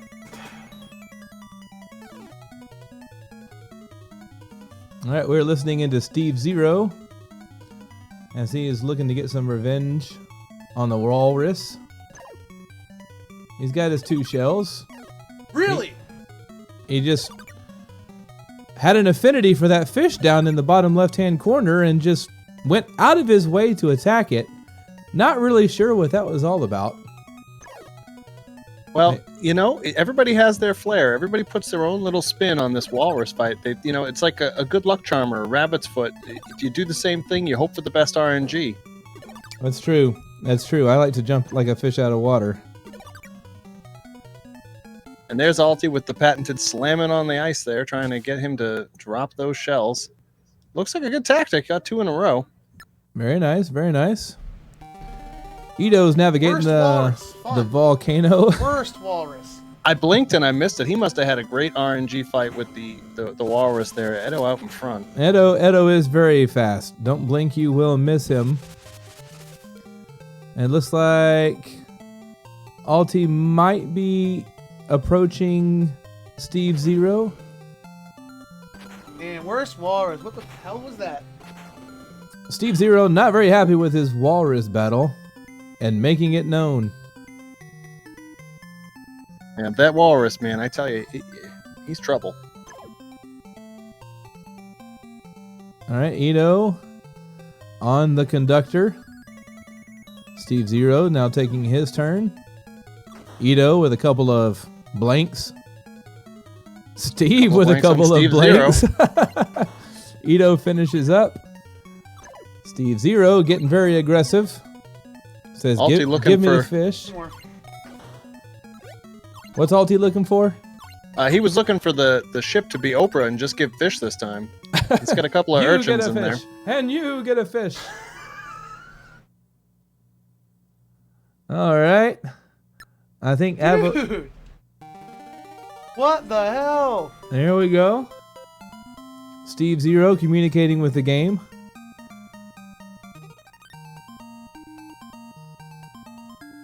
As Ito, Alti, and Steve Zero are all navigating Ursula's castle, and LaFloic is right on their heels as he enters the castle.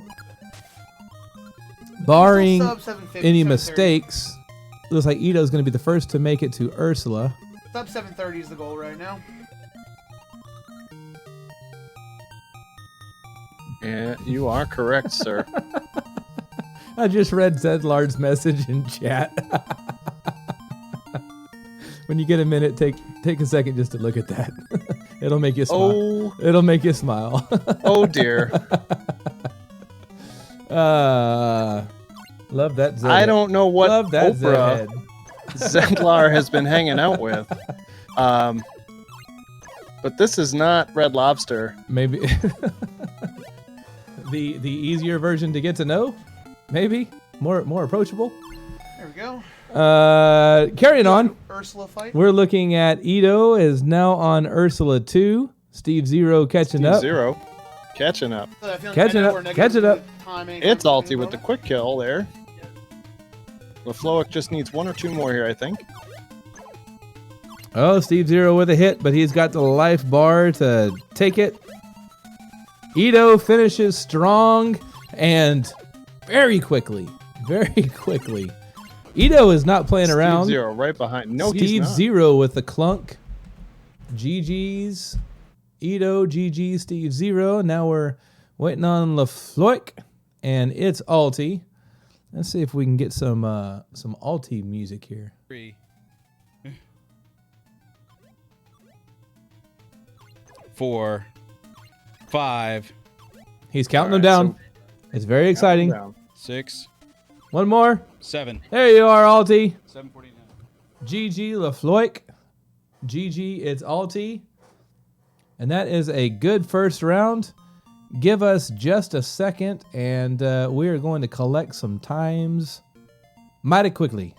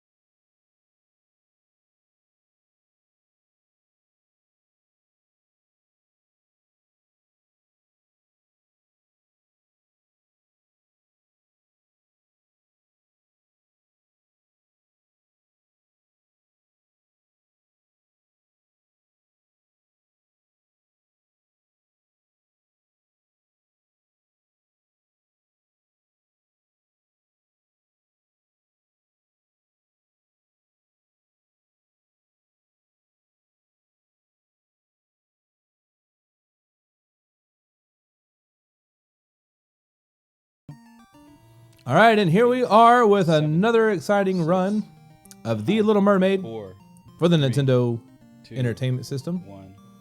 We're hearing Altis count off. There's just a little delay, but they all look relatively synced up. Good clean sync on my end. Good clean sync for some good clean fun. Nobody likes a dirty sink. No one likes a dirty sink. When dishes are all piled up, man, I just walk right by them. Just pretend like they don't exist until I absolutely have to. But hey, Mermaid. Okay. And these runners are all navigating their way through stage 1. Very well. No one takes a hit, looks like. And here they all are on Brucey. Meeting up with good old Bruce. Good old Bruce. They all get the 3 fishes. And they all have different tactics for kind of disposing of them. Oh, wow. Steve Zero and LaFloik, very, very close. Followed very closely by Ito. And it's Alti is out of there.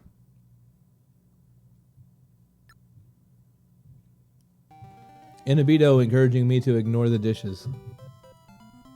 I will take that advice, sir. Dishes? I don't see any dishes. Dishes?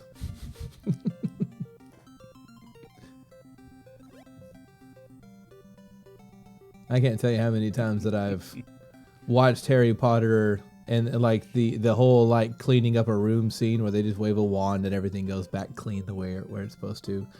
And I just think about that whenever my dishes are overflowing.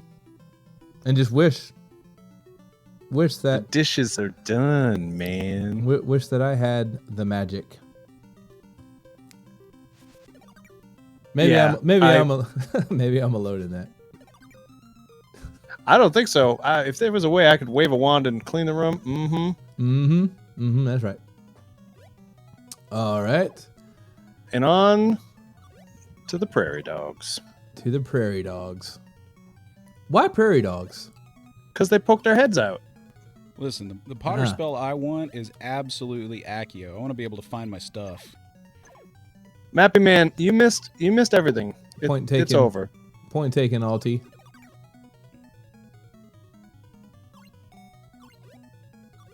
All right, Ito finishing up. LaFloik finishing up. This is round 2, first heat. The 4 runners you see before you have the first, 3rd, 5th, and 7th best times of the first set of heats. It's hard to say, isn't it? Because this is round 2, the first heat of round 2, the second speed run of the game. So it's just there's a lot of different shenanigans that are going on over here in this Salsa Shack, but that's why it's crazy and that's why we like it. Hey, and if you like it too, all the shenanigans. If you like it too, go ahead and give us that there follow, and you'll be alerted when we are up to more shenanigans. And hopefully you join us on said shenanigans, because there's all sorts of crazy hootenannies that are going down, and we would like you to be a part of it. Look at these guys. They're just having fun. They're hitting a walrus with a shell. Who doesn't want to do that? So hopefully we'll see you on the next event. And Steve Zero has his walrus running away. Ito waiting for some better drops. I didn't see Steve Zero go out of his way to murder a fish this time. Maybe he will. Maybe he's still thinking about it. And maybe that's why he's getting piss poor drops right now. But manages, despite what I'm saying, manages to complete it. First one out of the level. It's Alti dancing on the opposite platform. He's got the moves. He's got the look. He's got the moves. Tries to hit the walrus in the backside. Oh, gets him. Gets him. And the shell is still there on screen. That's something. That's something. Steve Zero navigating his way through the volcano. Gets the shrimp manip. Nicely done. Now just hovering through the level as Ito, LaFloik, and Alti try to catch up to him. We all know that the RNG of these bosses make that possible. I don't actually know the shrimp manip. Well, Alti confessing he doesn't know the shrimp manip, and I'm here to say he should have been paying attention when the other runners were doing it. Because I didn't know it either until I started watching runners better than me do it. And then I pulled it off once out of my 3 races. So that's a little personal best achievement of my own I'm happy about. Steve Zero, moving on. Up to the east side.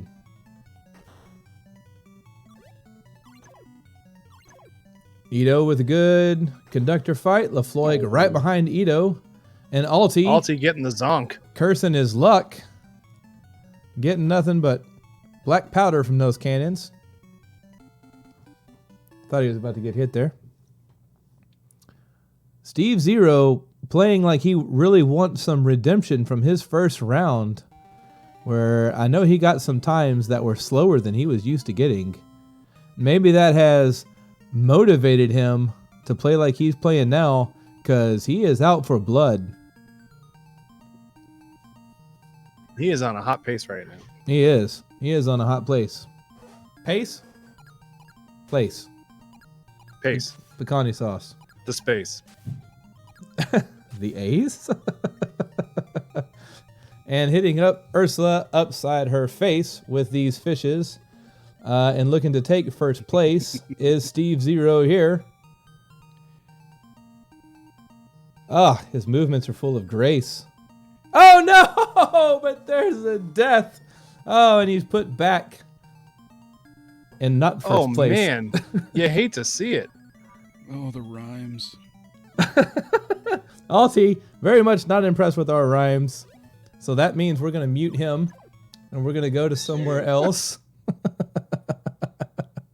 We're going to go listen to Ito. Maybe he has less to say about our rhymes. And Ito pulling ahead of Steve Zero because of that super unfortunate death. Pretty awesome. Ito, a poor unfortunate soul. Or Steve Zero, a poor unfortunate soul in his own right.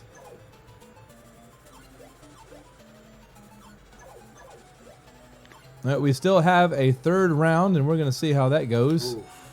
Ito needs to be careful. He's one hit away. He's playing fast, and I think he just slowed his roll. And he did. 732. But still okay. Didn't slow down enough that anyone else caught up to him before second form Ursula was defeated. Oof. GG's to GG Ito. LaFloik right behind him. Steve Zero right behind him. Time to get serious Alti. for the last one. Oh no. Thank you for the GG. No, Steve Zero with another unfortunate death. Man. Those low percent strats are not easy. No. No. Is it like the fights can go out of control? You would figure that double your tail fin would double your fun, but it doubles your time as well. It makes you slower, and you sit in one spot longer, and those fish have an opportunity to catch up. Thanks, Raz. All right, and there's Steve you, Zero Russell. with the The final hit on GGs. Ursula 2, getting the GG in there. I need. All right, all right, all right. Now, That's right, Chuckles. It was indeed commentator's curse. You've got that right. Okay, if you guys can bear with us just 1 second while we get some times together, and then we will begin the third run of this race shortly.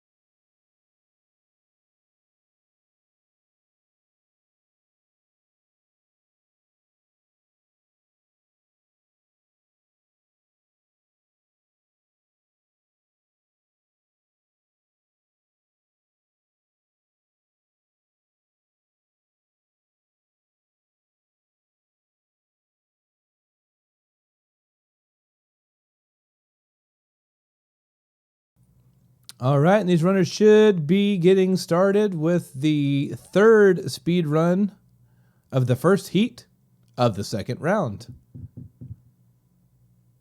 And looks like they are all starting pretty much at the same time. All right, let's listen in on Steve Zero. See what this guy is all about. I know he's all about the Little Mermaid on NES, and he's about going fast. We'll see what else he's got going on. Steve Zero and LaFloik seem to be neck and neck.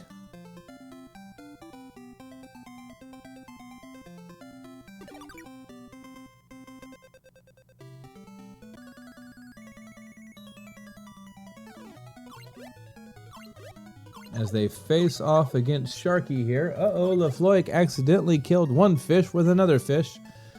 It's not the kind of thing that you want to do. The fish are useful for killing sharks. I think the important thing here is just don't take an unnecessary death during this fight. If you lose a couple seconds, you can come back from that. If you die, that's not how you want to start your run. That is not how you want to start your run. Agreed. Agreed, good sir.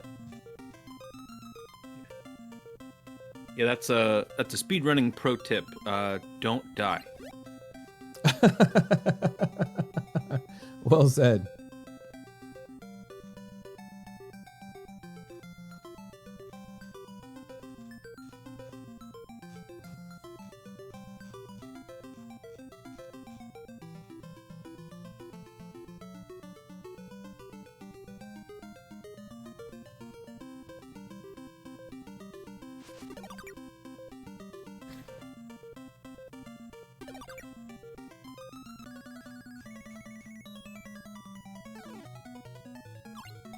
All of these runners are still pretty close together in terms of the leaderboard.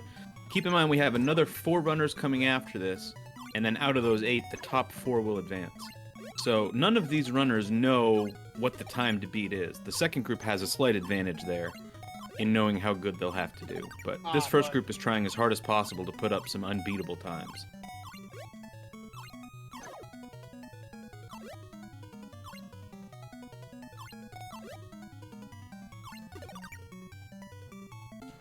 Yeah, sub 7's not happening.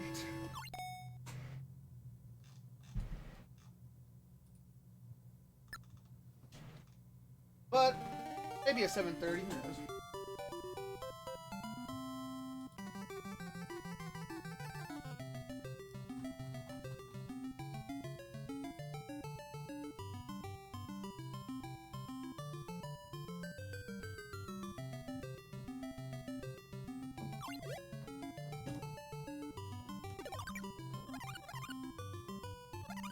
And Ito with a nice run underneath the falling ice block. Love to see that. It inspires awe and wonder because I just don't know how it's done. But he makes it look so easy. And that's what a great runner can do. Make these difficult things look so easy.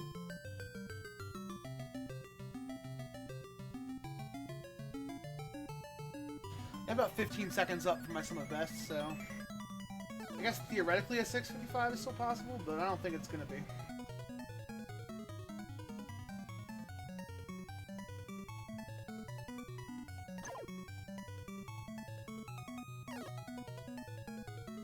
Not anymore.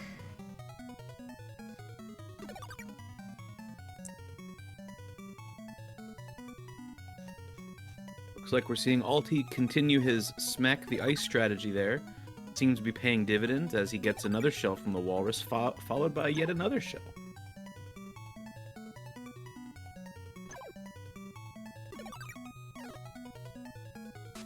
And Ito all the way out to the volcano, playing like he really wants to close out this third run very quickly. RNG's been kicking my ass today. What the fuck?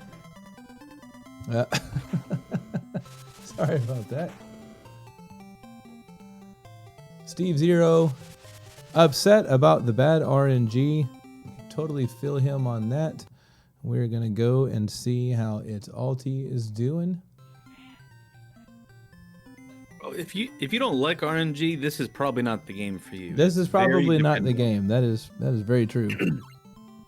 You know what you're getting into when you sign up for Little Mermaid race. You're getting a game full of randomness. Oh, let's Or see. so we hope. Maestro. So we hope. Yeah. All right, it's Alti, Zero, and LaFloik all meeting the Maestro at the same time. LaFloik taking some early damage. Come on now. It's Alti getting some really bad nice. RNG. The bottom of the ocean floor is filled with those little black sea urchins. That's But now he legit. gets some fish. Great RNG there. Go down. Oh, that was it. There we go. And now all runners have completed the Maestro.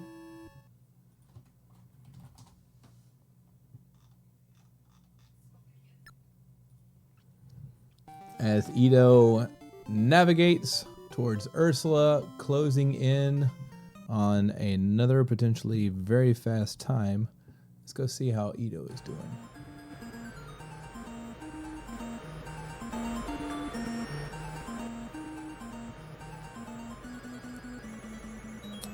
And ready to take on Ursula. Ooh, surrounded by fish early on, but he puts them to his advantage. Bubbling them up. I'll take this one first. And tossing them at Ursula's face. Biscuit. Come on, give me one. He's doing good, doing good on health. He's cleared the first form, Ursula. Come on. We see Steve and LaFloic fighting Ursula. Steve took a death in both Phase 1 and Phase 2 last time, so I know he's looking to do better this time. I think Ito really wants this to go well. Oh! Unfortunate spawning of a fish took away one of his weapons. That is quite the bummer. I'm gonna get you. No, too late. It's okay. Tracing that side fish over there. Oh, Last hit, and Ito checks in. 705. GG Ito. That's the fastest of the tourney till now.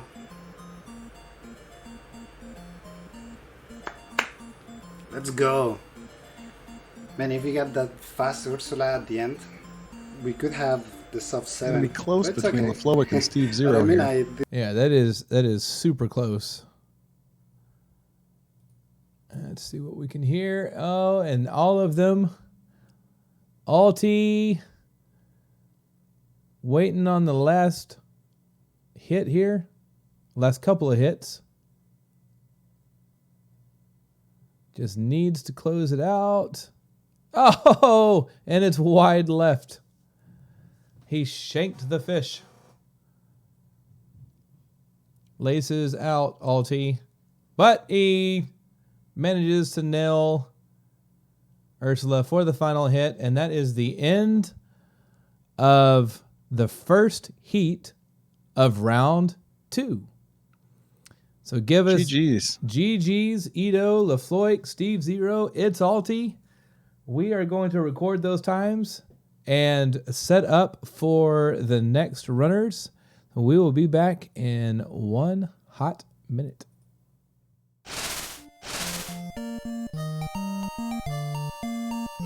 I mean, that's a leg for people too. Yeah, some people like it. I think it's a cheeky.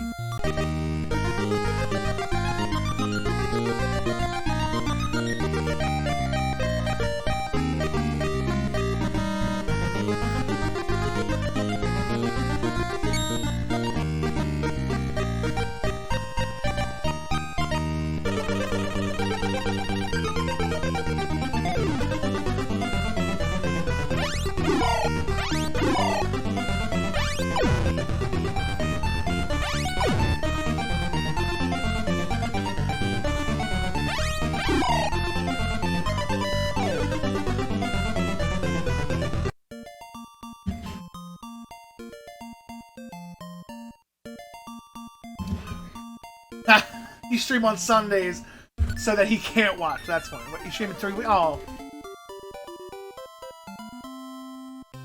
And then during the wintertime, you're watching football. That's why I stream tomorrow. You won't be there? Deal. Moon is like, I'll play Outriders all day on stream.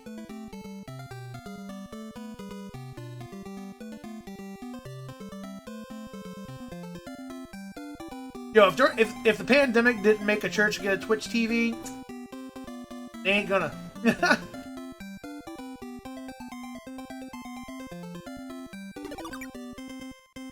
Monday Night Raw is war on Thursday Night SmackDown. Rock's pancakes. Yo, Sunday Night Heat was my shit, man. You'd see like funny matches and shit, or like bad matches.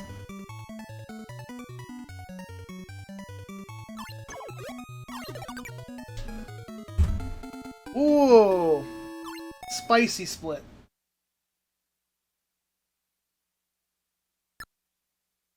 My brother's always busy watching football, so he won't bother you. That's funny.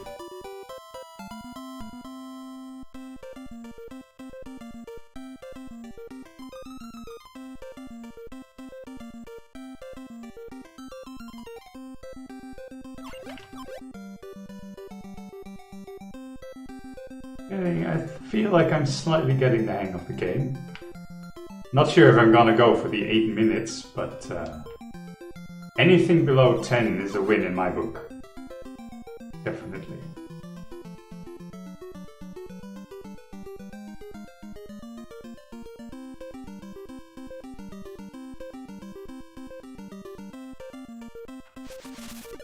There we go, very nice.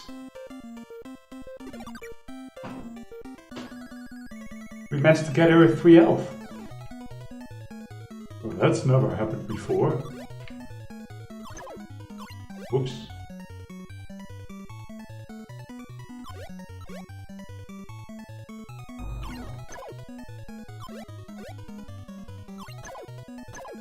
Oh, need to get out of here.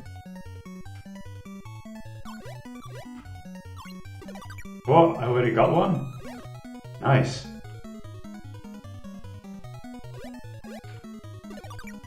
Okay, get out of here before he does a dash on me. Oh, come on!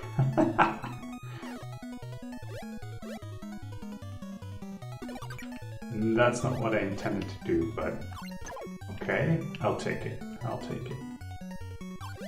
Nope.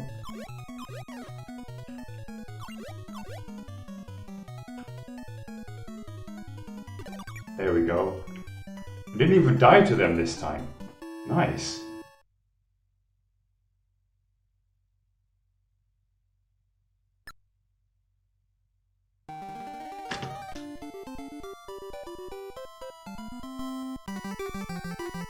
What's just in time for sanctioned play to start, Lonnie?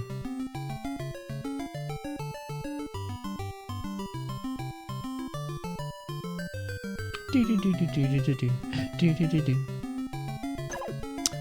bubbled late there.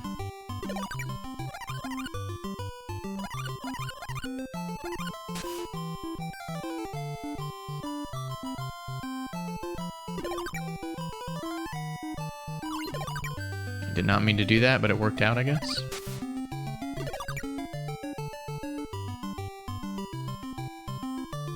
Oh, 2 weeks after my vax? I mean, I probably, if I didn't have shit going on, I would have been comfortable going tonight, honestly. If you get a single, if you get the Johnson & Johnson and we're okay doing stuff 2 weeks after it, it's silly to say you wouldn't do stuff 2 weeks after your first dose of a 2-dose vaccine. You know what I mean? Like the efficacy numbers, like that's just like the math is there. But no, I've just been busy.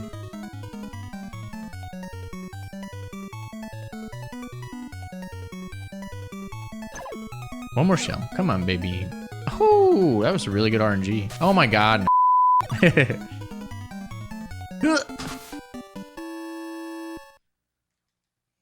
Going for that sub 8? Maybe Squall. Just kind of messing around. I'm about to call it for the night. I mean, my strats are there. Like, my sum of best is very... yeah, I'm not...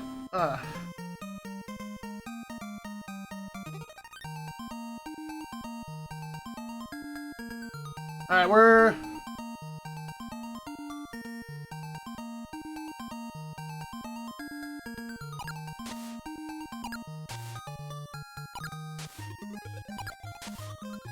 Alright.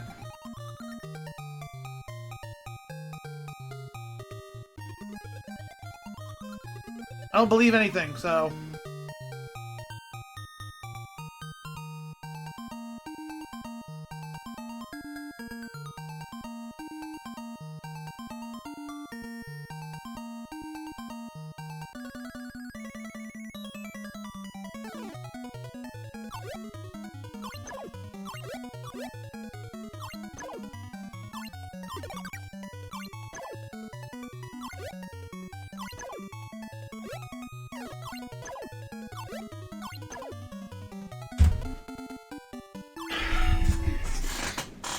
Ugh.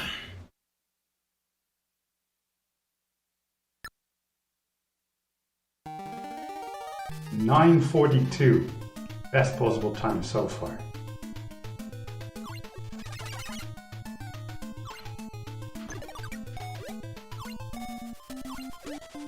Oh, come on. Oh, crap. Just take it nice and easy.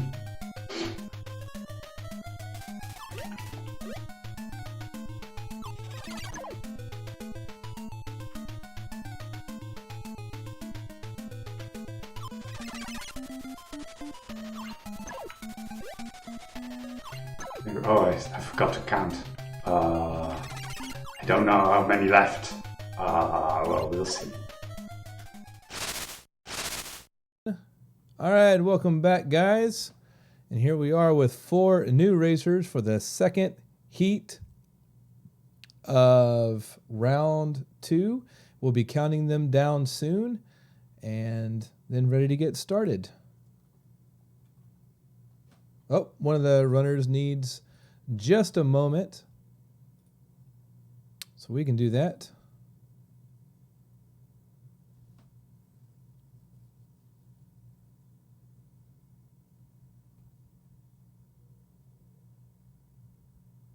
Uh-oh, have some OBS difficulties.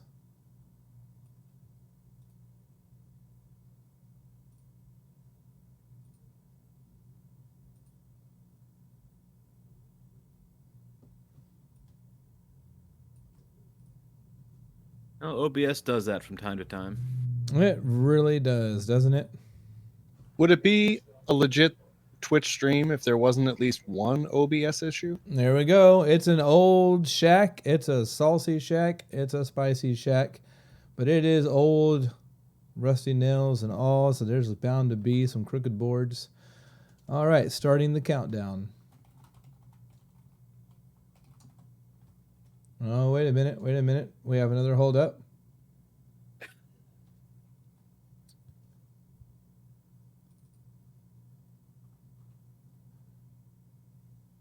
We apologize for the delay, but the spicy salsa from the Salsa Shack does take a few moments to get all the ingredients prepared properly.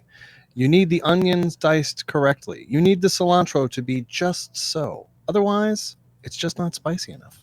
Looks like we might be pulling in the wrong stream for negative 4K as they run the Japanese version, and that looks like the American version. It certainly does. We're looking to get that taken care of just a second. We're going to cut away just for a second, and we'll be right back with the correct goods.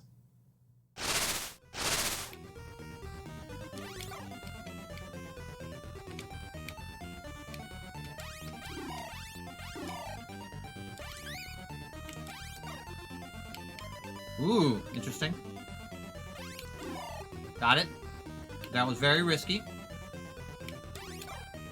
I got it, though. Here we go. Nice! What a good fight. Ah. Good. I need my Slack updates. Yeah! Minus 10.6 gold, son. Woo! Let's go. Pacifist.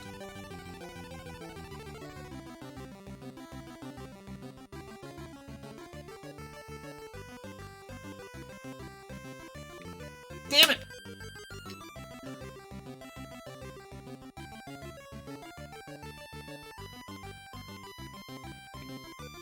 I probably just go right under him. I don't even need to get that nook.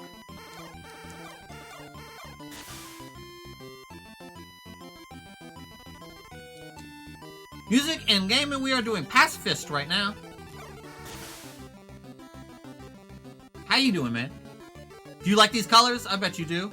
You can thank, I think, Lucky Yump for these colors. Oh, hot purple.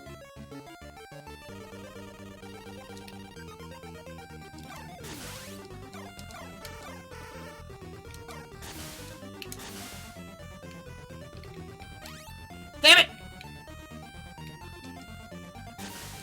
Ariel? No! No! Yes! Ah!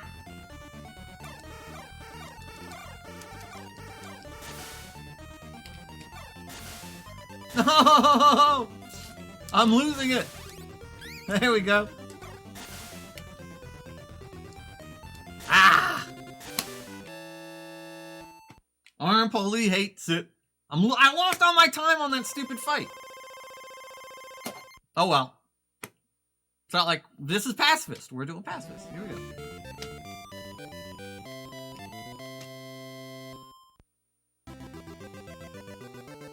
I thought you were playing this game, man. Weren't you playing this game, music game? I swear we were here and you were like, man, don't listen to that shit. I know more about this game than that dude does. By the way, that dude turned out to not be... He turned out to be sort of unsavory. Can you believe it? I guess you were right, man.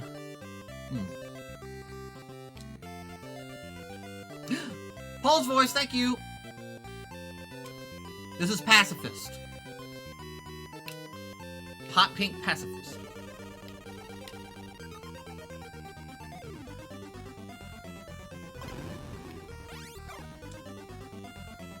Whoops.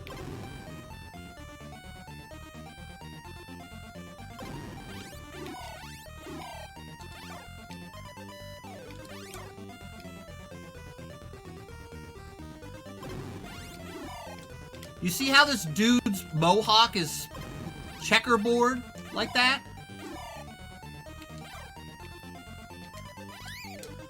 I think that's because it's supposed to like shimmer on composite. But with RGB mods, it doesn't do that.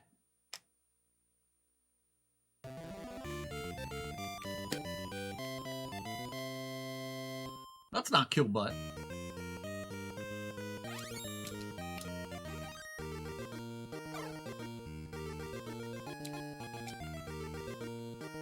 Oh, we gotta be careful of this shell.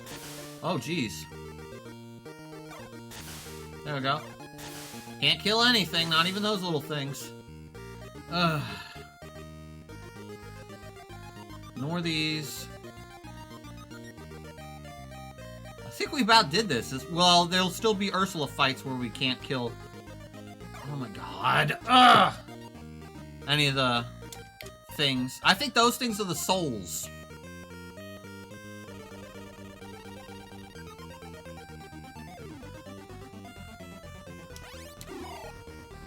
It's gonna be tough. Can't kill anything extraneous.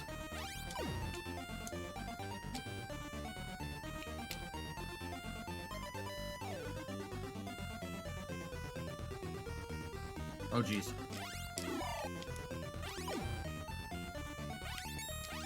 Oh, come on, man.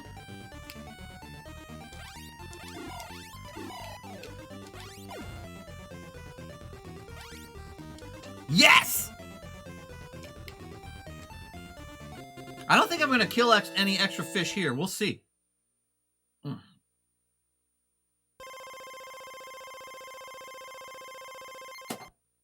we go. 2 hits.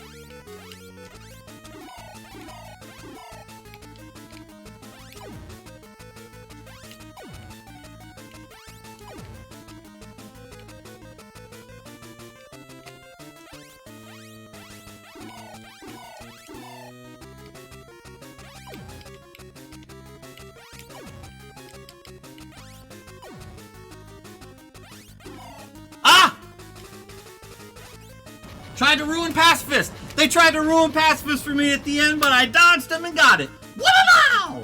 That's Pacifist! That was attempt number 3. We're gonna do low percent next. Thank you for the GGs. Let's see if that one.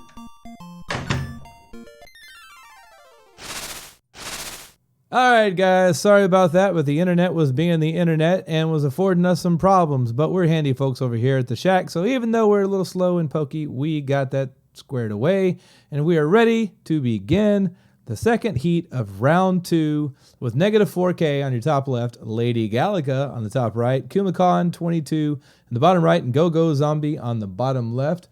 We are counting these guys down soon. And then this race will get going.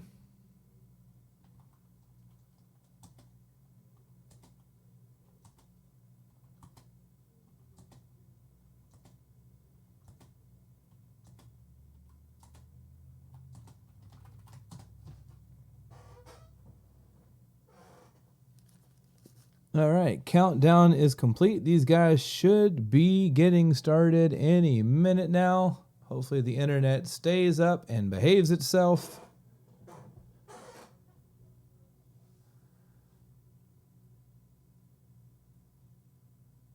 Oh, looks like we have a very delayed start from Kumacon. Let's see, they're not sure if they're ready to go or not, but that's okay. At least those three are going to be in sync with one another. And after all, it is the fastest time at the end of the day, regardless of exactly when you start. So not going to impact the results of the race. Now, it did look like Lady Gallagher got off a bit earlier than everybody else. Substantial bit earlier. Well, hopefully that wasn't too stressful for the runners having to wait for the start there. Yeah. I don't think they'll be too phased by it. Well, we are here now in round 2, so hopefully the race jitters have gotten out of the way. I see Lady Galaga, the first to defeat the big shark man, Brucey himself, negative 4K, and Go-Go Zombie right on the heels. Kumacon giving the shark a fighting chance, but then eventually takes him down.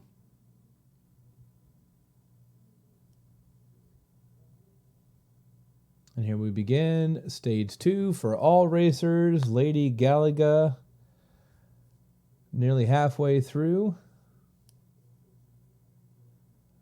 And I don't think that we've made mention of it so far in the stream today, but there are prizes for first, second, and third place that are made available. We're going to talk to you more about that right after this run. Well, not after this run, but after this heat. So after they've completed their 3 runs.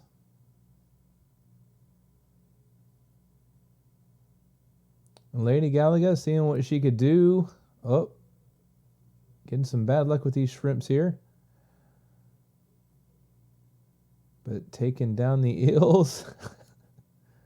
Giving her a real hard time. These eels are not doing anybody any favors today. No, and that was kind of the expectation for every racer coming into it. What can I do to be as fast as I can, regardless of the RNG with the eels? That had to be in the mind of all racers today. As well, all the bosses have a significant amount of RNG. None of them are able to troll you quite like these eels. Although we have seen some crazy walrus patterns before in this.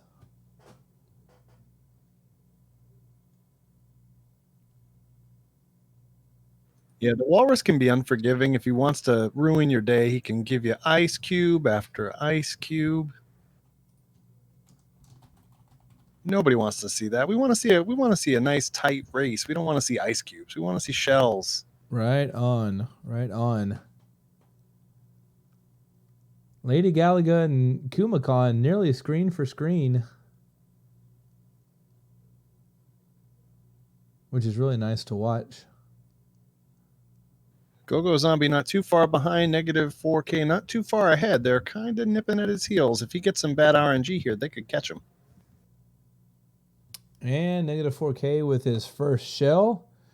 1-2 punch for the old walrus. While Kumacon and Lady Galaga are just waiting for more shells. Negative 4K playing around in the deep there for a little bit.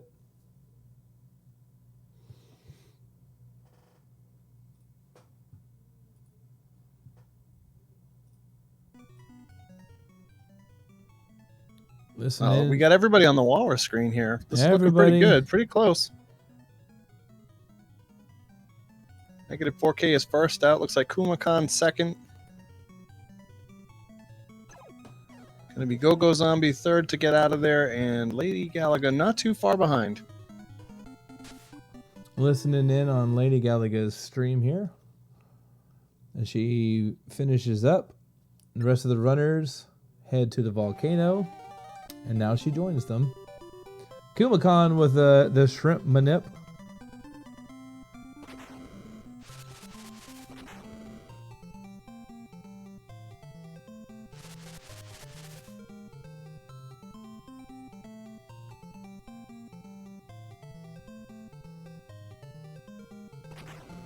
Negative hung up on the wall a little bit. But they're all... Kumakon taking the safe route. And Kumakon is the first to Maestro. Let's see if we can get some Maestro music in here.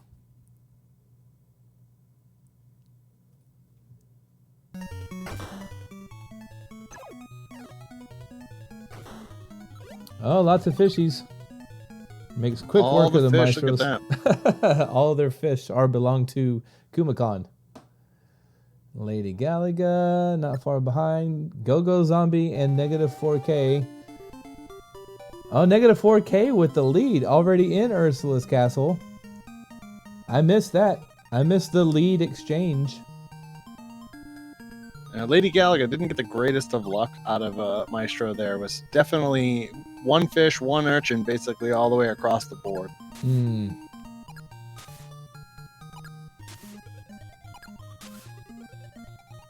Negative 4K, still moving quick. And without any incidents, he should be the first to Ursula.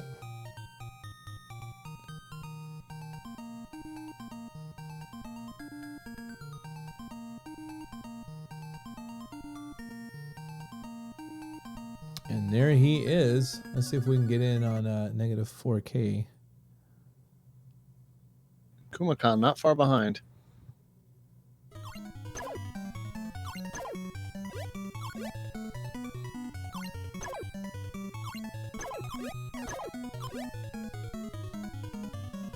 Oh, Negative takes a hit. And then loses all of his fish. He had set up plenty of fish. And the fish are now his worst enemies as they are getting in the way of all of his shots. But he is still able to finish Ursula first. Takes out some aggression on a random fish that was floating post-Ursula battle. Gotta appreciate that. No freebies in this life, right? Negative 4K. He showed that fish. Showed that fish what for. All right, Kumakon in the second form room as well.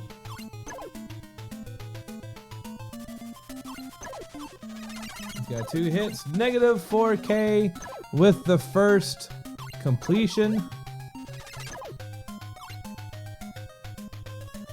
GG's, Negative 4K.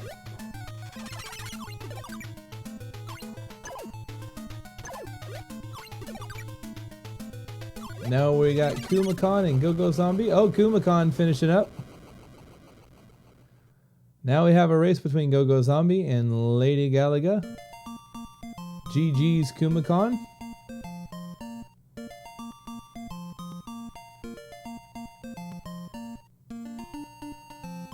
Looks like that was a PB by Go-Go Zombie by 2 seconds. Hey!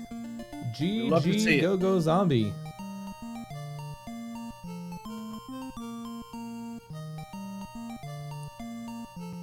So it looks like we had Negative 4K come in with a 734.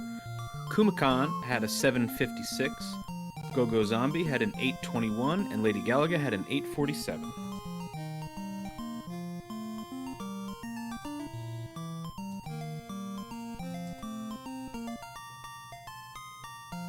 All right, and we are getting these racers readied up for the second run.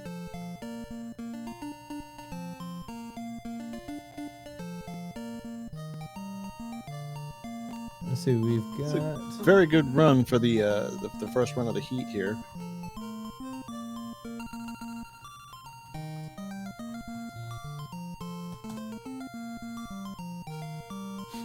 C'est la vie, says Go-Go Zombie.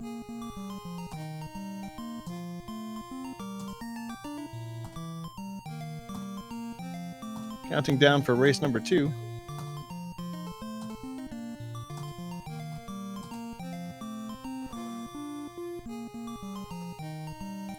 All right, right, as we listen in to Kumakon, who I hope is getting his NES ready for the start of this race.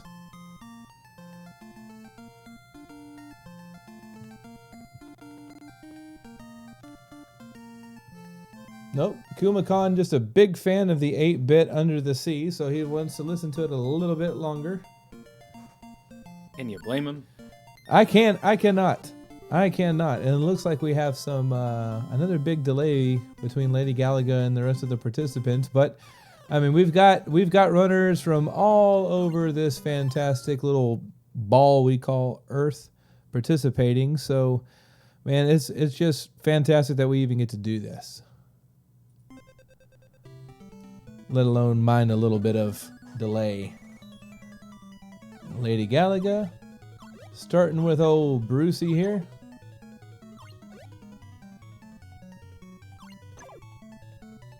We can neither confirm nor deny if Lady Galaga is inside the shack right now, Alti. But you'll know when you find us. We're the shack out in the middle of nowhere. The one shaking.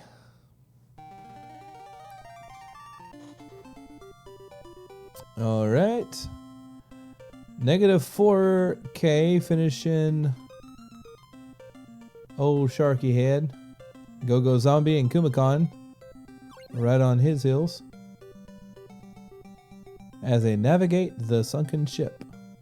I really like the aesthetics of this level. Maybe it's just the orange and the green combination. It might be a personal thing. I don't know, but I've always found this level appealing.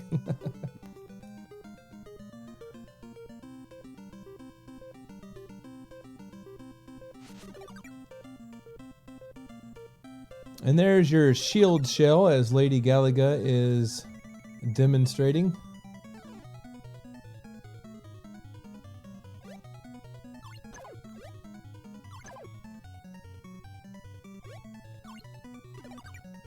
But now we are all on the great equalizer known as, hang on, I wrote down their names, Flotsam and Jetsam.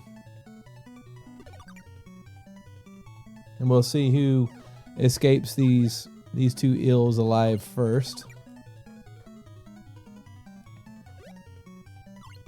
Now remember, Looks like it's Kumakon. Kumakon with a quick strat. Lady Galaga the first to enter the room. Kumakon the first to exit. Looks like negative 4K right behind Kumakon. And Lady Galaga right behind him with Go-Go Zombie finishing up there.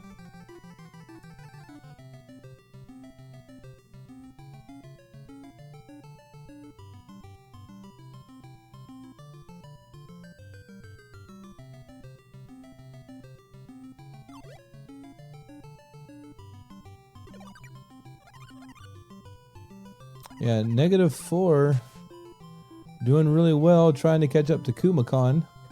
Let's see if he can make it underneath that ice cube. And he does. How you do it, I'll never know.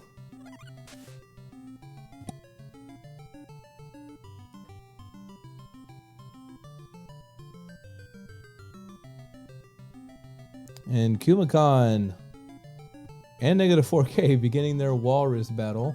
Let's see if we can listen in on that.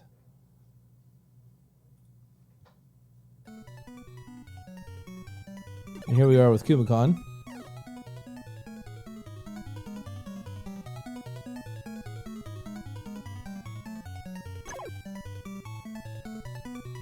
He's got one shell. He's got one shell in his hand. Now he just needs this walrus to be a good walrus and pass him on some more shells. There's number 3. Oh, my apologies. That was number 4. Negative 4K and Kumakon almost neck and neck. Lady Galaga right behind him. And Go-Go Zombie right behind her. It's shaping up to be... Everybody all lined up. Yeah, it's shaping up to be a pretty competitive run. As they... Let's not forget, unfortunately, that Lady Galaga actually has like a 6 to 10 second head start due to the stream delay. That's right, that's right. And Lady Galaga misses the manip.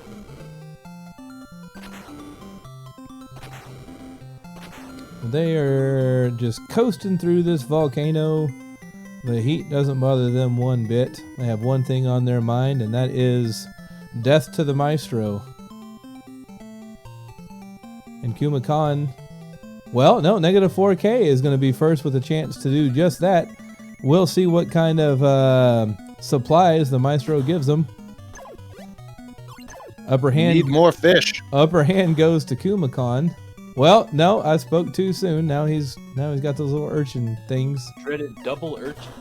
Dreaded double urchin. Negative 4K with the help of a little help from his RNG friends, able to take the lead. Well, we see Kumakan finishing up, and Lady Galaga finishing up, and Go-Go Zombie right on their coattails as they seek to find Queen Ursula and take her down. I almost rhymed with that, but I think I've been warned that there is a oversupply of rhyming on this stream.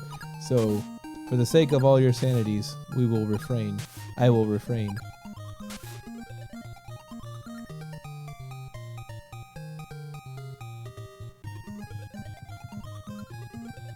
Anybody want a peanut? No, thank you. All right, looks like negative 4K is the first one to Ursula. And they know exactly what they need to do here. They're just hoping for some nice drops. Oh, look at that. Ooh, Look one of their at that. fish got hit by another fish. Otherwise, that was a beautiful. That was a beautiful setup. It's just unfortunate that one of the other fish got in the way. Still a really good finish Nice. by negative 4K. Well done.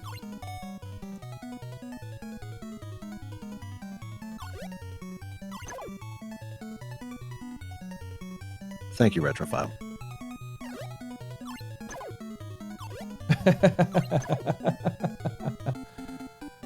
Negative 4K. Going toe to toe with form number 2, Ursula. Taking her down, wiping that smile off of her face. As Kumakan's battle begins, as does Go-Go Zombies and Lady Galaga's. GG, negative 4K. We're going to watch Kumakan and Zombie and Lady Galaga. The game is still not over.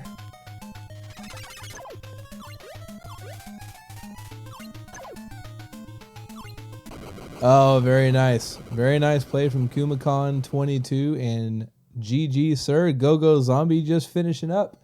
Let's see if we can catch the tail end of Lady Galaga. And, well, no, I didn't get the explosion. But GG's Lady Galaga. Give us just 1 second as these runners turn in their times and we prepare for the third run of the second heat of round 2. After which we will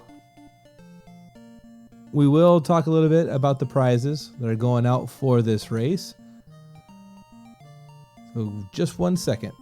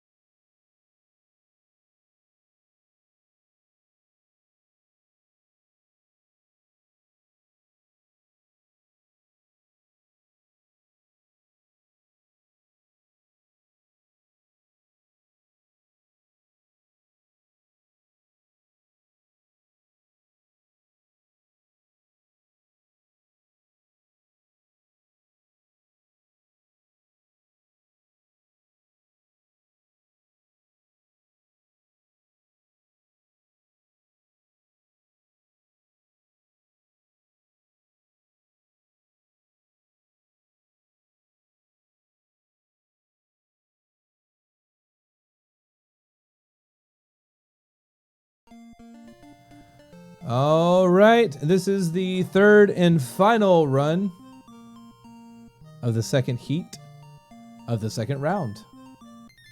We are whittling down our 15 runners They've already been whittled down to the top 8, and now we are going even further to the top 4.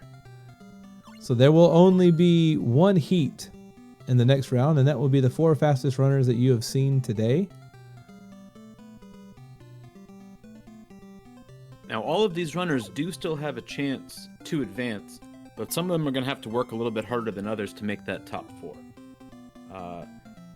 Lady Galaga is currently in 4th place of the runners on the screen, and she's going to need a very good time. Oh, no. Oh, no. With this, the rare stage 1 death. Yeah, that's gonna take some really speedy movements and some good RNG to bounce back from that. As negative 4K starts taking on Bruce himself, Kumakan and Go-Go Zombie closing in. Let's see if we can hear from these guys. Let's see what Go-Go Zombie's got going on. Whatever. We're just racing. Just playing a game. Just playing a game. Just playing a game, bro. You got this.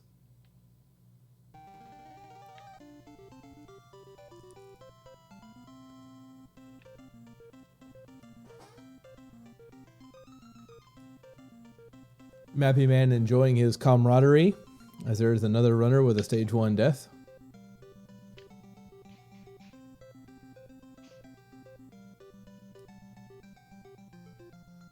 All right, the beautiful sunken ship.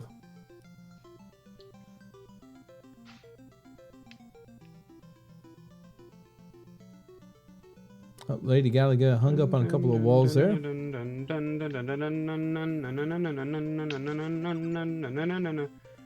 Go-Go Zombie singing for his inspiration. He's got his shell of shielding. And he's preparing to take down some eels. We'll see how they behave for him. Oh, trolled by a peekaboo. That's a bummer, but he's going to get a double tap there. And that is 1 eel down. Jerkfish. Stuck in a hard spot there. Oh, taken fooled by another peekaboo. Nope. And then Missed. a bad diagonal Stop shot. missing, assholes. And Go-Go Zombie upset with his play, understandably. And we're going to go see negative 4K, who is now... Well, I said that.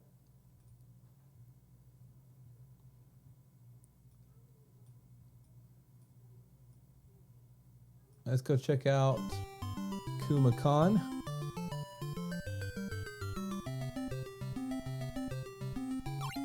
He was vying for some time with the walrus. Just a hair behind negative 4K. Dodges underneath that magical ice cube.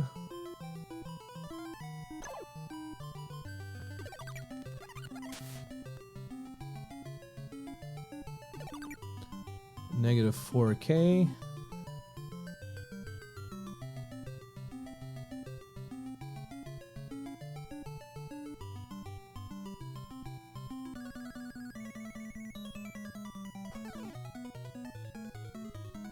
Some decent RNG for negative 4K so far.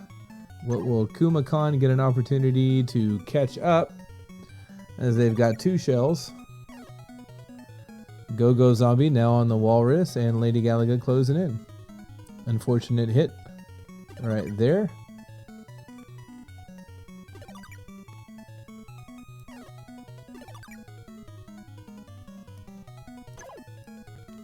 And negative 4K, the first to take it, does a little happy dance.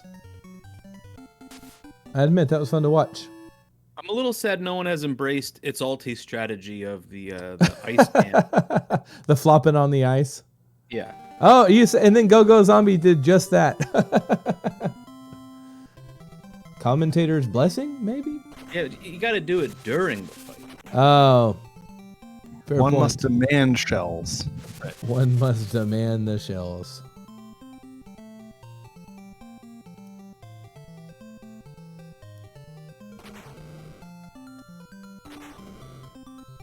All right, some good bobbing and weaving. Go Zombie hung up on a little bit of a wall there. Negative 4K taking the damage boost. Wants to get to that Maestro as soon as possible. As Lady Galaga finishes up the Walrus. Maestro being generous with his fishies for negative 4K. Will he do the same for Kumakan? There you go. Now he's got 2 fishes. As negative 4K finishes up. Kumakan getting all the fishes. Go Zombie unfortunately dropped one. Oh, managed to sneak in that shot. And a really nice Maestro kill. Negative 4K making his way downtown again to Ursula's castle. Through Ursula's castle, excuse me, on his way to Ursula herself.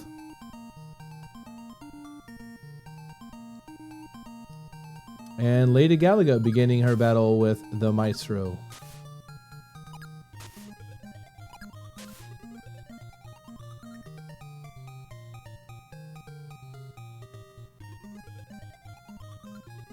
Negative 4K looking to be the first one to face off against the Queen of Body Language as she throws her fishies around.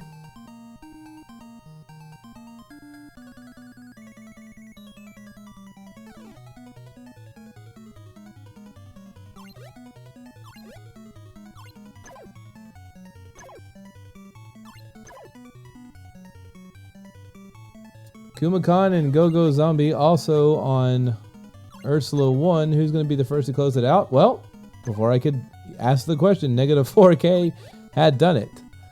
So, negative 4K moving on to Ursula 2. Now it is between Kumakan and Go Zombie. Kumakan gets it just by a hair. Gets the clay pot of next level dumb. And Lady Galaga in pursuit of Ursula.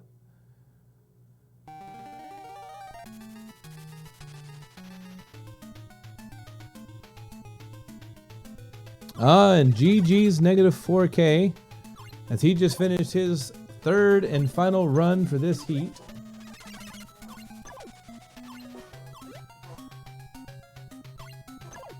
Now we're looking at Kumakan versus Go Zombie. Who is going to close it out first?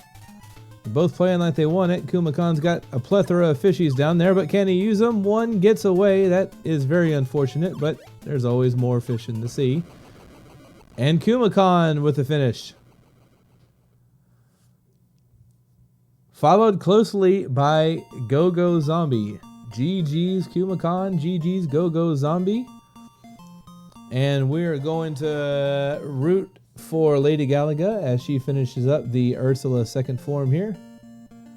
Straight shot to the chin. That is a mean looking face Ursula's wearing. That is not a pretty smile.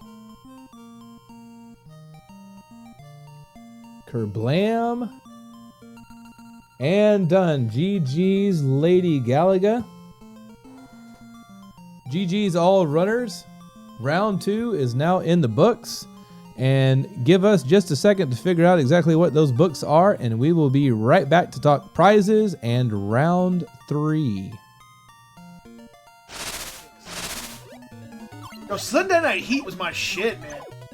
You'd see like funny matches and shit, or like bad matches.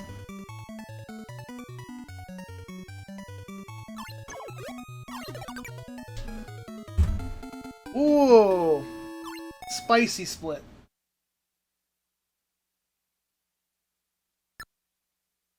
My brother's always busy watching football, so he won't bother you. That's funny.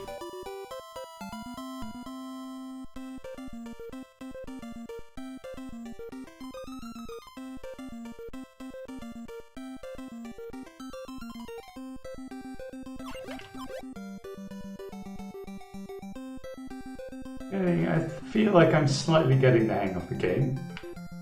Not sure if I'm gonna go for the 8 minutes, but anything below 10 is a win in my book. Definitely.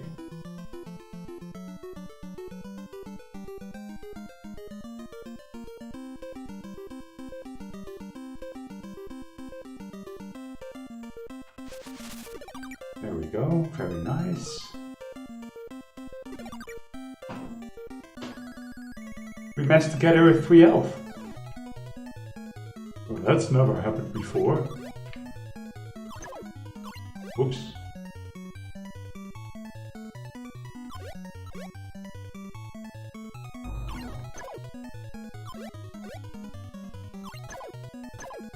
Oh, need to get out of here. Oh, I already got one. Nice.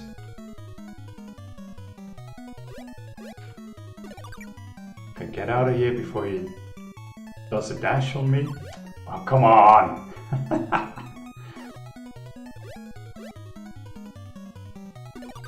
That's not what I intended to do, but okay, I'll take it. I'll take it. Nope.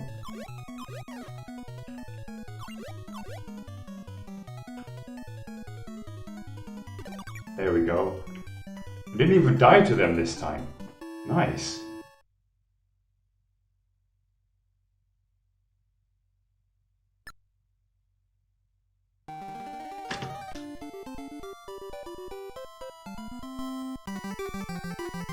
What's just in time for sanction play to start, Lonnie?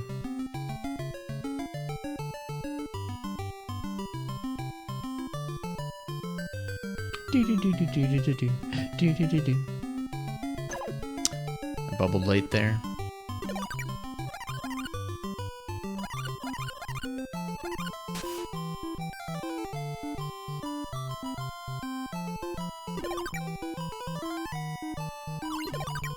Did not mean to do that, but it worked out, I guess.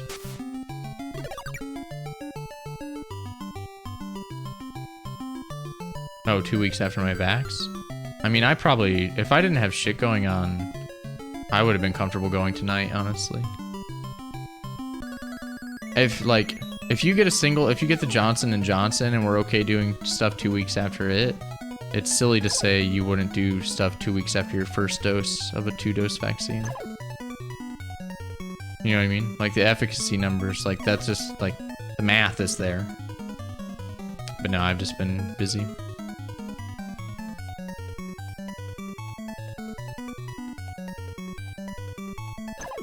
One more shell. Come on, baby. Oh, that was a really good RNG. Oh my god.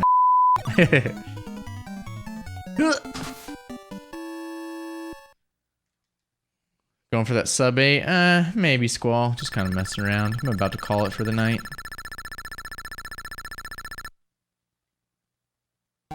I mean, my strats are there. Like, my sum of best is very... yeah, I'm not...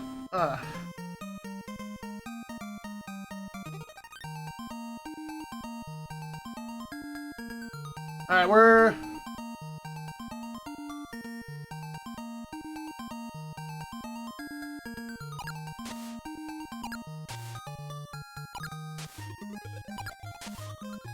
Alright.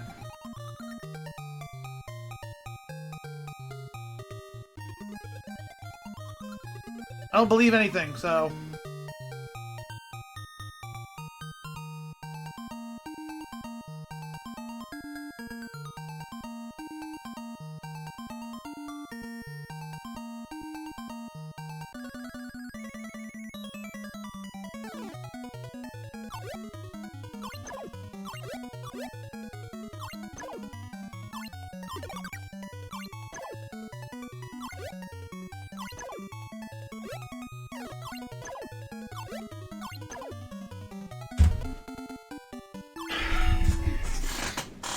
Ugh.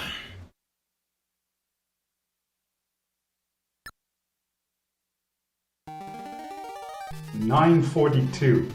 Best possible time so far.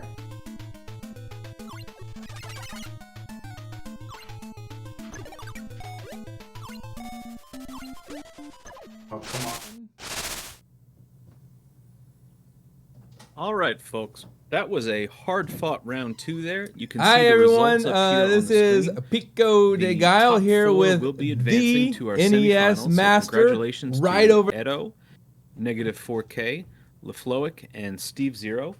Unfortunately, we have to say goodbye to Kumakan, It's Alti, Gogo Zombie, and Lady Galaga. Thank you so much for participating. It was great to have you on board. I hope you enjoy watching the rest of the tournament.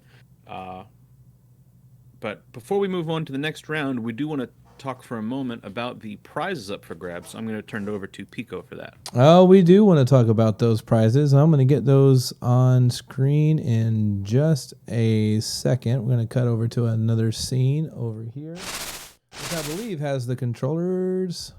Where are they?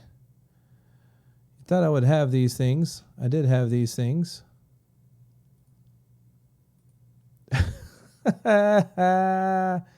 Give me just a second. As we come to the leaderboard, and I just bring these controllers in again. Ah, here we go. Here we go.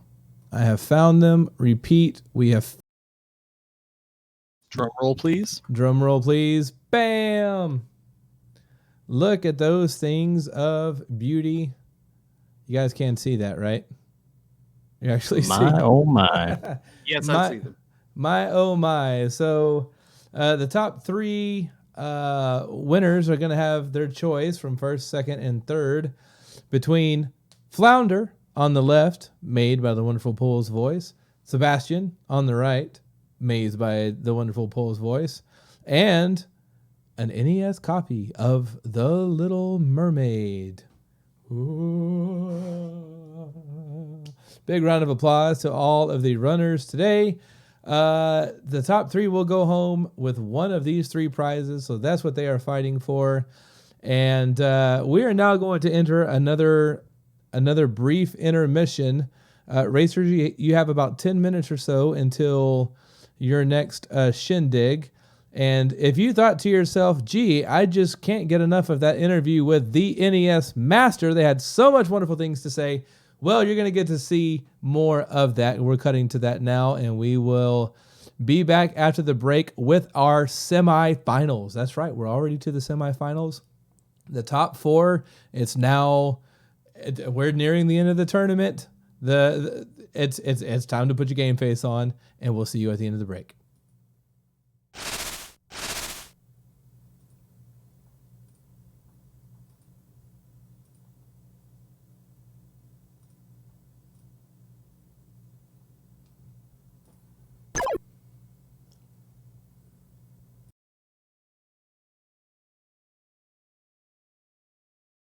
So next question for you, and this is an important one.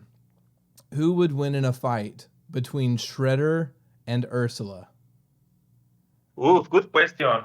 I think definitely Ursula. Ursula had two forms, normal and super. Shredder just have one form, and you can throw it in the wall and just give it 6 hits with Scroll or 18 with Raphael. Not much randomness. But Ursula has two forms, and the super Ursula is super mean. So I would say definitely Ursula will win. Okay, so we're not counting the movies, the movie adaptation of Ninja Turtles then, because there was a Super Shredder in the movie of Teenage Mutant Ninja Turtle. Oh, yeah, it was based on the two Nintendo games. But if we based on the franchise, as you said, I think Super Ursula, because if you count the minutes or seconds, she's 10 more. When he became Super Shredder, the second movie was like seconds, and they destroyed like the roof, and that was all for Super Shredder. That's Really true. disappointed. That's true. That was it for Super Shredder. So Ursula could probably lay the smackdown on Super Shredder, right? Yeah, and you can see in the eyes of Ursula, she was really, really mean. Yeah, that's awesome. Well, thanks for answering such a ridiculous question. I'm happy about that. From a streamer's standpoint, what does your setup look like? Are you playing, when you play The Little Mermaid or Ninja Turtles or anything, are you playing on an original console and with an original controller, or how does that work for you? Yes, I cannot turn my camera because my computer, but I have here the Nintendo, the original physical one, actually the one that I had from 1985. Really? That's awesome. Really? That's awesome. That makes me so happy. As for the game, I began at the first. I think first of the game I began with the game, but then I changed it to the Power Pack Everdrive. The reason is because do not be changing the cartridges, and because all my Nintendo and that, sometimes it's a little risky to change some of the games. So I took it up, and with the Power Pack Everdrive that I had it, and so I can train and then play all in one package. As for controller, this is also one of my first controllers, super old. It barely works, but this is the world record holder controller. And good thing because the start and select are really bad. I don't use it in the run. Just start with the sense. So that's all. So this is the world record controller. As of it's normal setup. Is my TV retro here like 25 to 26 inches. It doesn't pass the 27. It's a Sony Trinitron, really good that I had like from 1998 approx. My computer, the keyboard for the splits. It's a basic configuration. The camera is already here on the computer. Okay. So the TV that you were talking about, that is a tube TV, right? A CRT? Yeah, it's a CRT because if not, you cannot have all your physical abilities for these games. And it looks pretty cool. Yeah, it looks really cool for these games. Right on. Well, I am a very big fan of CRTs. I know that they can be a big hassle sometimes, but my eyes just don't like looking at anything other than a CRT. So I'm glad to meet a fellow CRT player. that makes me happy. Yeah. Now, have you done anything special to that controller that you were saying that you use? That you said it barely works, and that's the one that you got the world record on. It used to be my also total controller, but for so many using these two buttons, are really you cannot get records with this game for turtles. Fortunately, I have other controller that my good friend Skunky gave me that works especially these buttons. Yeah, I will not do anything special with my controller. While it works, I wanna keep playing MerMay or casual games. It's just not turtles. Even I can play City Connection with this. It works. Okay. Yeah, I've heard of this Skunky fellow and his magical controllers that he builds for other people. Yeah, he's a good guy. I'm Yeah, actually, if I was not lucky in the past to get one of his controllers that he gave me for free as a gift, I couldn't keep playing like Turtles as a competitive. It would be my end of that game. Oh, what a sweetheart. And I mean, that's one of the things that we're all here for is the retro community, you know, like we form this close knit pack together. And so it's awesome. It's awesome to hear, you know, testimonies of that at work in play right here. So what other advice do you have for people who are just wanting to put, maybe they're not looking for a world record, they're just looking to get a real competitive time in the Little Mermaid? Maybe some of the racers that are, you know, here today racing, what advice would you give them on how to go fast in the Little Mermaid? Well, the main key of this game, the first real true step is first time you need to love Ariel really much. Because if sometimes the game maybe will frustrate you with the RNG and that, if you love Ariel, you will never get lost. You can keep going. So never lose your first step of loving Ariel. Then that, a watch tutorial, I have a good one. Angry Langs has another one. Well, any of the both. Yeah. So it will really help because it will give you the basics and some stuff. And then just play it, just enjoying. Yeah, do not go over rush that really fast you want to get like the better time. No, just go with the board, with the time, little by little, improving and enjoying. With this game, I have always a fun time. It was not a time that I get frustrated. I enjoyed all my resets. So it's when I say you love Ariel, you continue and improving little by little. Yeah, right now, more resources. You can ask us questions. The community is growing. So for all the speedrunners out there, if they are experiencing a lot of bad RNG with the Little Mermaid, they need to really question how much they adore Ariel. Is that right? Exactly. Okay. That's the real secret. The real secret, actually. Yes. How much is your love for Ariel to continue? Okay. I love that. That's so good. Okay. Next question or next thing. I'm going to say a phrase to you, and you just respond with the first thing that pops into your head. Okay? Okay. Okay, here's the phrase. Russian attack. A Nintendo game? The Nintendo game. Russian Attack's a Nintendo game. Well, it's the first time it comes to my mind. Okay. That's the only game I got. That's my main game. That's the one game I got. So Oh, nice. I was fishing. Well, I was fishing for like a your opinion on it or anything like that.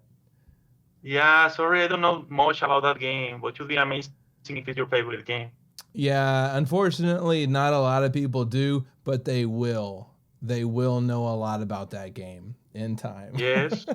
If I have anything to say about it, I might go broke trying to make that happen, but it will happen.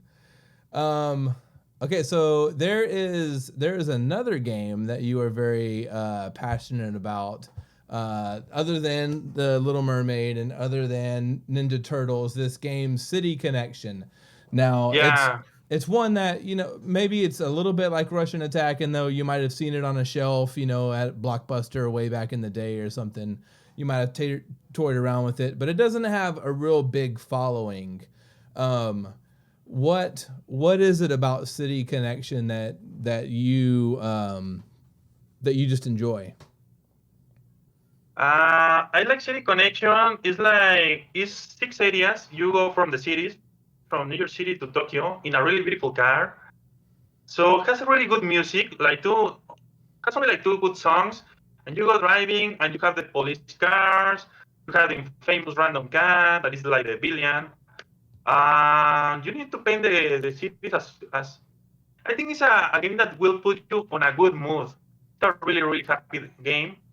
So when I watched it, the first guy that was playing was Miss Cardinality.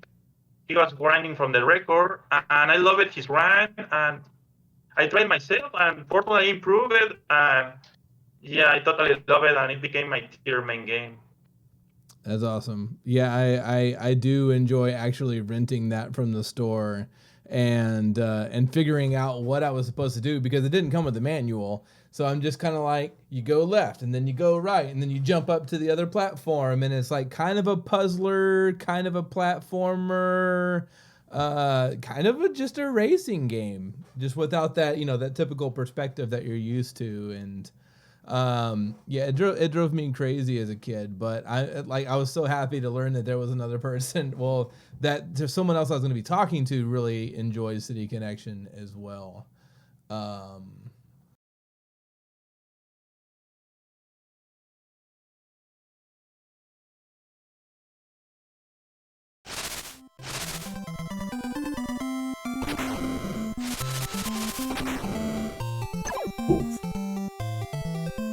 Down long enough.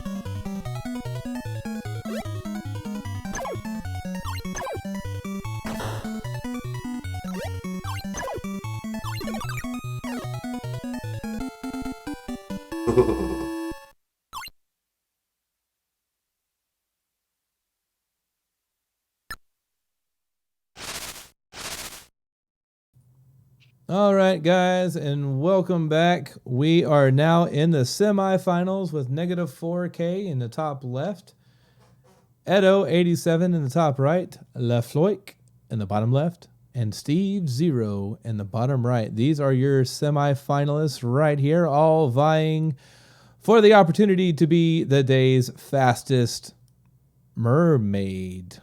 Merman, I think.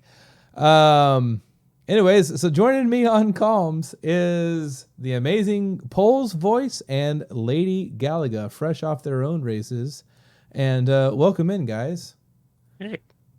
Thank you. Yeah. Anytime.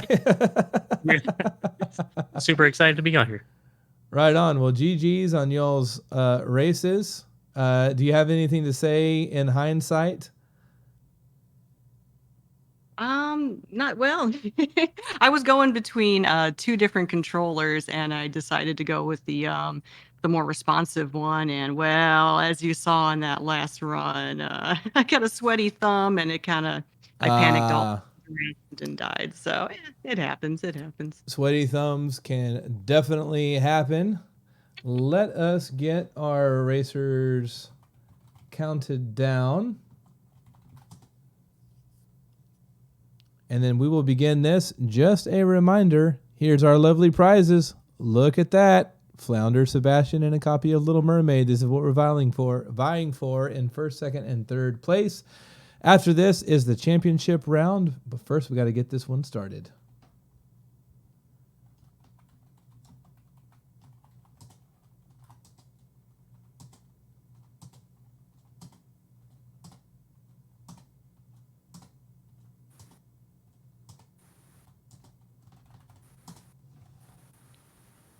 All right, you might just be able to hear my keyboard clicks there. As they're just counting them down in the old Discord. And they all look to start around the same time. Edo is just a little bit behind them. But here we go with stage one.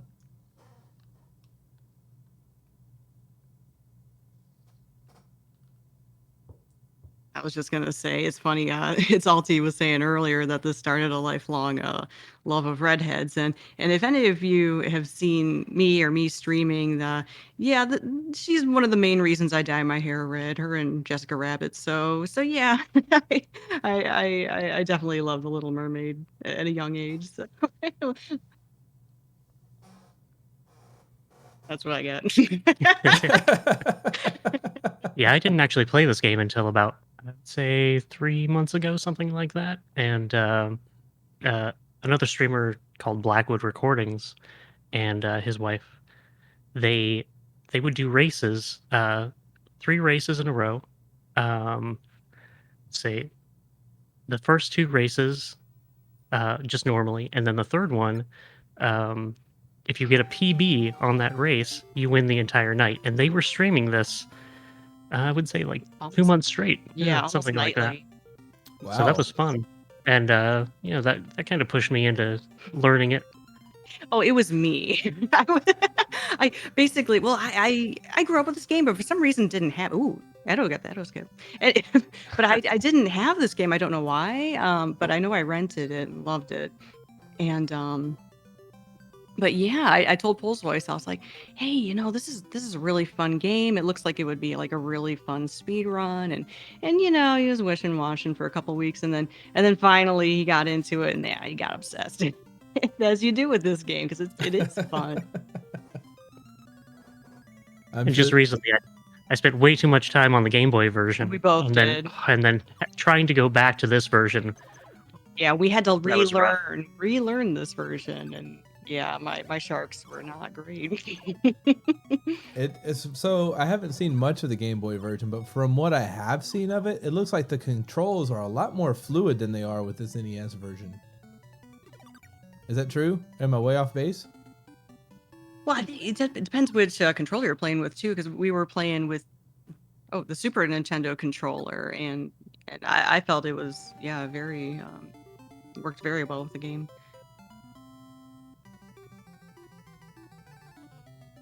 Yeah, I don't know. I don't know if I would call the controls more fluid. I do think that she moves faster in the Game Boy version, and there's definitely less room. So getting hit is going to be a problem, and the fish are way more aggressive. I pretty much cleared my mind of it trying to focus on this version again, so I don't even remember.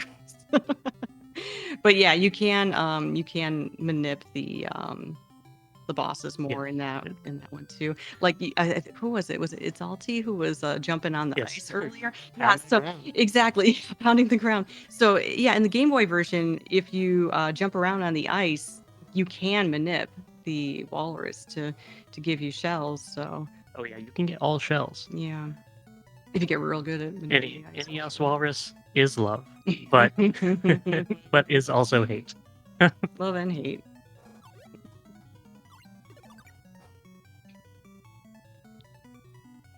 Walrus hates Steve. Oh, Steve with he's the first one to finish. Nice. I know he has some revenge to get on this walrus. Yeah. Everybody doing really well so far. No deaths that I've seen. Well, would expect at this point. I mean, you know. Would not expect any deaths at this point. Unless someone just, Unless you're having a bad day. You're having a bad day under the water. Speaking of where it's hotter, here they go traversing the volcano. And Steve Zero still looks like he's got the lead here. But everybody is on his tails. Takes the damage boost. And is the first to the conductor. Will the conductor be sweet? Oh, 2 fish right away. Wow. 2 fish again. Did that second hit count? It seems like the second fish was like too fast. Yeah, okay. No, it didn't. Oh, no. Mm. Still pretty fast, though. Yeah, that is still fast. Wow, yeah, I'd never That's a seen shame. that. I've never seen that before. That's the thing with this game. There's like so many different things that can happen. The new Edo strat that we're talking about. Exactly. I hadn't seen that. Yeah, I don't even know how that works. Yeah, I tried once, didn't get it, and I was like, Nope. Never mind. That is not safe. Yeah. Well, as you saw in my runs, I'm all about the safety. So, especially dying that first round, I was like, going safe.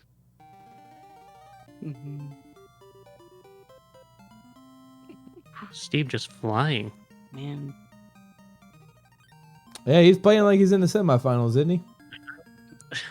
For sure. He's like, all right. It's amazing to see Steve's development in this from a very sluggish first round that I know he wasn't happy with to less struggles, but still struggles in the second round. And now to see him just, it seems like he's had it. He's like, okay. Man, he just made me real nervous. Yeah. Well, he seems really comfortable in his zone now. Yeah. Look at that! Oh, man. Wow. That triple kill. Oh, That was Steve. beautiful. Pulls that out of the frickin' air, the frickin' water. That was amazing. Bap, bap, bap. Ursula thought she had the upper hand. Edo not far behind Steve. I find myself wishing I had remembered who had started first. Yeah. I want to say it was Steve. We'll see their times here soon. Steve with the quick finish.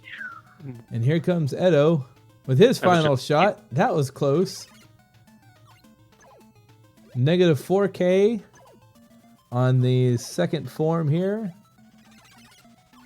And LaFloic now entering second form.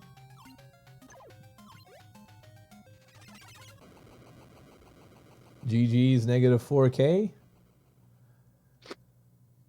Nestmaster says 1 minute 2 seconds for both Ursulas for Steve. That's a Wow. really good time for both Ursulas. Wow. GG's Steve And thanks for keeping us posted on those times there, NES Master. And LaFloic finishing it out. Would you guys agree that second form Ursula is easier than first form? Oh, absolutely. For sure. Okay. Okay. Yep. First form, you don't know where any of that is going. That's true. And it could be fish, it could be urchins, it could be seahorses, and there's no telling. And they all move differently too. Yeah. So. All right, these guys have turned in their times. Gonna see when they're ready for the next round. All right, GG. I do believe as they're turning in their times, I do believe we have a tie for the event's personal best. Steve Zero just clocked in a 7:04, and I believe that ties Edo's PB of the same time, a 7:04. I could be wrong. I often am, but maybe someone will correct me. I want to say it was 7:05. Was it? Okay, so Edo just turned in a 7:05. They were 1 second off. So Steve just eking it out. All right, we're going to count down the next run. Here we go again.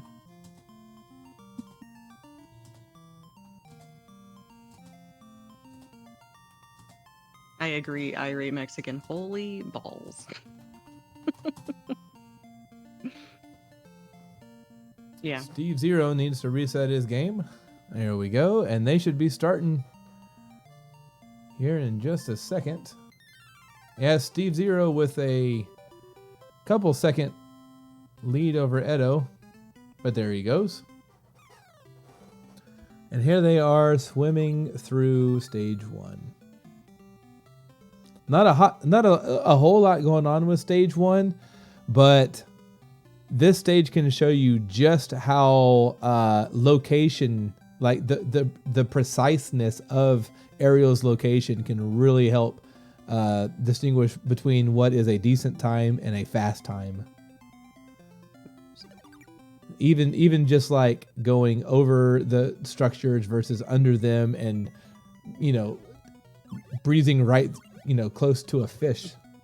Yeah. And it's good all that's in the very first stage, so it's like normally like, didn't get that reset, no big deal. But Yeah. it's like this, you got to deal with whatever you're getting. Very true. Very true. And there are places where you can save frames by not bonking against the top to glide against it. You can just breeze along it, or you can just get close and save a few frames. Like the ice level, there's that. It's right there. We'll see if Edo goes for his own strat here. Nope. Decides to play it safe. There you go. I understand him. I understand it. There is a lot on the line. Everybody's playing to win. They are all in the same sunken ship. Looking to face off against those two infamous eels. Everybody's favorite. Here we go.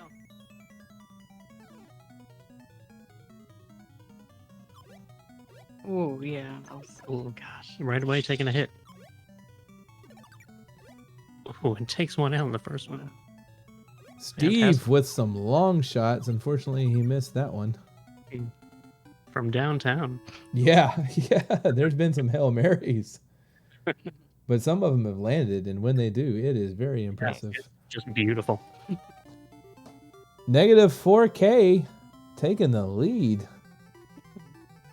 Wants to get to that walrus. And hoping like crazy for some good RNG.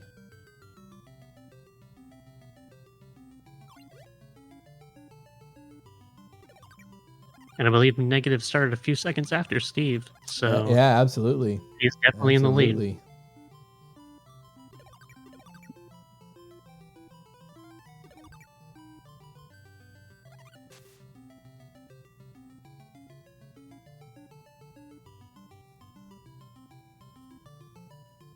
Glides through that.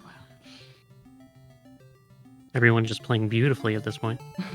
It's hard to say anything. You just want to watch it. Yeah. Sometimes the best thing you can do is just shut up and let the game speak for itself.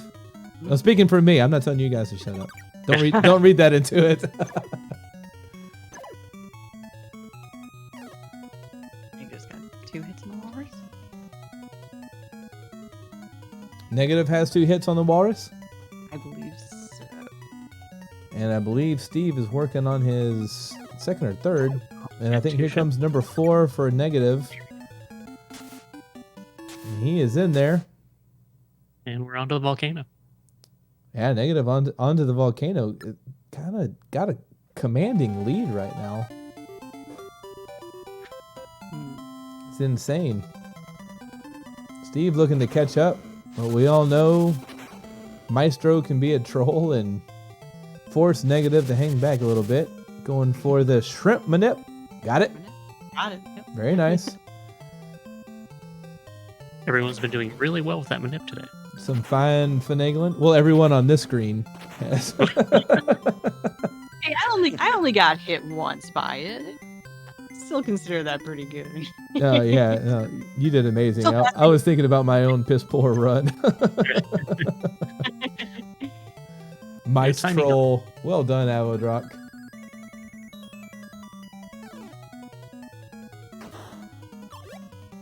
Oh, 2 fish. Ah.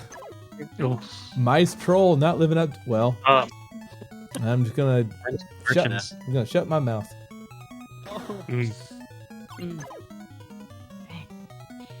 One more.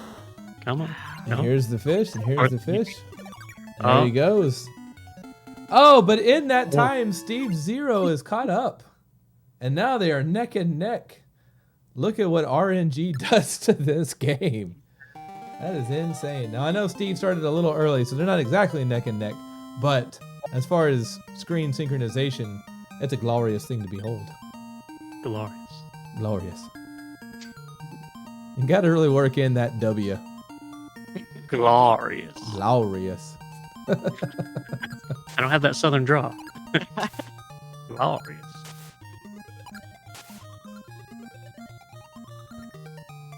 Wait, you're in Florida, right? Yeah. It's too far south. Yeah. Originally from here, though. Okay. I'm just like checking my my brain map here. Just wait a minute. So you go too far south, and then it just negates. And there are no accents. Oh, okay. And then it's basically the north. Yep. Okay, I get it. But yeah, Florida's just like a melting pot. Oh, I understand that. Yeah, see, Kumagan's got it. Yeah. Florida is Florida. That's Florida is Florida. All right, Steve Zero and Negative 4K looking to close out Ursula. Steve Zero, the first one to do it. Edo, uncharacteristically, a little behind everyone else. Of course, he did start later. And these semifinals are going to be crazy. Steve Zero on the final form. Negative 4K on final form. LaFloik heading into final form, and Edo is right behind him. Ooh. Oh man, precision matters, and Steve Zero pulls it out from Negative 4K. Wow. You can't beat that. Wow. That is amazing. Oh, Edo had with a lot of pot shots lined up, didn't get to use them all. There he goes with his corner shot. Last one, I believe. Nope, got one more. It's hard to count these things when you're looking at 4 different screens, you know? Bam! hard to count. It's hard to count, yeah, at all. I lose track all the time. Wow. Wow. All right, GG's Negative 4K and Edo and LaFloik and Steve Zero. So we have a new PB. We have a new tournament PB clocked in by Mr. Steve Zero with a Are you listening to this? A 701. A 701. Dude is almost sub 7 in a tournament event. That is insane. All right. They are chiming in. They are saying that they are ready. And boy, do I believe it. So we got 1 ready. We got 2 ready. We got 3 ready.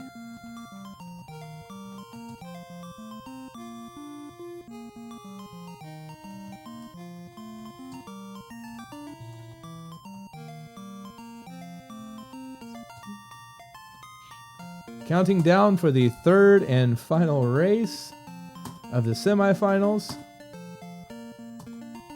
Here we go.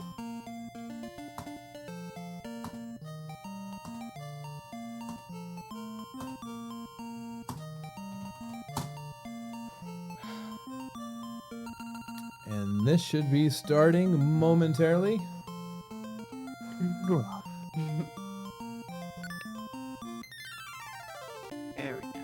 And there we have a very synchronized start between Negative Lefoik and Steve Zero.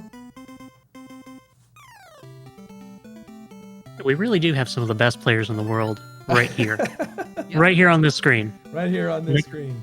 Or right here in this chat. Yeah, we've got the world record holder, NES Master, in this chat. This is man, what a tremendous event to be a part of. I'm so happy to be a part of this. This is great. Yeah, the turnout's been amazing. Yeah, thanks everybody for coming out and watching.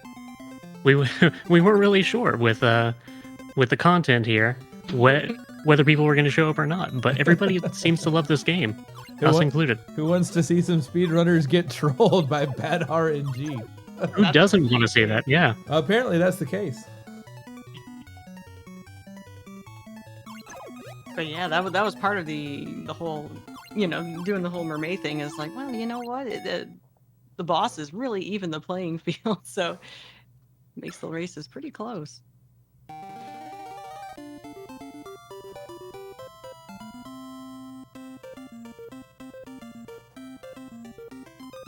All right, and they are all venturing the sunken ship.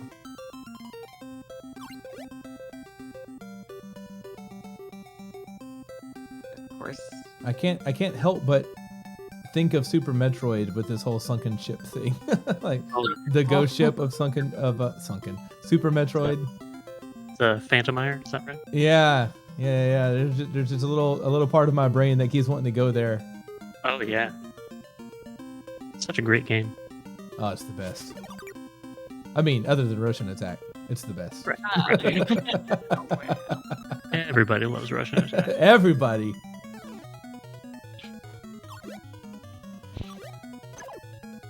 I'm sure I'll love it when I play it. I don't know. The if long like shot. Game.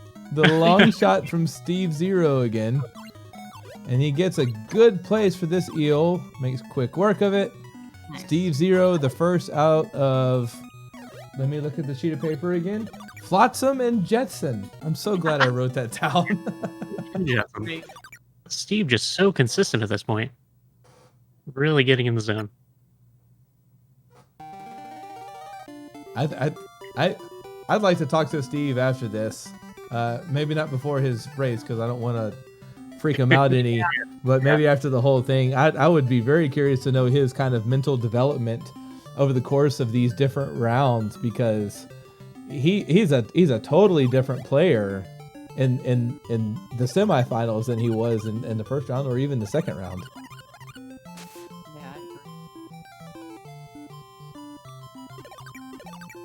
And I knew he had it in him. Like I've seen his streams where he was practicing this game. He's very fast.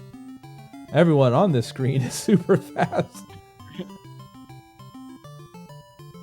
Yeah, Kumakan mentioned something in the chat about patience, and I find that true with this game. It's patience but speed as well. You gotta get the balance, especially with those eels. Especially with those eels, and knowing when you can take damage, like when that's okay. Yeah. Because it can like be a great advantage. If you're just avoiding those eels to not get the damage the entire time, then that can be really slow. But knowing when you can take damage to get a critical hit in, that's just a whole nother skill set. Exactly. Like the strategy I was doing was being super safe. And, you know, it works for a little while, but obviously it's not going to get you to the end. So Negative 4K with a chance to catch up.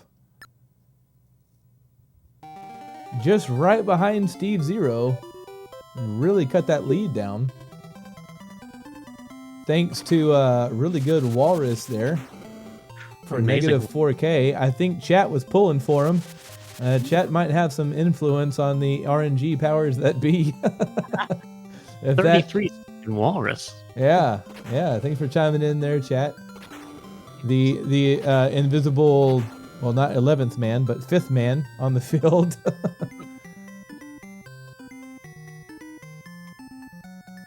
And this may be the first time that some of our runners have been in a race situation. We don't know. that's true. Oh, yeah. You know, see, we get those pre-race jitters, but we've dealt with it before. So, you know, somebody dealing with that for the first time, gotta get in the zone. I was there. I was there too. Get in the zone. International listeners like, what? Negative 4K. First out of Maestro. Steve Zero not far behind him. LaFloik and Edo making a bid for it as well. Oh, So unfortunate missed shot from LaFloik. As negative 4K wanders into Ursula's castle. Just a swimming. Just a swimming. Just keep swimming. Steve Zero dives on in. And is very close with LaFloik and Edo here.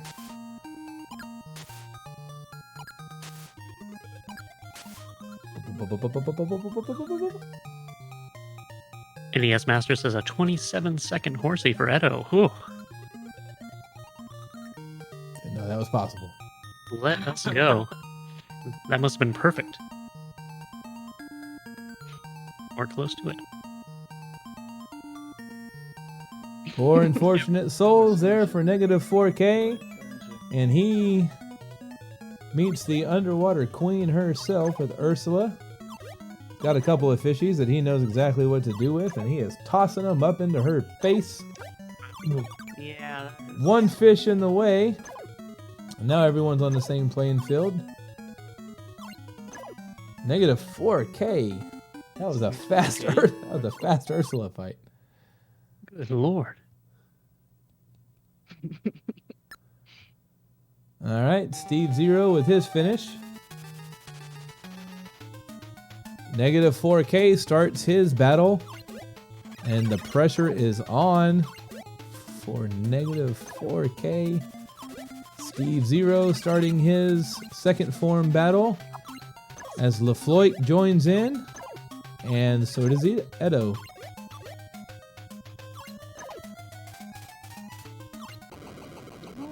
Wow. And there it is. There it is. Negative 4K. Right behind Steve Zero.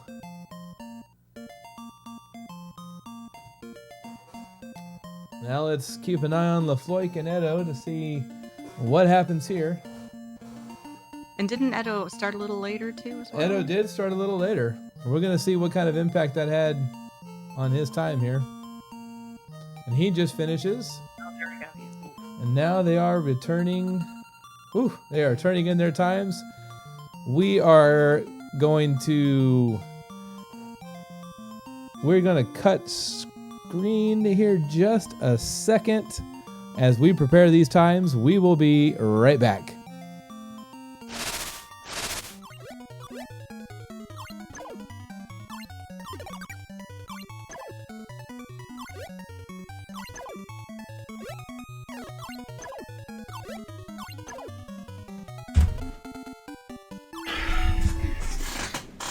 Ugh.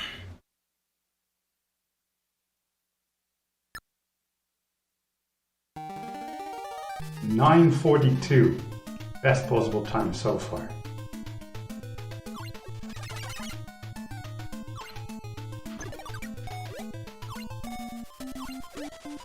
Oh, come on. Oh, crap. just take it nice and easy.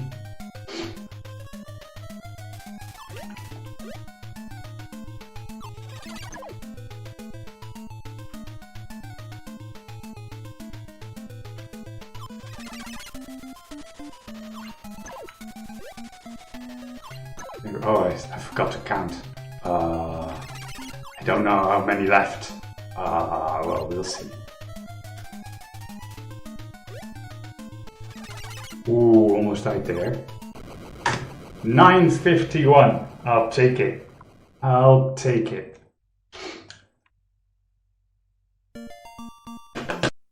Curse of the cursed fishes!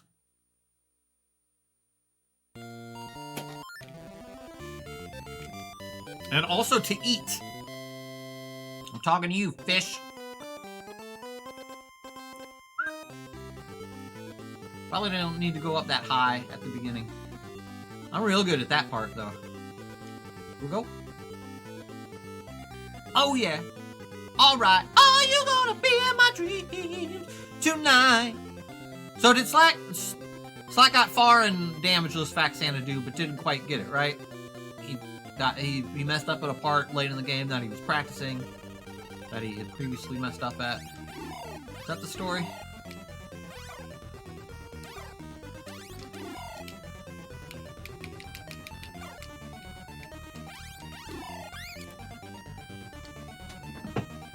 And then he was going for Jaws World Record, which I'm sure he will get.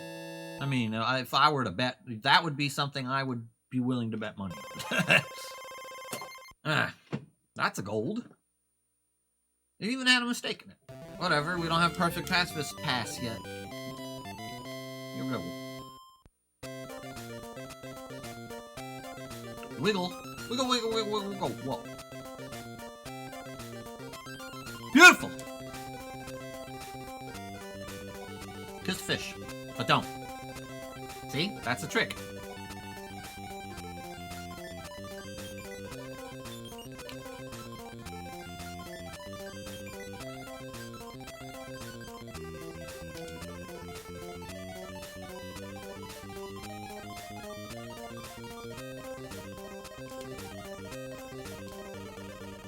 That's nice.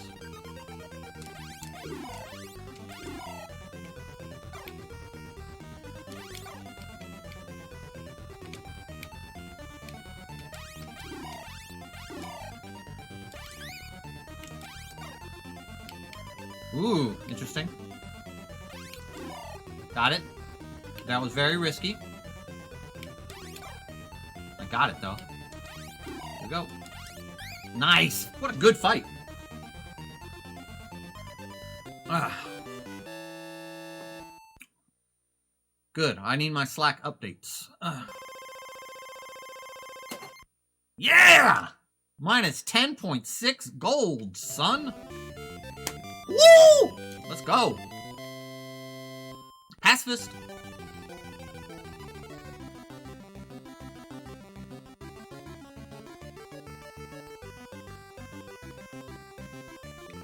Damn it!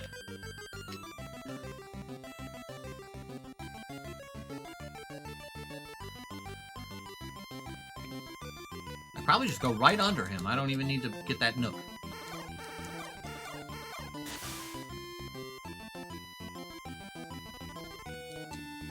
Music and gaming, we are doing Pacifist right now. How you doing, man? Do you like these colors? I bet you do. You can thank, I think, Lucky Yump for these colors. Oh, hot purple.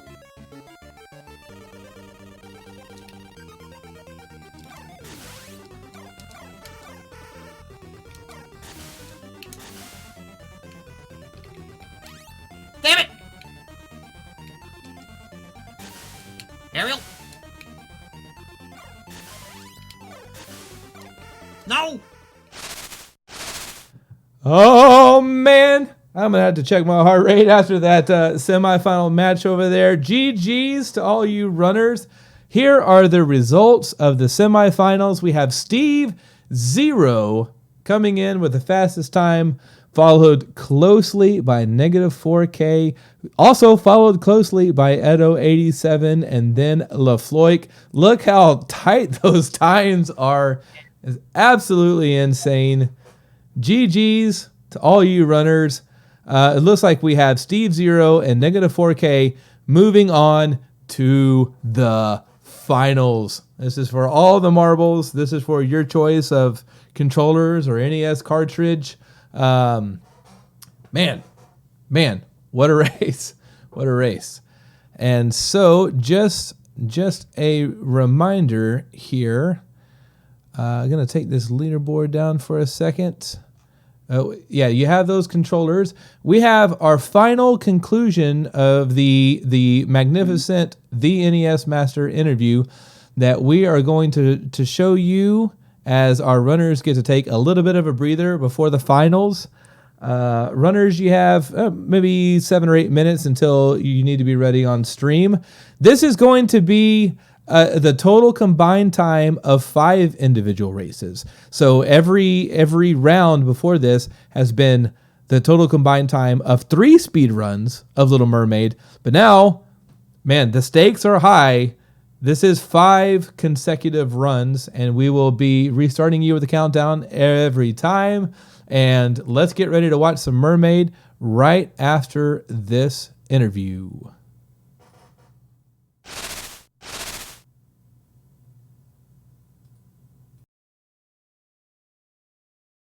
So, the NES Master, what are some of your favorite things to do outside of speedrunning? Outside, well, I like to go running sometimes. Bicycle. I like to watch, for example, anime like Sailor Moon. Okay. Or here in Mexico is an amazing TV series of opera called Rebelde, so I like it to watch it. I like to watch Twitch, go to the city to get a ride. I go with my family, to play with my family, my cousins, and have a fun time. I love to do that. Yeah. So besides speed running, when I go with my main family, I have a beautiful day. That's pretty amazing for me. Right on. Right on. So this is how we began like the idea. I was like talking with Metro McFly, an amazing Metro player, a good friend of mine, watching his channel, and he told me, "Hey, didn't you used to love Ariel?" And I say, "Yes." So why you only play Turtles and that? And I remember because I forgot for a moment that I love Ariel so much. I was just with Turtles. I say, "Yeah, I love Ariel. What's happening with that game, right?" I said, "I don't know those guys on like the leaderboards, but do they love Ariel as much as I do? I don't think so. I believe that I have the world record for loving her so much." So, and my flight said me, "Hey, it's going to begin May. You can do a MerMay." Actually, the idea was that he will also play MerMay, but other stuff happened and he couldn't play it. So I go by myself. And actually, I began as the last place. It was like 12 minutes from the very last place. Nobody believed in me. And I said, like, to me, to my family and a few people, I said, I'm going to prove that nobody in the world loves more Ariel than I do. And the way that I'm going to prove it is getting that world record. So I go little by little, all by myself, because some of the top runners never like shared me strats or not even. They just come, but when I was like in the like very end of the grind, not at the beginning. So I went, I played with love, like rehearsing. All was like my own way, not help of other people.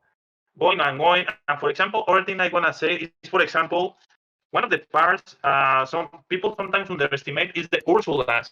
So I make dragons of all the patterns to be used to all the patterns, and it really helped me to understand the Super Ursula better.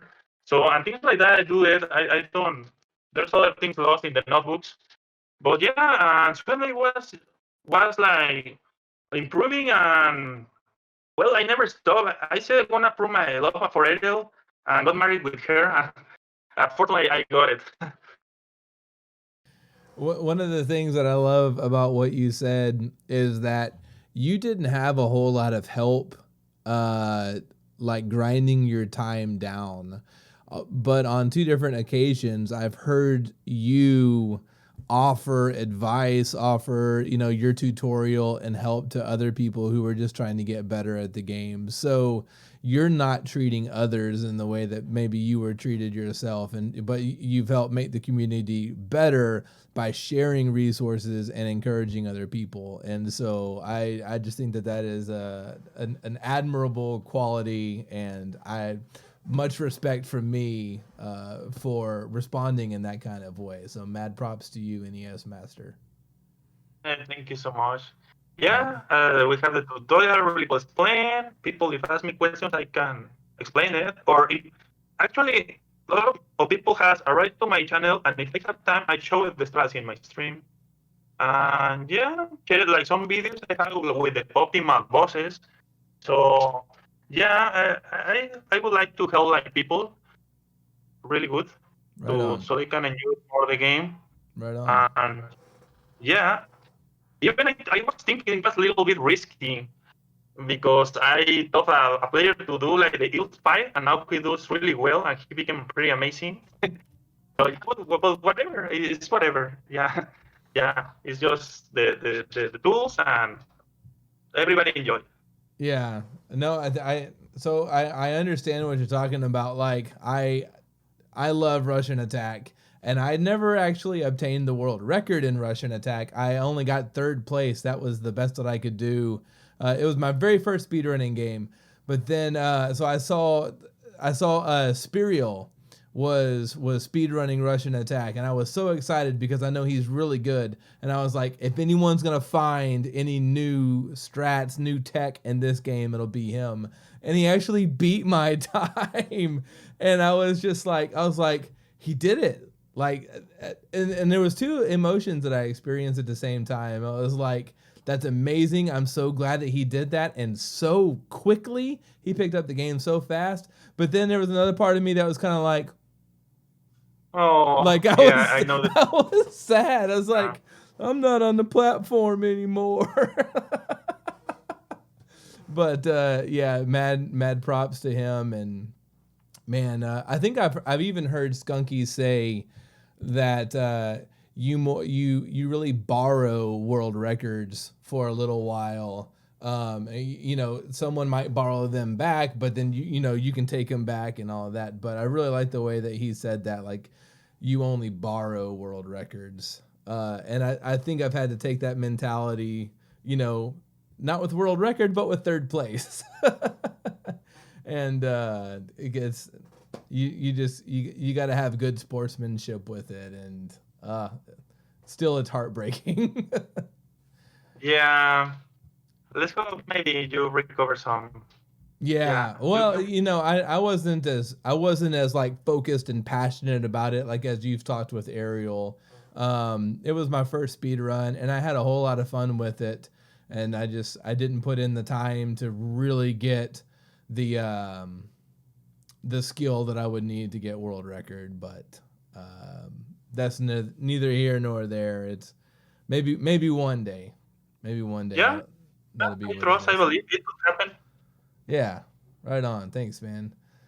Man, it's been so nice. It's been so nice to get to talk to you and to get to find out more about your story and your adventure with the Little Mermaid and your passion for Ariel.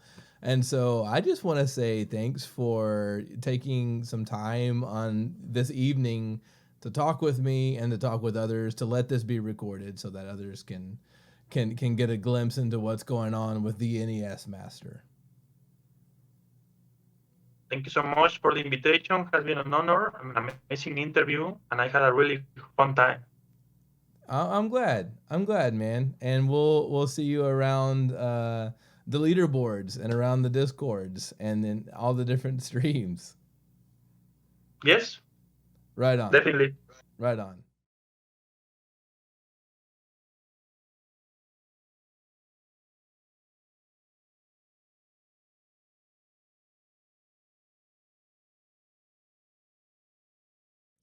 Okay. Elio, listen to me. The human world is a mess. Life under the sea is better than anything they got out there. The PBs are always greener in somebody else's splits. You dream about making partner, but don't have the viewership. Just look at the friends around you, sharing hype on the Discord. A wonderful thing awaits you in this faux designy score. MerMay with me, MerMay with me. Sharing the glory, be part of the story, speedrun the sea. Sure, Castlevania is great, but you'd never anticipate slaying a sea witch, streaming it on Twitch, and MerMay with me.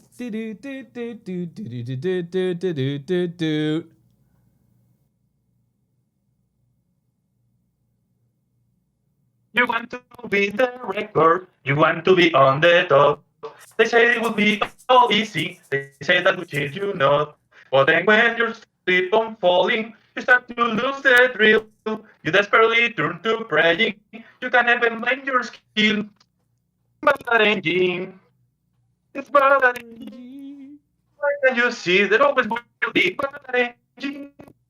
You reset the game and course his name, never to play the cheat again. The fish is going to you start to say you, but that engine. MerMay with me. MerMay with me. Every speedrunner throws caution asunder, and MerMay with me. Toss out those rubbers of old, prepare for live splits of gold. Power that console, sing like you got soul, and MerMay with me. It's about an engine. Still love is sweet here, we got to beat it naturally.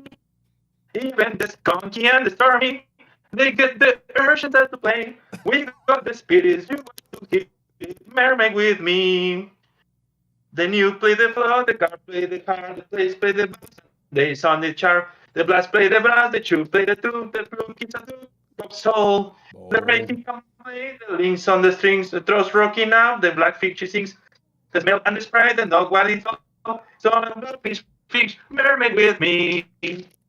MerMay with me. Prepare to bomb speedrun.com and MerMay with me.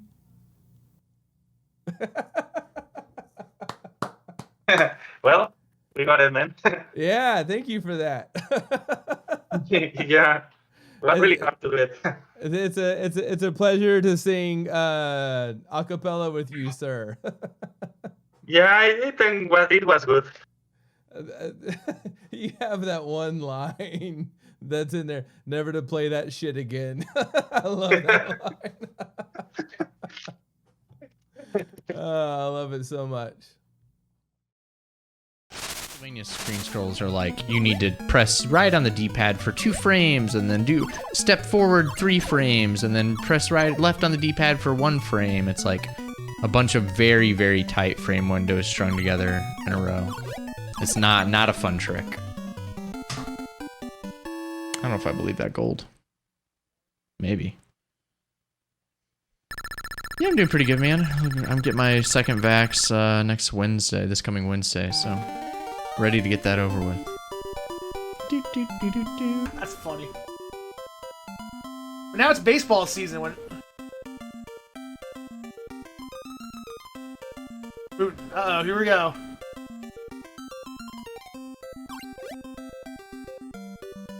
Booten, I wish you could like request like to have 2 days off work instead of just 1, because that just sucks, dude.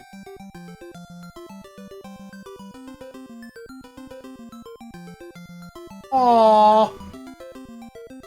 That's such a sad, desperate plea from Zelda. Like, dude, you can't stream for an hour and a half on a Tuesday. Come on, bud.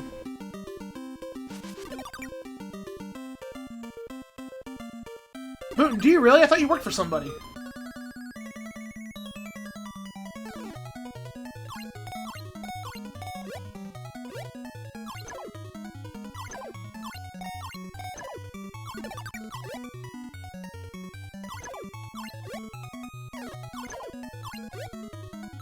Yes! There we go. You work for you? I didn't know that. I thought... Okay.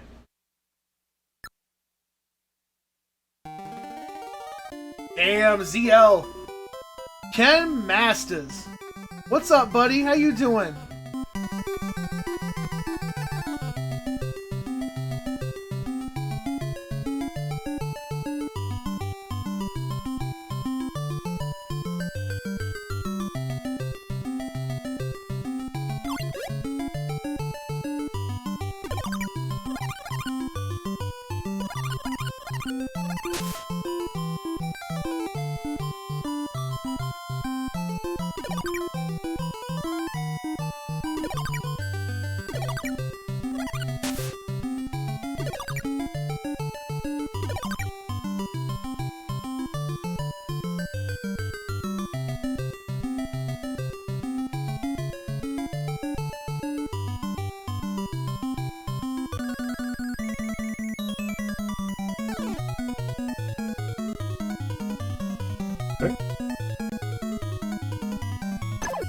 What is this?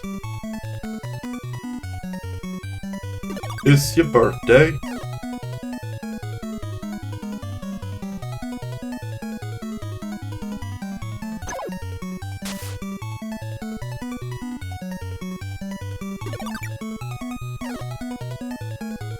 Alright.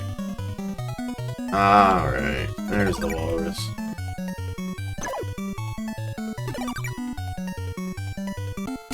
Have that, please.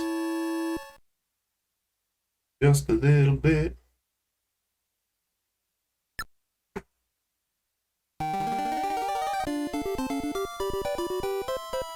Very much there. It's just there's a lot of really gross boss RNG, man. But there's also some banging songs.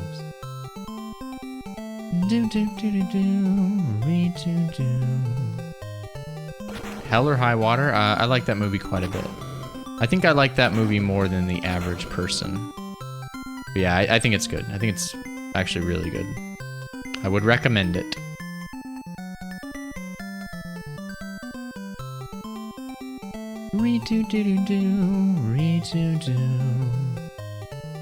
Yeah, it's good. You should check it out.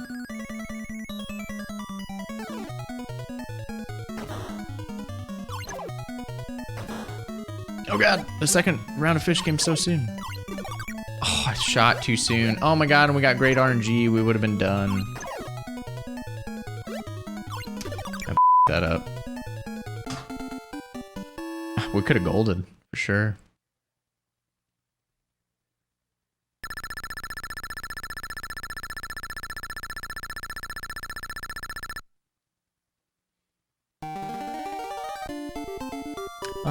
Yeah, this could definitely PB.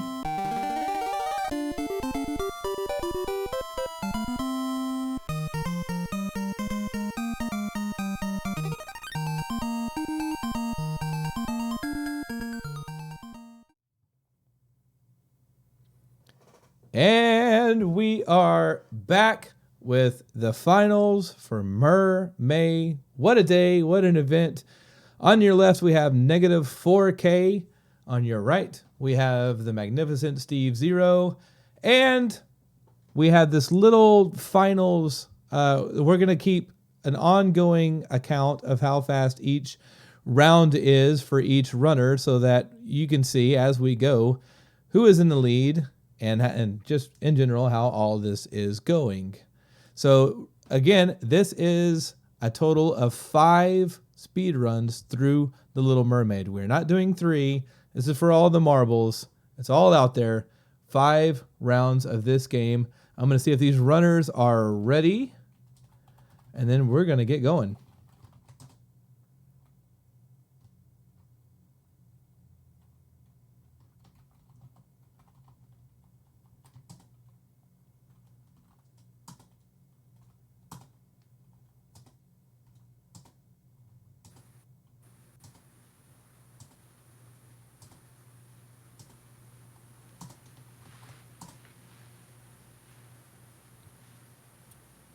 All right, and they should be getting started any moment now.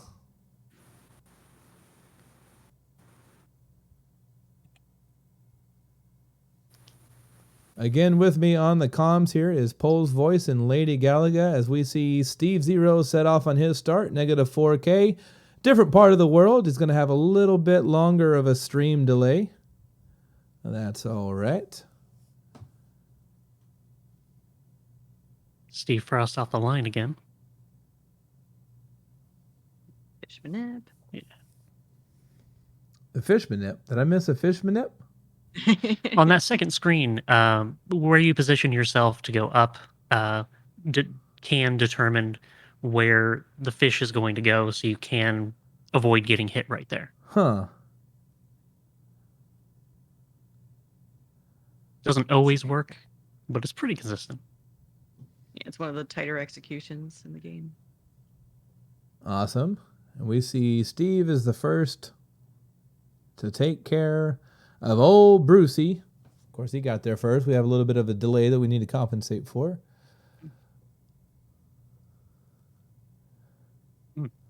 Oh, I see negative. Yeah, you bubbles all 3 fish on see right that, side yeah. over there. That's yep. And then just carries it over. Yep, slightly different. All Nice. right. Negative 4K, wasting no time. Steve Zero not employing the super spicy Edo strat. Being super safe at this point. I can imagine. I can He wants that imagine. win.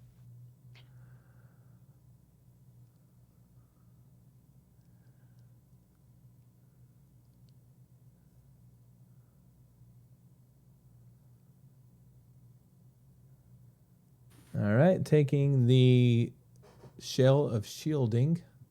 Always a good call. See how listen in on negative 4K here.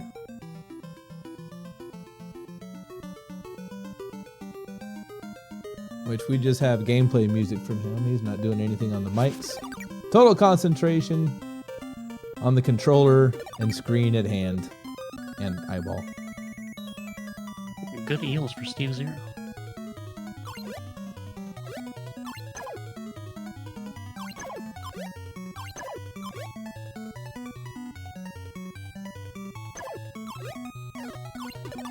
Now that was a good trick, just carrying that shrimp around, wondering where to go with it next. I like Yeah, that. was-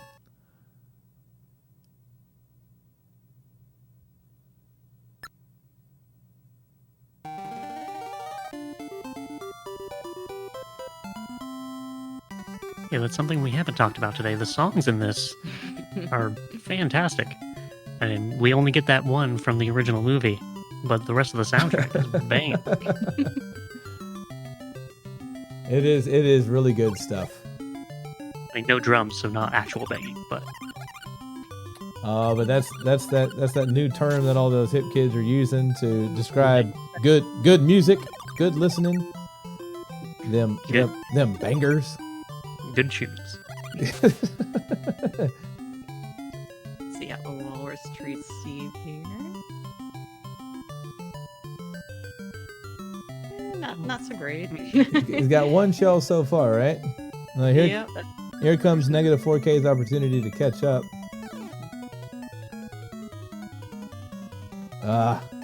Starts with an ice. He's got a shell. And he's got another shell. Dumps them both on the walrus. I believe Steve just needs one more shell, and there it is. Takes care of the walrus. Negative 4K just floating around in the water there. And Steve's stream is several seconds ahead, so just keep that in mind. There we go.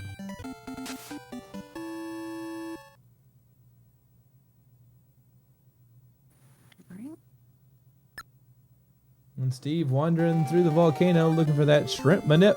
Got it. There. You got it. Super consistent. It's a pretty easy screen as long as you line your head on that little cave there. He did. Chat Free very, fall. chat is very upset with the walrus for the runner's sake. I love this ownership of hating the RNG along with the speedrunner. The speedrunner does not have time to shake a fist at the bad RNG, but chat will do it on your behalf. Look at that. The retro community at work. Exactly. Even if you've never played this game before, you see what Walrus is doing. And Uh huh. Oh, blessed RNG. Yeah, Steve Zero with really good RNG from the Maestro here. Negative having to play a little more safe. He had to avoid that fish. Getting just as good RNG. Nothing but fishies, I believe, for both runners. Nothing but fish. Nothing but fish. Swish. Nothing but fish.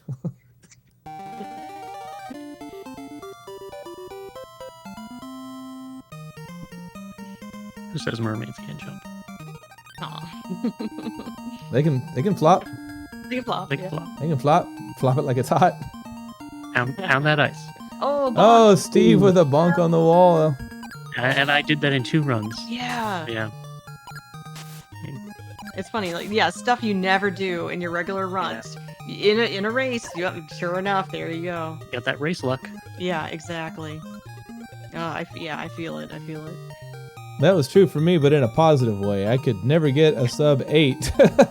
Yeah. And then I get on this dang race and boop. GG's. All right, That's PB. Steve. Admit that. Steve Zero looking to finish off Ursula first form. Playing like he means it. But so is negative 4K. Oh, oops, all fish. Fish. Oh. First Thank form you. finish with Steve Zero. You Steve still had. negative 4K needing to be a little careful. Be safe. Making me a little nervous. Can still die right there. Don't do it. Yeah, if either of them die at this point, yeah. Yeah. That A week. 4 more races that to get. could mean a lot. Exactly. Yeah, exactly. But at this level, That's going to Steve Zero needing to be really safe here. down to But 1 heart. We've seen him play crazy before and get crazy good times. I do not like how close he was to the edge of the screen there. That made me awfully afeared. And Steve Zero with the finish. But negative 4K, I believe, is caught up because of the delay difference. Negative 4K finishing just after Steve Zero. That is too good. That is Fantastic. too good. GG's, guys. GG's all around. Wow. Wow. All right. And the powers that be are going to input those times for us in that little blue box right there. The blue finals box that you'll see on your screen. Oh. Naked 4K not only caught up, he surpassed with a 707. Big 0707. Nice. All right. The runners want to waste no time. They are both telling me that they are ready. They're ready to go. So we are going to count them down.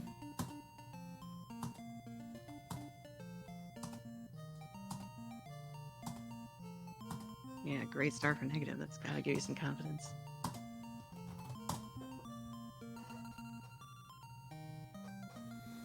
And here we go.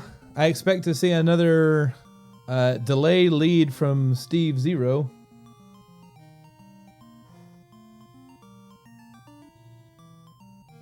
And Yeah, this level of there play. you go. Let's check in on Steve Zero this race.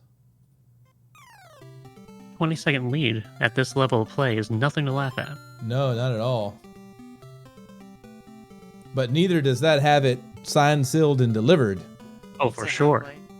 Not with the RNG in this game. Not with the RNG. Which is why these guys are running a total of 5 different races.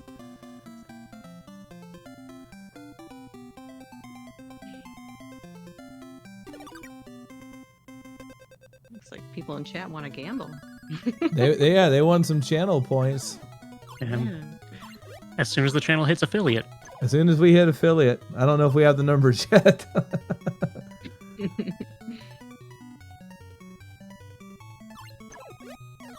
Yeah, average viewers, we should have those. I think it's the total streamed hours. Yeah. Exactly, yeah. Start doing some Salsa Shack member restreams.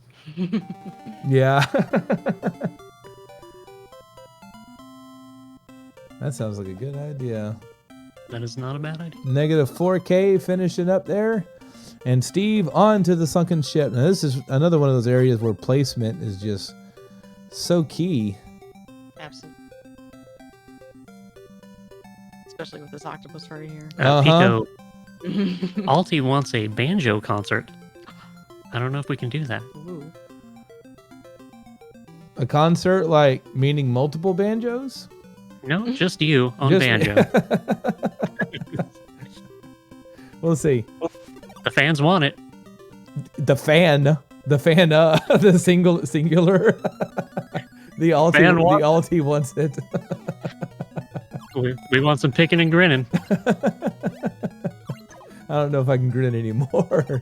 This might be permanently. This smile might be permanently stuck to my face after this MerMay event. It's been so much fun. And times like this, watching Steve Zero get trolled by these eels. Oh my gosh! I guess you have to play that aggressively because this is for all the stakes. All the marbles. All the marbles, but it's got me nervous. Oh, both runners getting through. Fantastic.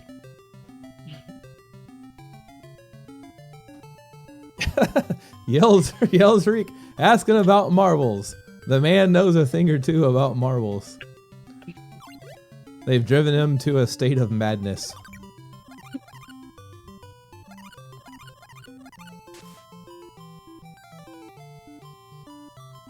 And I always considered this level like a little breath, a little breather room. I don't know if anyone else feels that way. Well, I spent too much time being upset about that ice cube and watching, all my friends go underneath it and feeling insecure about myself. Why can't I go underneath that thing? Yeah, I'm right there with you. Really? I just wait for it. I was trying to get the shell the entire time to get, like a shell shield. Oh, yeah. Oh, negative 4K with an unfortunate hit. Trying to thread the needle between those fish. Marbles.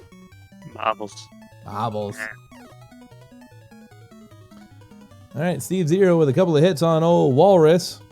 Walrus handing out a shell to negative 4K right out the gate. Just shells on shells. And then commences to troll him. Nope. All right, negative on his second shell. Steve on his third and fourth, and clears the Eggman. He's not the Eggman. He is the Walrus. Boo hoo hoo hoo. If you get the bad RNG. Oh yeah. One more shell from negative 4K, and looks like he's got it. Steve Zero wandering through the volcano.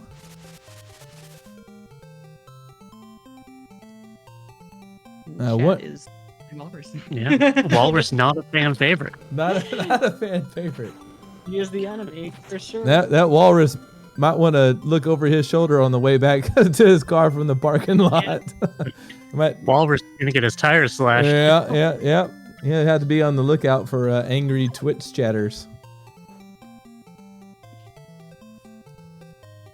Right, let's see what Soldierfish does here. And here we head to the ship. Oh, one fish. One fish. Three Two fish. Lots of blue fish. Any red fish? Nope. All right. This could help out negative 4K. It looks like he's got the same pattern. So far, it's the same pattern as what we just see. Yeah, down to the fish. It was the same exact pattern. Wow. It's kind of creepy. It's like the carts have become self-aware. They're playing the same seed. Indeed. Exactly. Indeed. There is a randomizer for this. Is there really? There is, yeah. No, thank you. I haven't played around with it, but it exists. It's out there. Okay. Yeah. MerMay Part 2. Yeah. And that could be another event in the Salsa Shack. Double the RRNG. RRNG. Under the sea. Oh my god. Yes, randomize the maze door. Stop in there. Stop in there. Good call, yeah.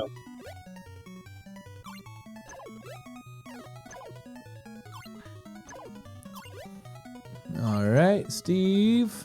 Looking to close. Nice. Ursula. Closed it out. Don't get. Don't get her. Don't get her. Do get her. Don't get her. Commentating clip of the day. Don't get her. Somebody clip it. Oh, late hit there for Steve. He don't care. He wants more fish. Steve, you do this every time, man. He definitely puts on a show. I can't talk. Just so confident. Steve. Steve. Oh. Wow. GG, Steve. Oh. My heart can't take it. Good Lord. Wow. And GG's negative 4K. GG, Steve. Whew. Very close round. That was a very close round. And you're fixing to see how close it was as this final board gets updated. Avodrock, thank you for the clip. Nice. Don't get her. Don't get her.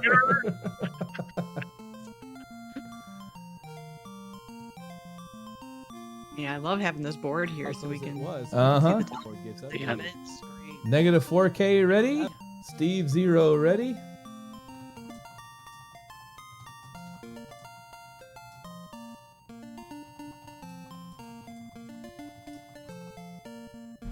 I'm 25 seconds behind. Shit.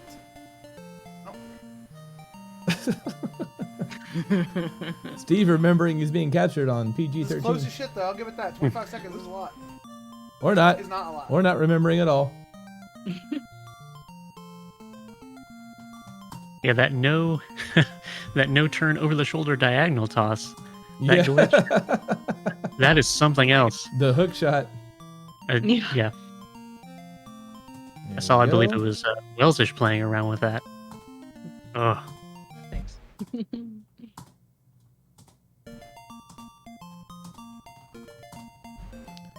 All right, and they have been counted down, and they will momentarily begin round 3 of the MerMay Finals.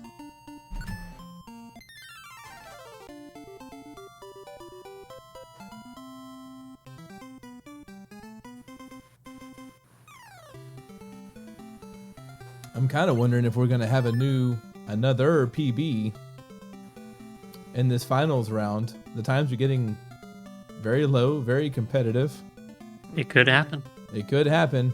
But then again, you might have these finals nerves working in the wings there. Are we gonna get a sub 7? That's a lot to ask. It's a lot to ask. Commentator, how could you? Oh no!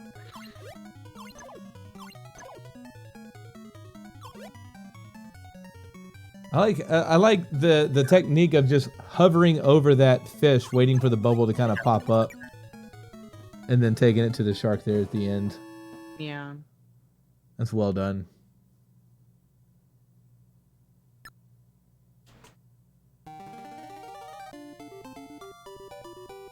Yeah, and if anybody wants to learn this that hasn't played it yet, there are a couple really good tutorials. I believe it was Lag Attack, and of course the Nest Master has a really good tutorial as well.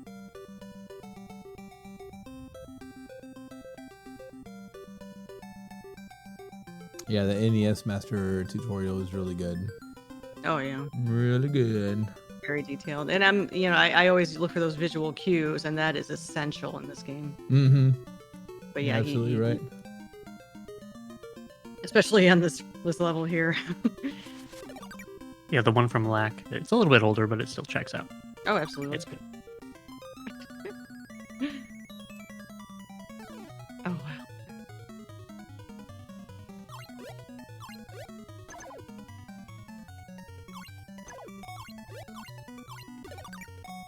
Yeah, my all pearls run quickly got outdated.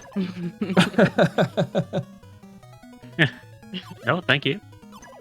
Interesting strategy to save that one little Krabby for Steve. He clears the ills with ease. He plays fearlessly. Does not stop for anything. He does not. He does not. It just scares me is all. Yeah. If I'm being honest. One wrong turn and it's all over. Mm-hmm. We have one bad death here and it could be the game.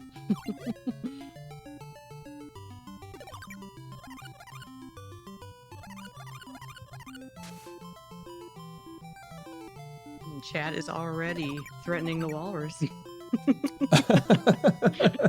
That he's gonna need to be relocated. Walrus Protective Services. Walrus relocation program. I mean, not that I'm on the walrus's side or anything. I don't know. I just got to think about animals, you know. That's right. That's right. He is a punk. He is a punk, no doubt about it. We will relocate him into new luggage. He's gonna have to move to the other pole. Holy cow! Holy cow! That is a threat. Steve looking to finish up the walrus here. Negative 4K. Looking to get some shells. And that does it for Steve. And that is 2 shells for negative 4K. 2 shells. 2 shell. It's my new rap name. Or not to shell. I make no apologies for the bad jokes behind this microphone over here.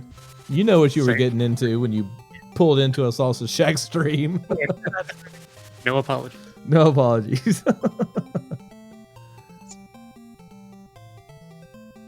It's nice having this delay because then you can watch, both streamers. Like I'll watch one fight and watch the other. It's kinda nice.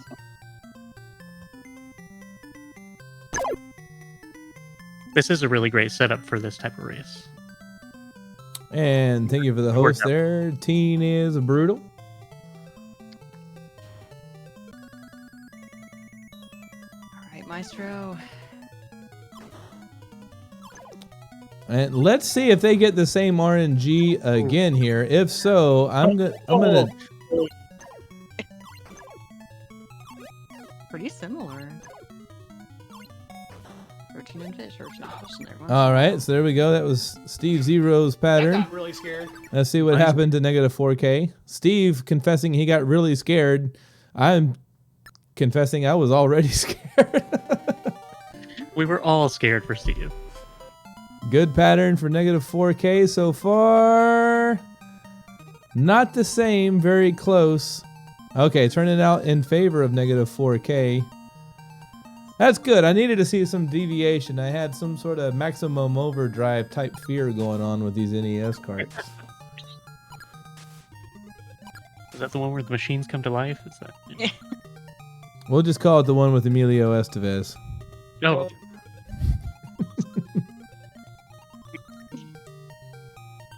Stephen King actually directed that movie. Oh, yeah? Yeah, I think it was his first time in the director's chair. And he enjoyed it so much that it was his last time in the director's chair. Just was not for him. Emilio! No more sheens for him. No more machines. Or sheens. No. No. I'll be over here. Oh, that was fast. No, you come out of the corner, Poles. Nobody puts Polsy in the corner. Steve Zero cleaning out first Ursula with extreme prejudice. That was very fast.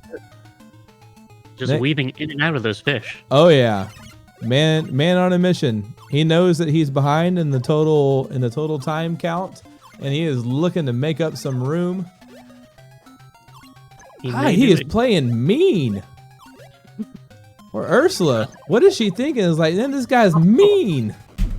Not taking any prisoners. I heard the clunk over here in South Texas. He clunked it so hard. Good Lord. GG Steve Zero. As we watch negative 4K in his the beginning of his battle with second form Ursula over here. So What hard. a good clunk. Good Lord. What a good clunk. GG Steve Zero. Negative 4K. Negative 4K. In his Is this tie it up? battle with Steve is listening to us, and now we're listening to ourselves through Steve's stream. So I'm just gonna pause that down real quick while they clock in their times. Ooh, ooh, that was spicy. 7. Well, I'm gonna wait until those times get totaled up. I'm not gonna shout anything out yet.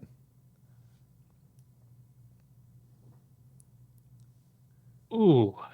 Yeah, chat agreeing. That was a good clunk. That was a hell of a clunk. 7:05 from Steve Zero. He wanted to make up some time, and he is on his way to doing that. Negative 4K, not going to make anything easy for him.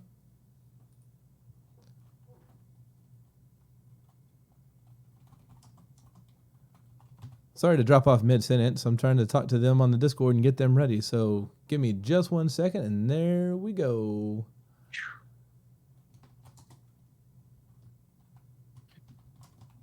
Within about 20 seconds of each other. That's pretty close. And counting them down now.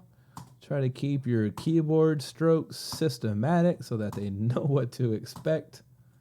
You go from the 2, you go from the 1 to spelling out the word go with an exclamation point in all caps, because that's how you have to start a race. That is the font equivalent of a pistol shot start. Let us go. Let us go. Let us go. All right, and where we see Steve Zero heading off, we're gonna listen in on negative 4K this time. Just bouncing back and forth between the audio here in between rounds.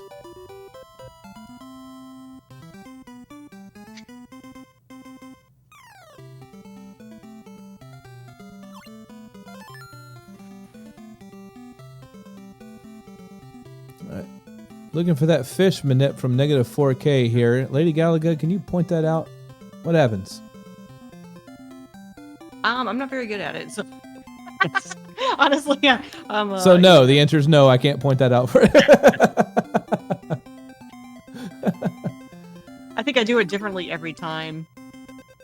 Avodrock, the Salsa Shack is all about the human element. That's right. That's right. Promoting automation in here. Man, we were just talking about maximum overdrive. You don't want that stuff going on. Machines are taking their jobs. Avodrock is tropical. You see it there.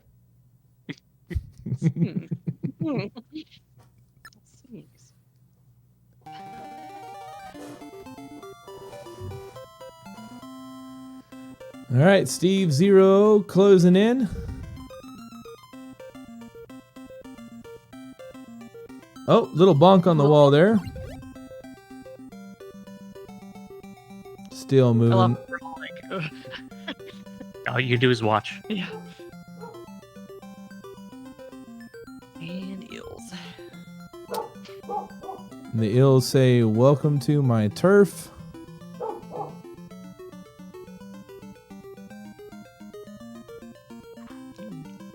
don't know if that hit counted or. Steve down to 1 heart. Oh, Steve with the unfortunate death. Dude playing so aggressive. Most of the time it pays off for him. With the unfortunate death here, though. This gives negative 4K a substantial lead. Unless he does the same thing here. He's got 1 heart left. He's got 1 eel left. And he's got 2 crabs. One on... Oh, that was close. You do, in fact, hate to see it. You do. You do hate to see it. Oh. Wow. Now he's got to work that double shot here with the eels. But you can never count anything. You can't count yourself out of this if you're Steve. The RNG is too wicked in this game, and deaths are too easy.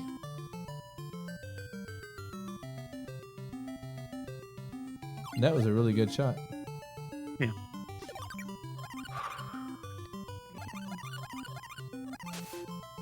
All right, and that's the final eel. Negative 4K with a bit of a lead, heading down to Maestro. Knocking some fishies out along the way.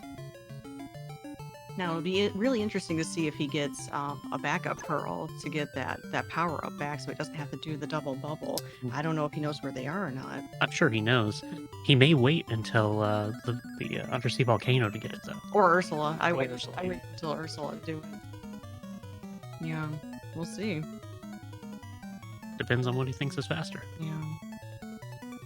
I was looking everywhere for that freaking power up, and I had no idea. I was randomly opening chests. I was like, nope, this one's empty. Nope, this one's got a pearl. Yeah, I made a thing this morning to find out another one because I knew of one backup, but I was like, let's see if there's a backup there. Sure enough, I was like, And did it come in handy today? oh, it sure did. Oh, there you go. Look at you putting in the time. Exactly. GG's. Like, there is one backup one in the next level, but it's in that screen where there's like 3 shrimp that come at you right away. So that's kind of hard to do that one. So I got the easier one that's right away in Ursula's castle. So we'll see. We'll see what happens.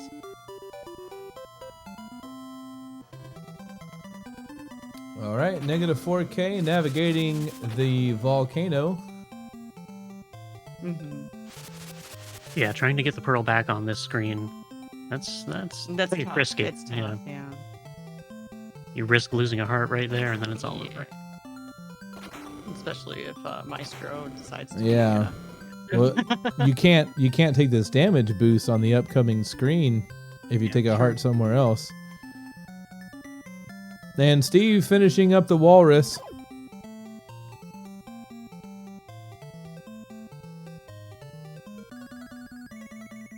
Alright. Let's see what Maestro does here. Oh, 2 fish. Maestro being quite a friend to negative 4K. Nope. Until I said something. That's just kidding. That is on you. Just kidding. But he makes up for it. Hey, he does. Here's your fishes. Here's your fishes. Go ahead and send them to my demise. Use them to my detriment. Fair mermaid. What a pal. What a pal. We all need a pal like that. Steve Zero playing pretty safe here. Choosing to not take the damage boost. It goes over the wall of critters.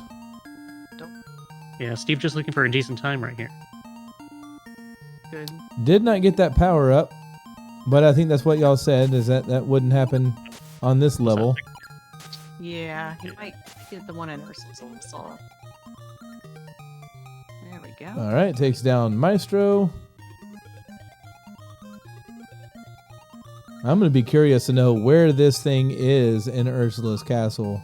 Oh, it's right away, yeah. Because I couldn't find it. Oh, it's right away? Yeah, it's right away. It's the first chest right there. You can get a shell that's Right there? buried in the sand.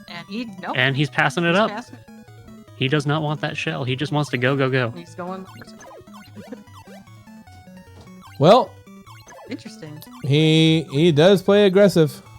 That's true. We know this.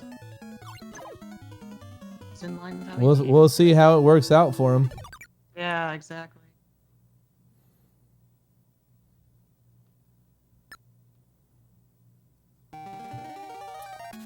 And as negative 4K begins his battle with second form Ursula, Steve Zero is getting into Ursula room number 1.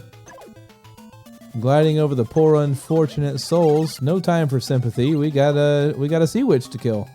To slay. Sorry, slay. Slay the sea witch. Slaying a sea witch. All fish. Steve.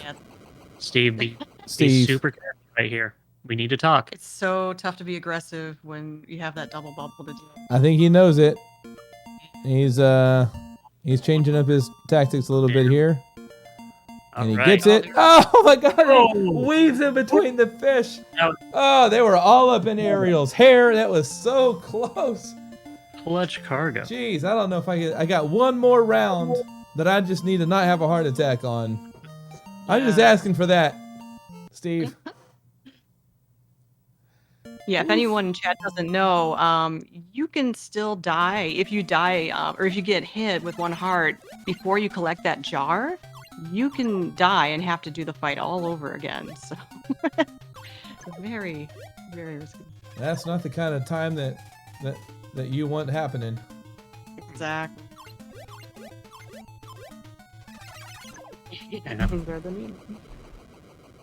And another monstrous clunk from Steve 0. GG Steve. GG negative 4K.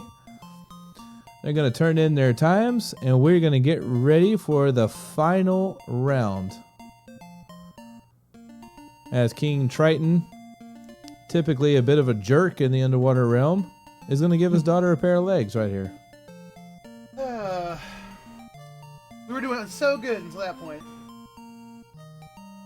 Ooh. Negative widening that lead just a little bit more. As King Triton, typically a bit of a jerk in the... All right, we have a ready from negative 4K.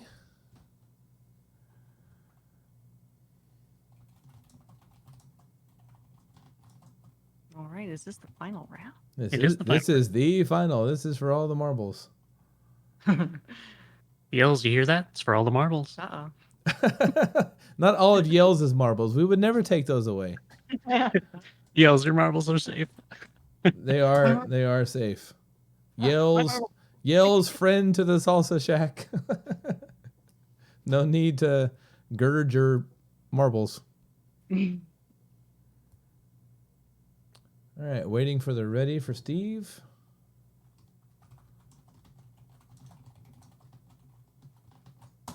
And the countdown begins.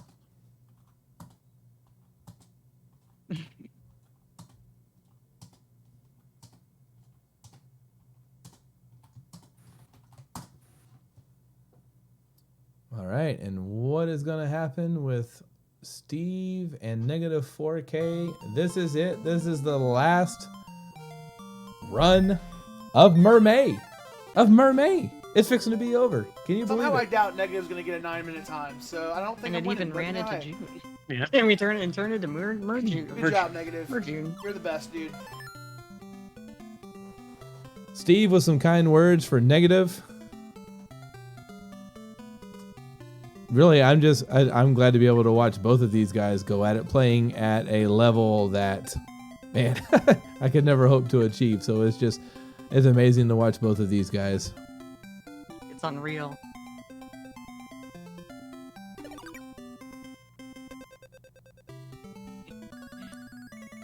Now, I don't know what to play in June. Uh-oh. Yeah, I don't know. Anybody got suggestions? Yeah, if you check out the Discord, there are other community events going on, not from the Salsa Shack, but they've asked Salsa Shack members or family if they want to participate in those. So there are some things going down if you check out the events channel in the Salsa Shack Discord. Seen some people going after Ninja Gaiden. Ninjun Gaiden. Ninjun Gaiden. Mm-hmm. Or July? Either one? I'm gonna need 2 months for that. Oh yeah, absolutely. So just to get one run completed. Ninja Summer Garden. Guidance. Yeah, Summer Garden. Summer Garden. Yeah.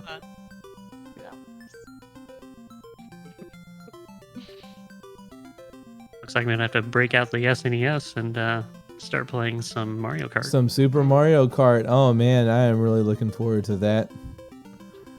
And that is near and dear to Retrophile's heart, so it's going to be a fantastic event. He's going to give it some love and care and really nurture it, grow it into something amazing. As we see Steve 0 taking on the two ills. I'm not looking at my paper. Okay, I totally am. Flotsam and Jetsam. You figure someone would have that memorized by now, but... Someone. Ooh, See, with the super spicy eels. That was really fast. He knows he's behind. He wants to make it up so bad. Well, he just got to play his best and hope for some wicked RNG for -4K. Not to say it can't happen. This game is awfully brutal. I don't think that says it all. This game is more than brutal. What is beyond brutal? What is the word that's I don't even know. terrifying?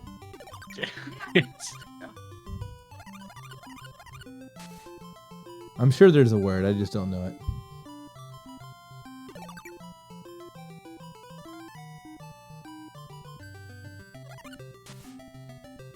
Duck under the ice cube. There.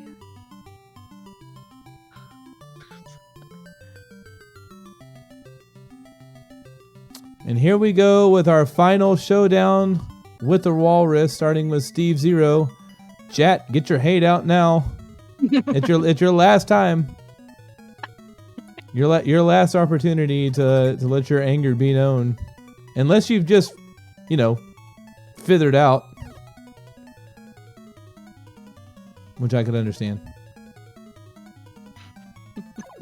All right, getting a decent amount of shells here for Steve Zero. Avoiding that one ice block, hoping the next one's a shell, but it ain't. As -4K closes in on the walrus. Oh, Steve! Near miss with the shell there. Jumps up, grabs the jar trophy thing. Yeah, what that is. I don't know what it is. It's kind of, it's like a teapot, clay pot, teapot. You know what it is. It's a thingamajig. Yeah. It's a dingle hopper. If one of us had the manual. Oh, yeah. Someone get Muxosaur. Nobody reads. No one reads video games manuals like Muxosaur. I see some fists shaking at the walrus. Yeah. That poor dude. He's gonna need a change of address. Damage boost from Steve Zero.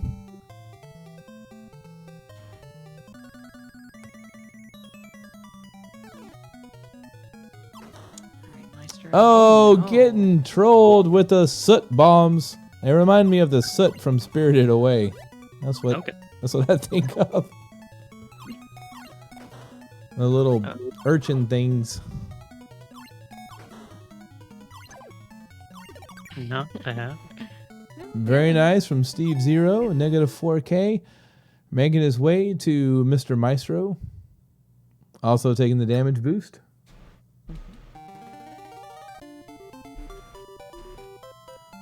And we do have a Pinbot and high speed contest going on in June.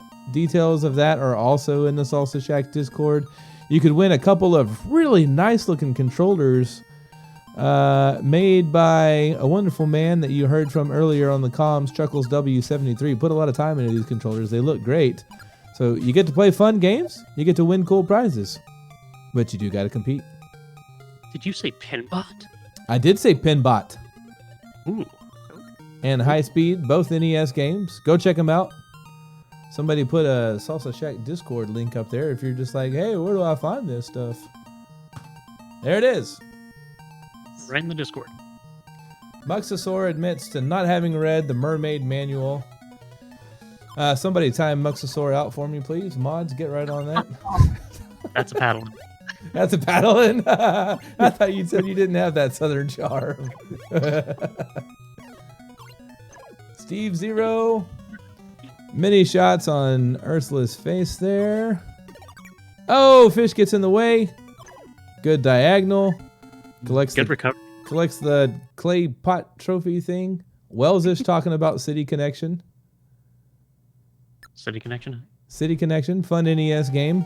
There's been some chit-chat about that also in the Discord. Gonna have alternating events going on. Maybe. That's good. Steve Zero looking to close out Ursula 2. Yeah, for you guys that don't know, Pole's Voice and Lady Galaga were the masterminds behind this MerMay event. They just basically kicked down the door of the Salsa Shack and said, "Hey, MerMay." And we looked at each other and said, "Hey, MerMay." Yeah. That sounds good. Steve Zero, GG, sir. Recording your time. Waiting for negative 4K to finish up. A blank shot on that fish. I don't know why that happens. Just glitchy. Oh, negative 4K. Hang in there. Down to 1 heart. Last hit. He's safe. Thanks, everybody. GG. Thanks for all the negative 4K. love, and I want to thank Salsa Shack for being awesome and putting this together. Eco and Poles, Galaga. Oh, Steve. Oh, Steve, you lovely, lovely man. Give me just a second, and I'm gonna see if Steve can do an interview, or either one of them.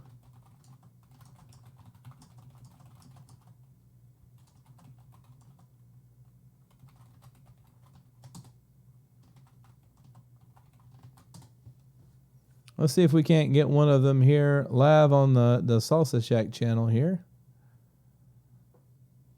Steve Zero is down.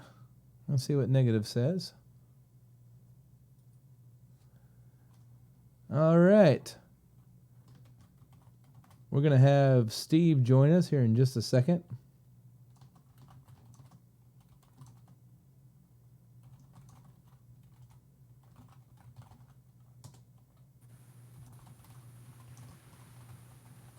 Negative 4K, not confident in his English abilities. That's okay. Hey, guys. Steve freaking Zero. Welcome, welcome in. GG's on a mermaid race well completed. And thank you for the kind words at the end of your stream. We did pick that up. We were listening to your audio. So thank you for those kind words. You did. Oh, I mean, definitely well deserved for y'all. Y'all deserve it. Well, thank you so much. You did magnificent in this race. How are you feeling about it, man? Dude, it was definitely a crazy month. Anybody that follows me knows that I pretty much streamed this game for probably 35 days, or 34 out of 35 days in the last month and a half. So, but definitely have not played Mermaid complete 35 minutes straight, so 38 minutes. So it was definitely an experience. This is my first race too, by the way, so I've never raced before. Oh man. That's something that I wanted to ask you about, because round 1 Steve Zero was not the same Steve Zero that we saw in the finals, and I've caught your streams before, and I know what you can do. And so I watched your gameplay from round 1 and was just thinking to myself, like, man, he can't be happy with how he's playing right now. Oh no, I was like, because I know in the Discord y'all said to be like PG-13, and I was like in my head X-rated, saying all the bad words. So, but trying to keep it like just stone-faced anger Steve. Stone-faced anger Steve. So like, yeah, that was when I hit that 9 minute. I'm like, I'm really gonna be out first round. I'm really gonna be out first round, and I've been practicing so hard and like trying to get in here. I was like, wow. But then yeah, so thankfully I was able to get in there. But damn, I was like not a happy camper. Definitely nerves, like first race nerves, and then I didn't practice today really. Before I practiced like this morning, like when I was streaming, because I streamed late. So, but yeah, I was just like, I think nerves and like just a little bit of like getting used to it again. Yeah. And I mean, you're in a community of speedrunners, man. Like we remember those first races, and like you have immediate sympathy from all of us. We remember those first race jitters. Much. Yeah, absolutely, man. And chat is right. Like you did fantastic. You guys both did fantastic. Your sportsmanship with negative 4K is to be modeled. Well done. I have a lot of deep, like I've said it a million times on my stream this month, and I have a lot of respect for negative, and I was really happy because I know for me, I say my story all the time, but basically I'll just TLDR it. I got a 705 in January, stopped playing it after because I got a 214 eels into a worse walrus. I was done. I was like, F this game. RNG sucks. Let's play something else. And then I think Ken or somebody else told me, they were like, yeah, like just go ahead and you guys are doing this. So I got back into it, and then that month went by. I went from like a 705 to a 651, which was like crazy.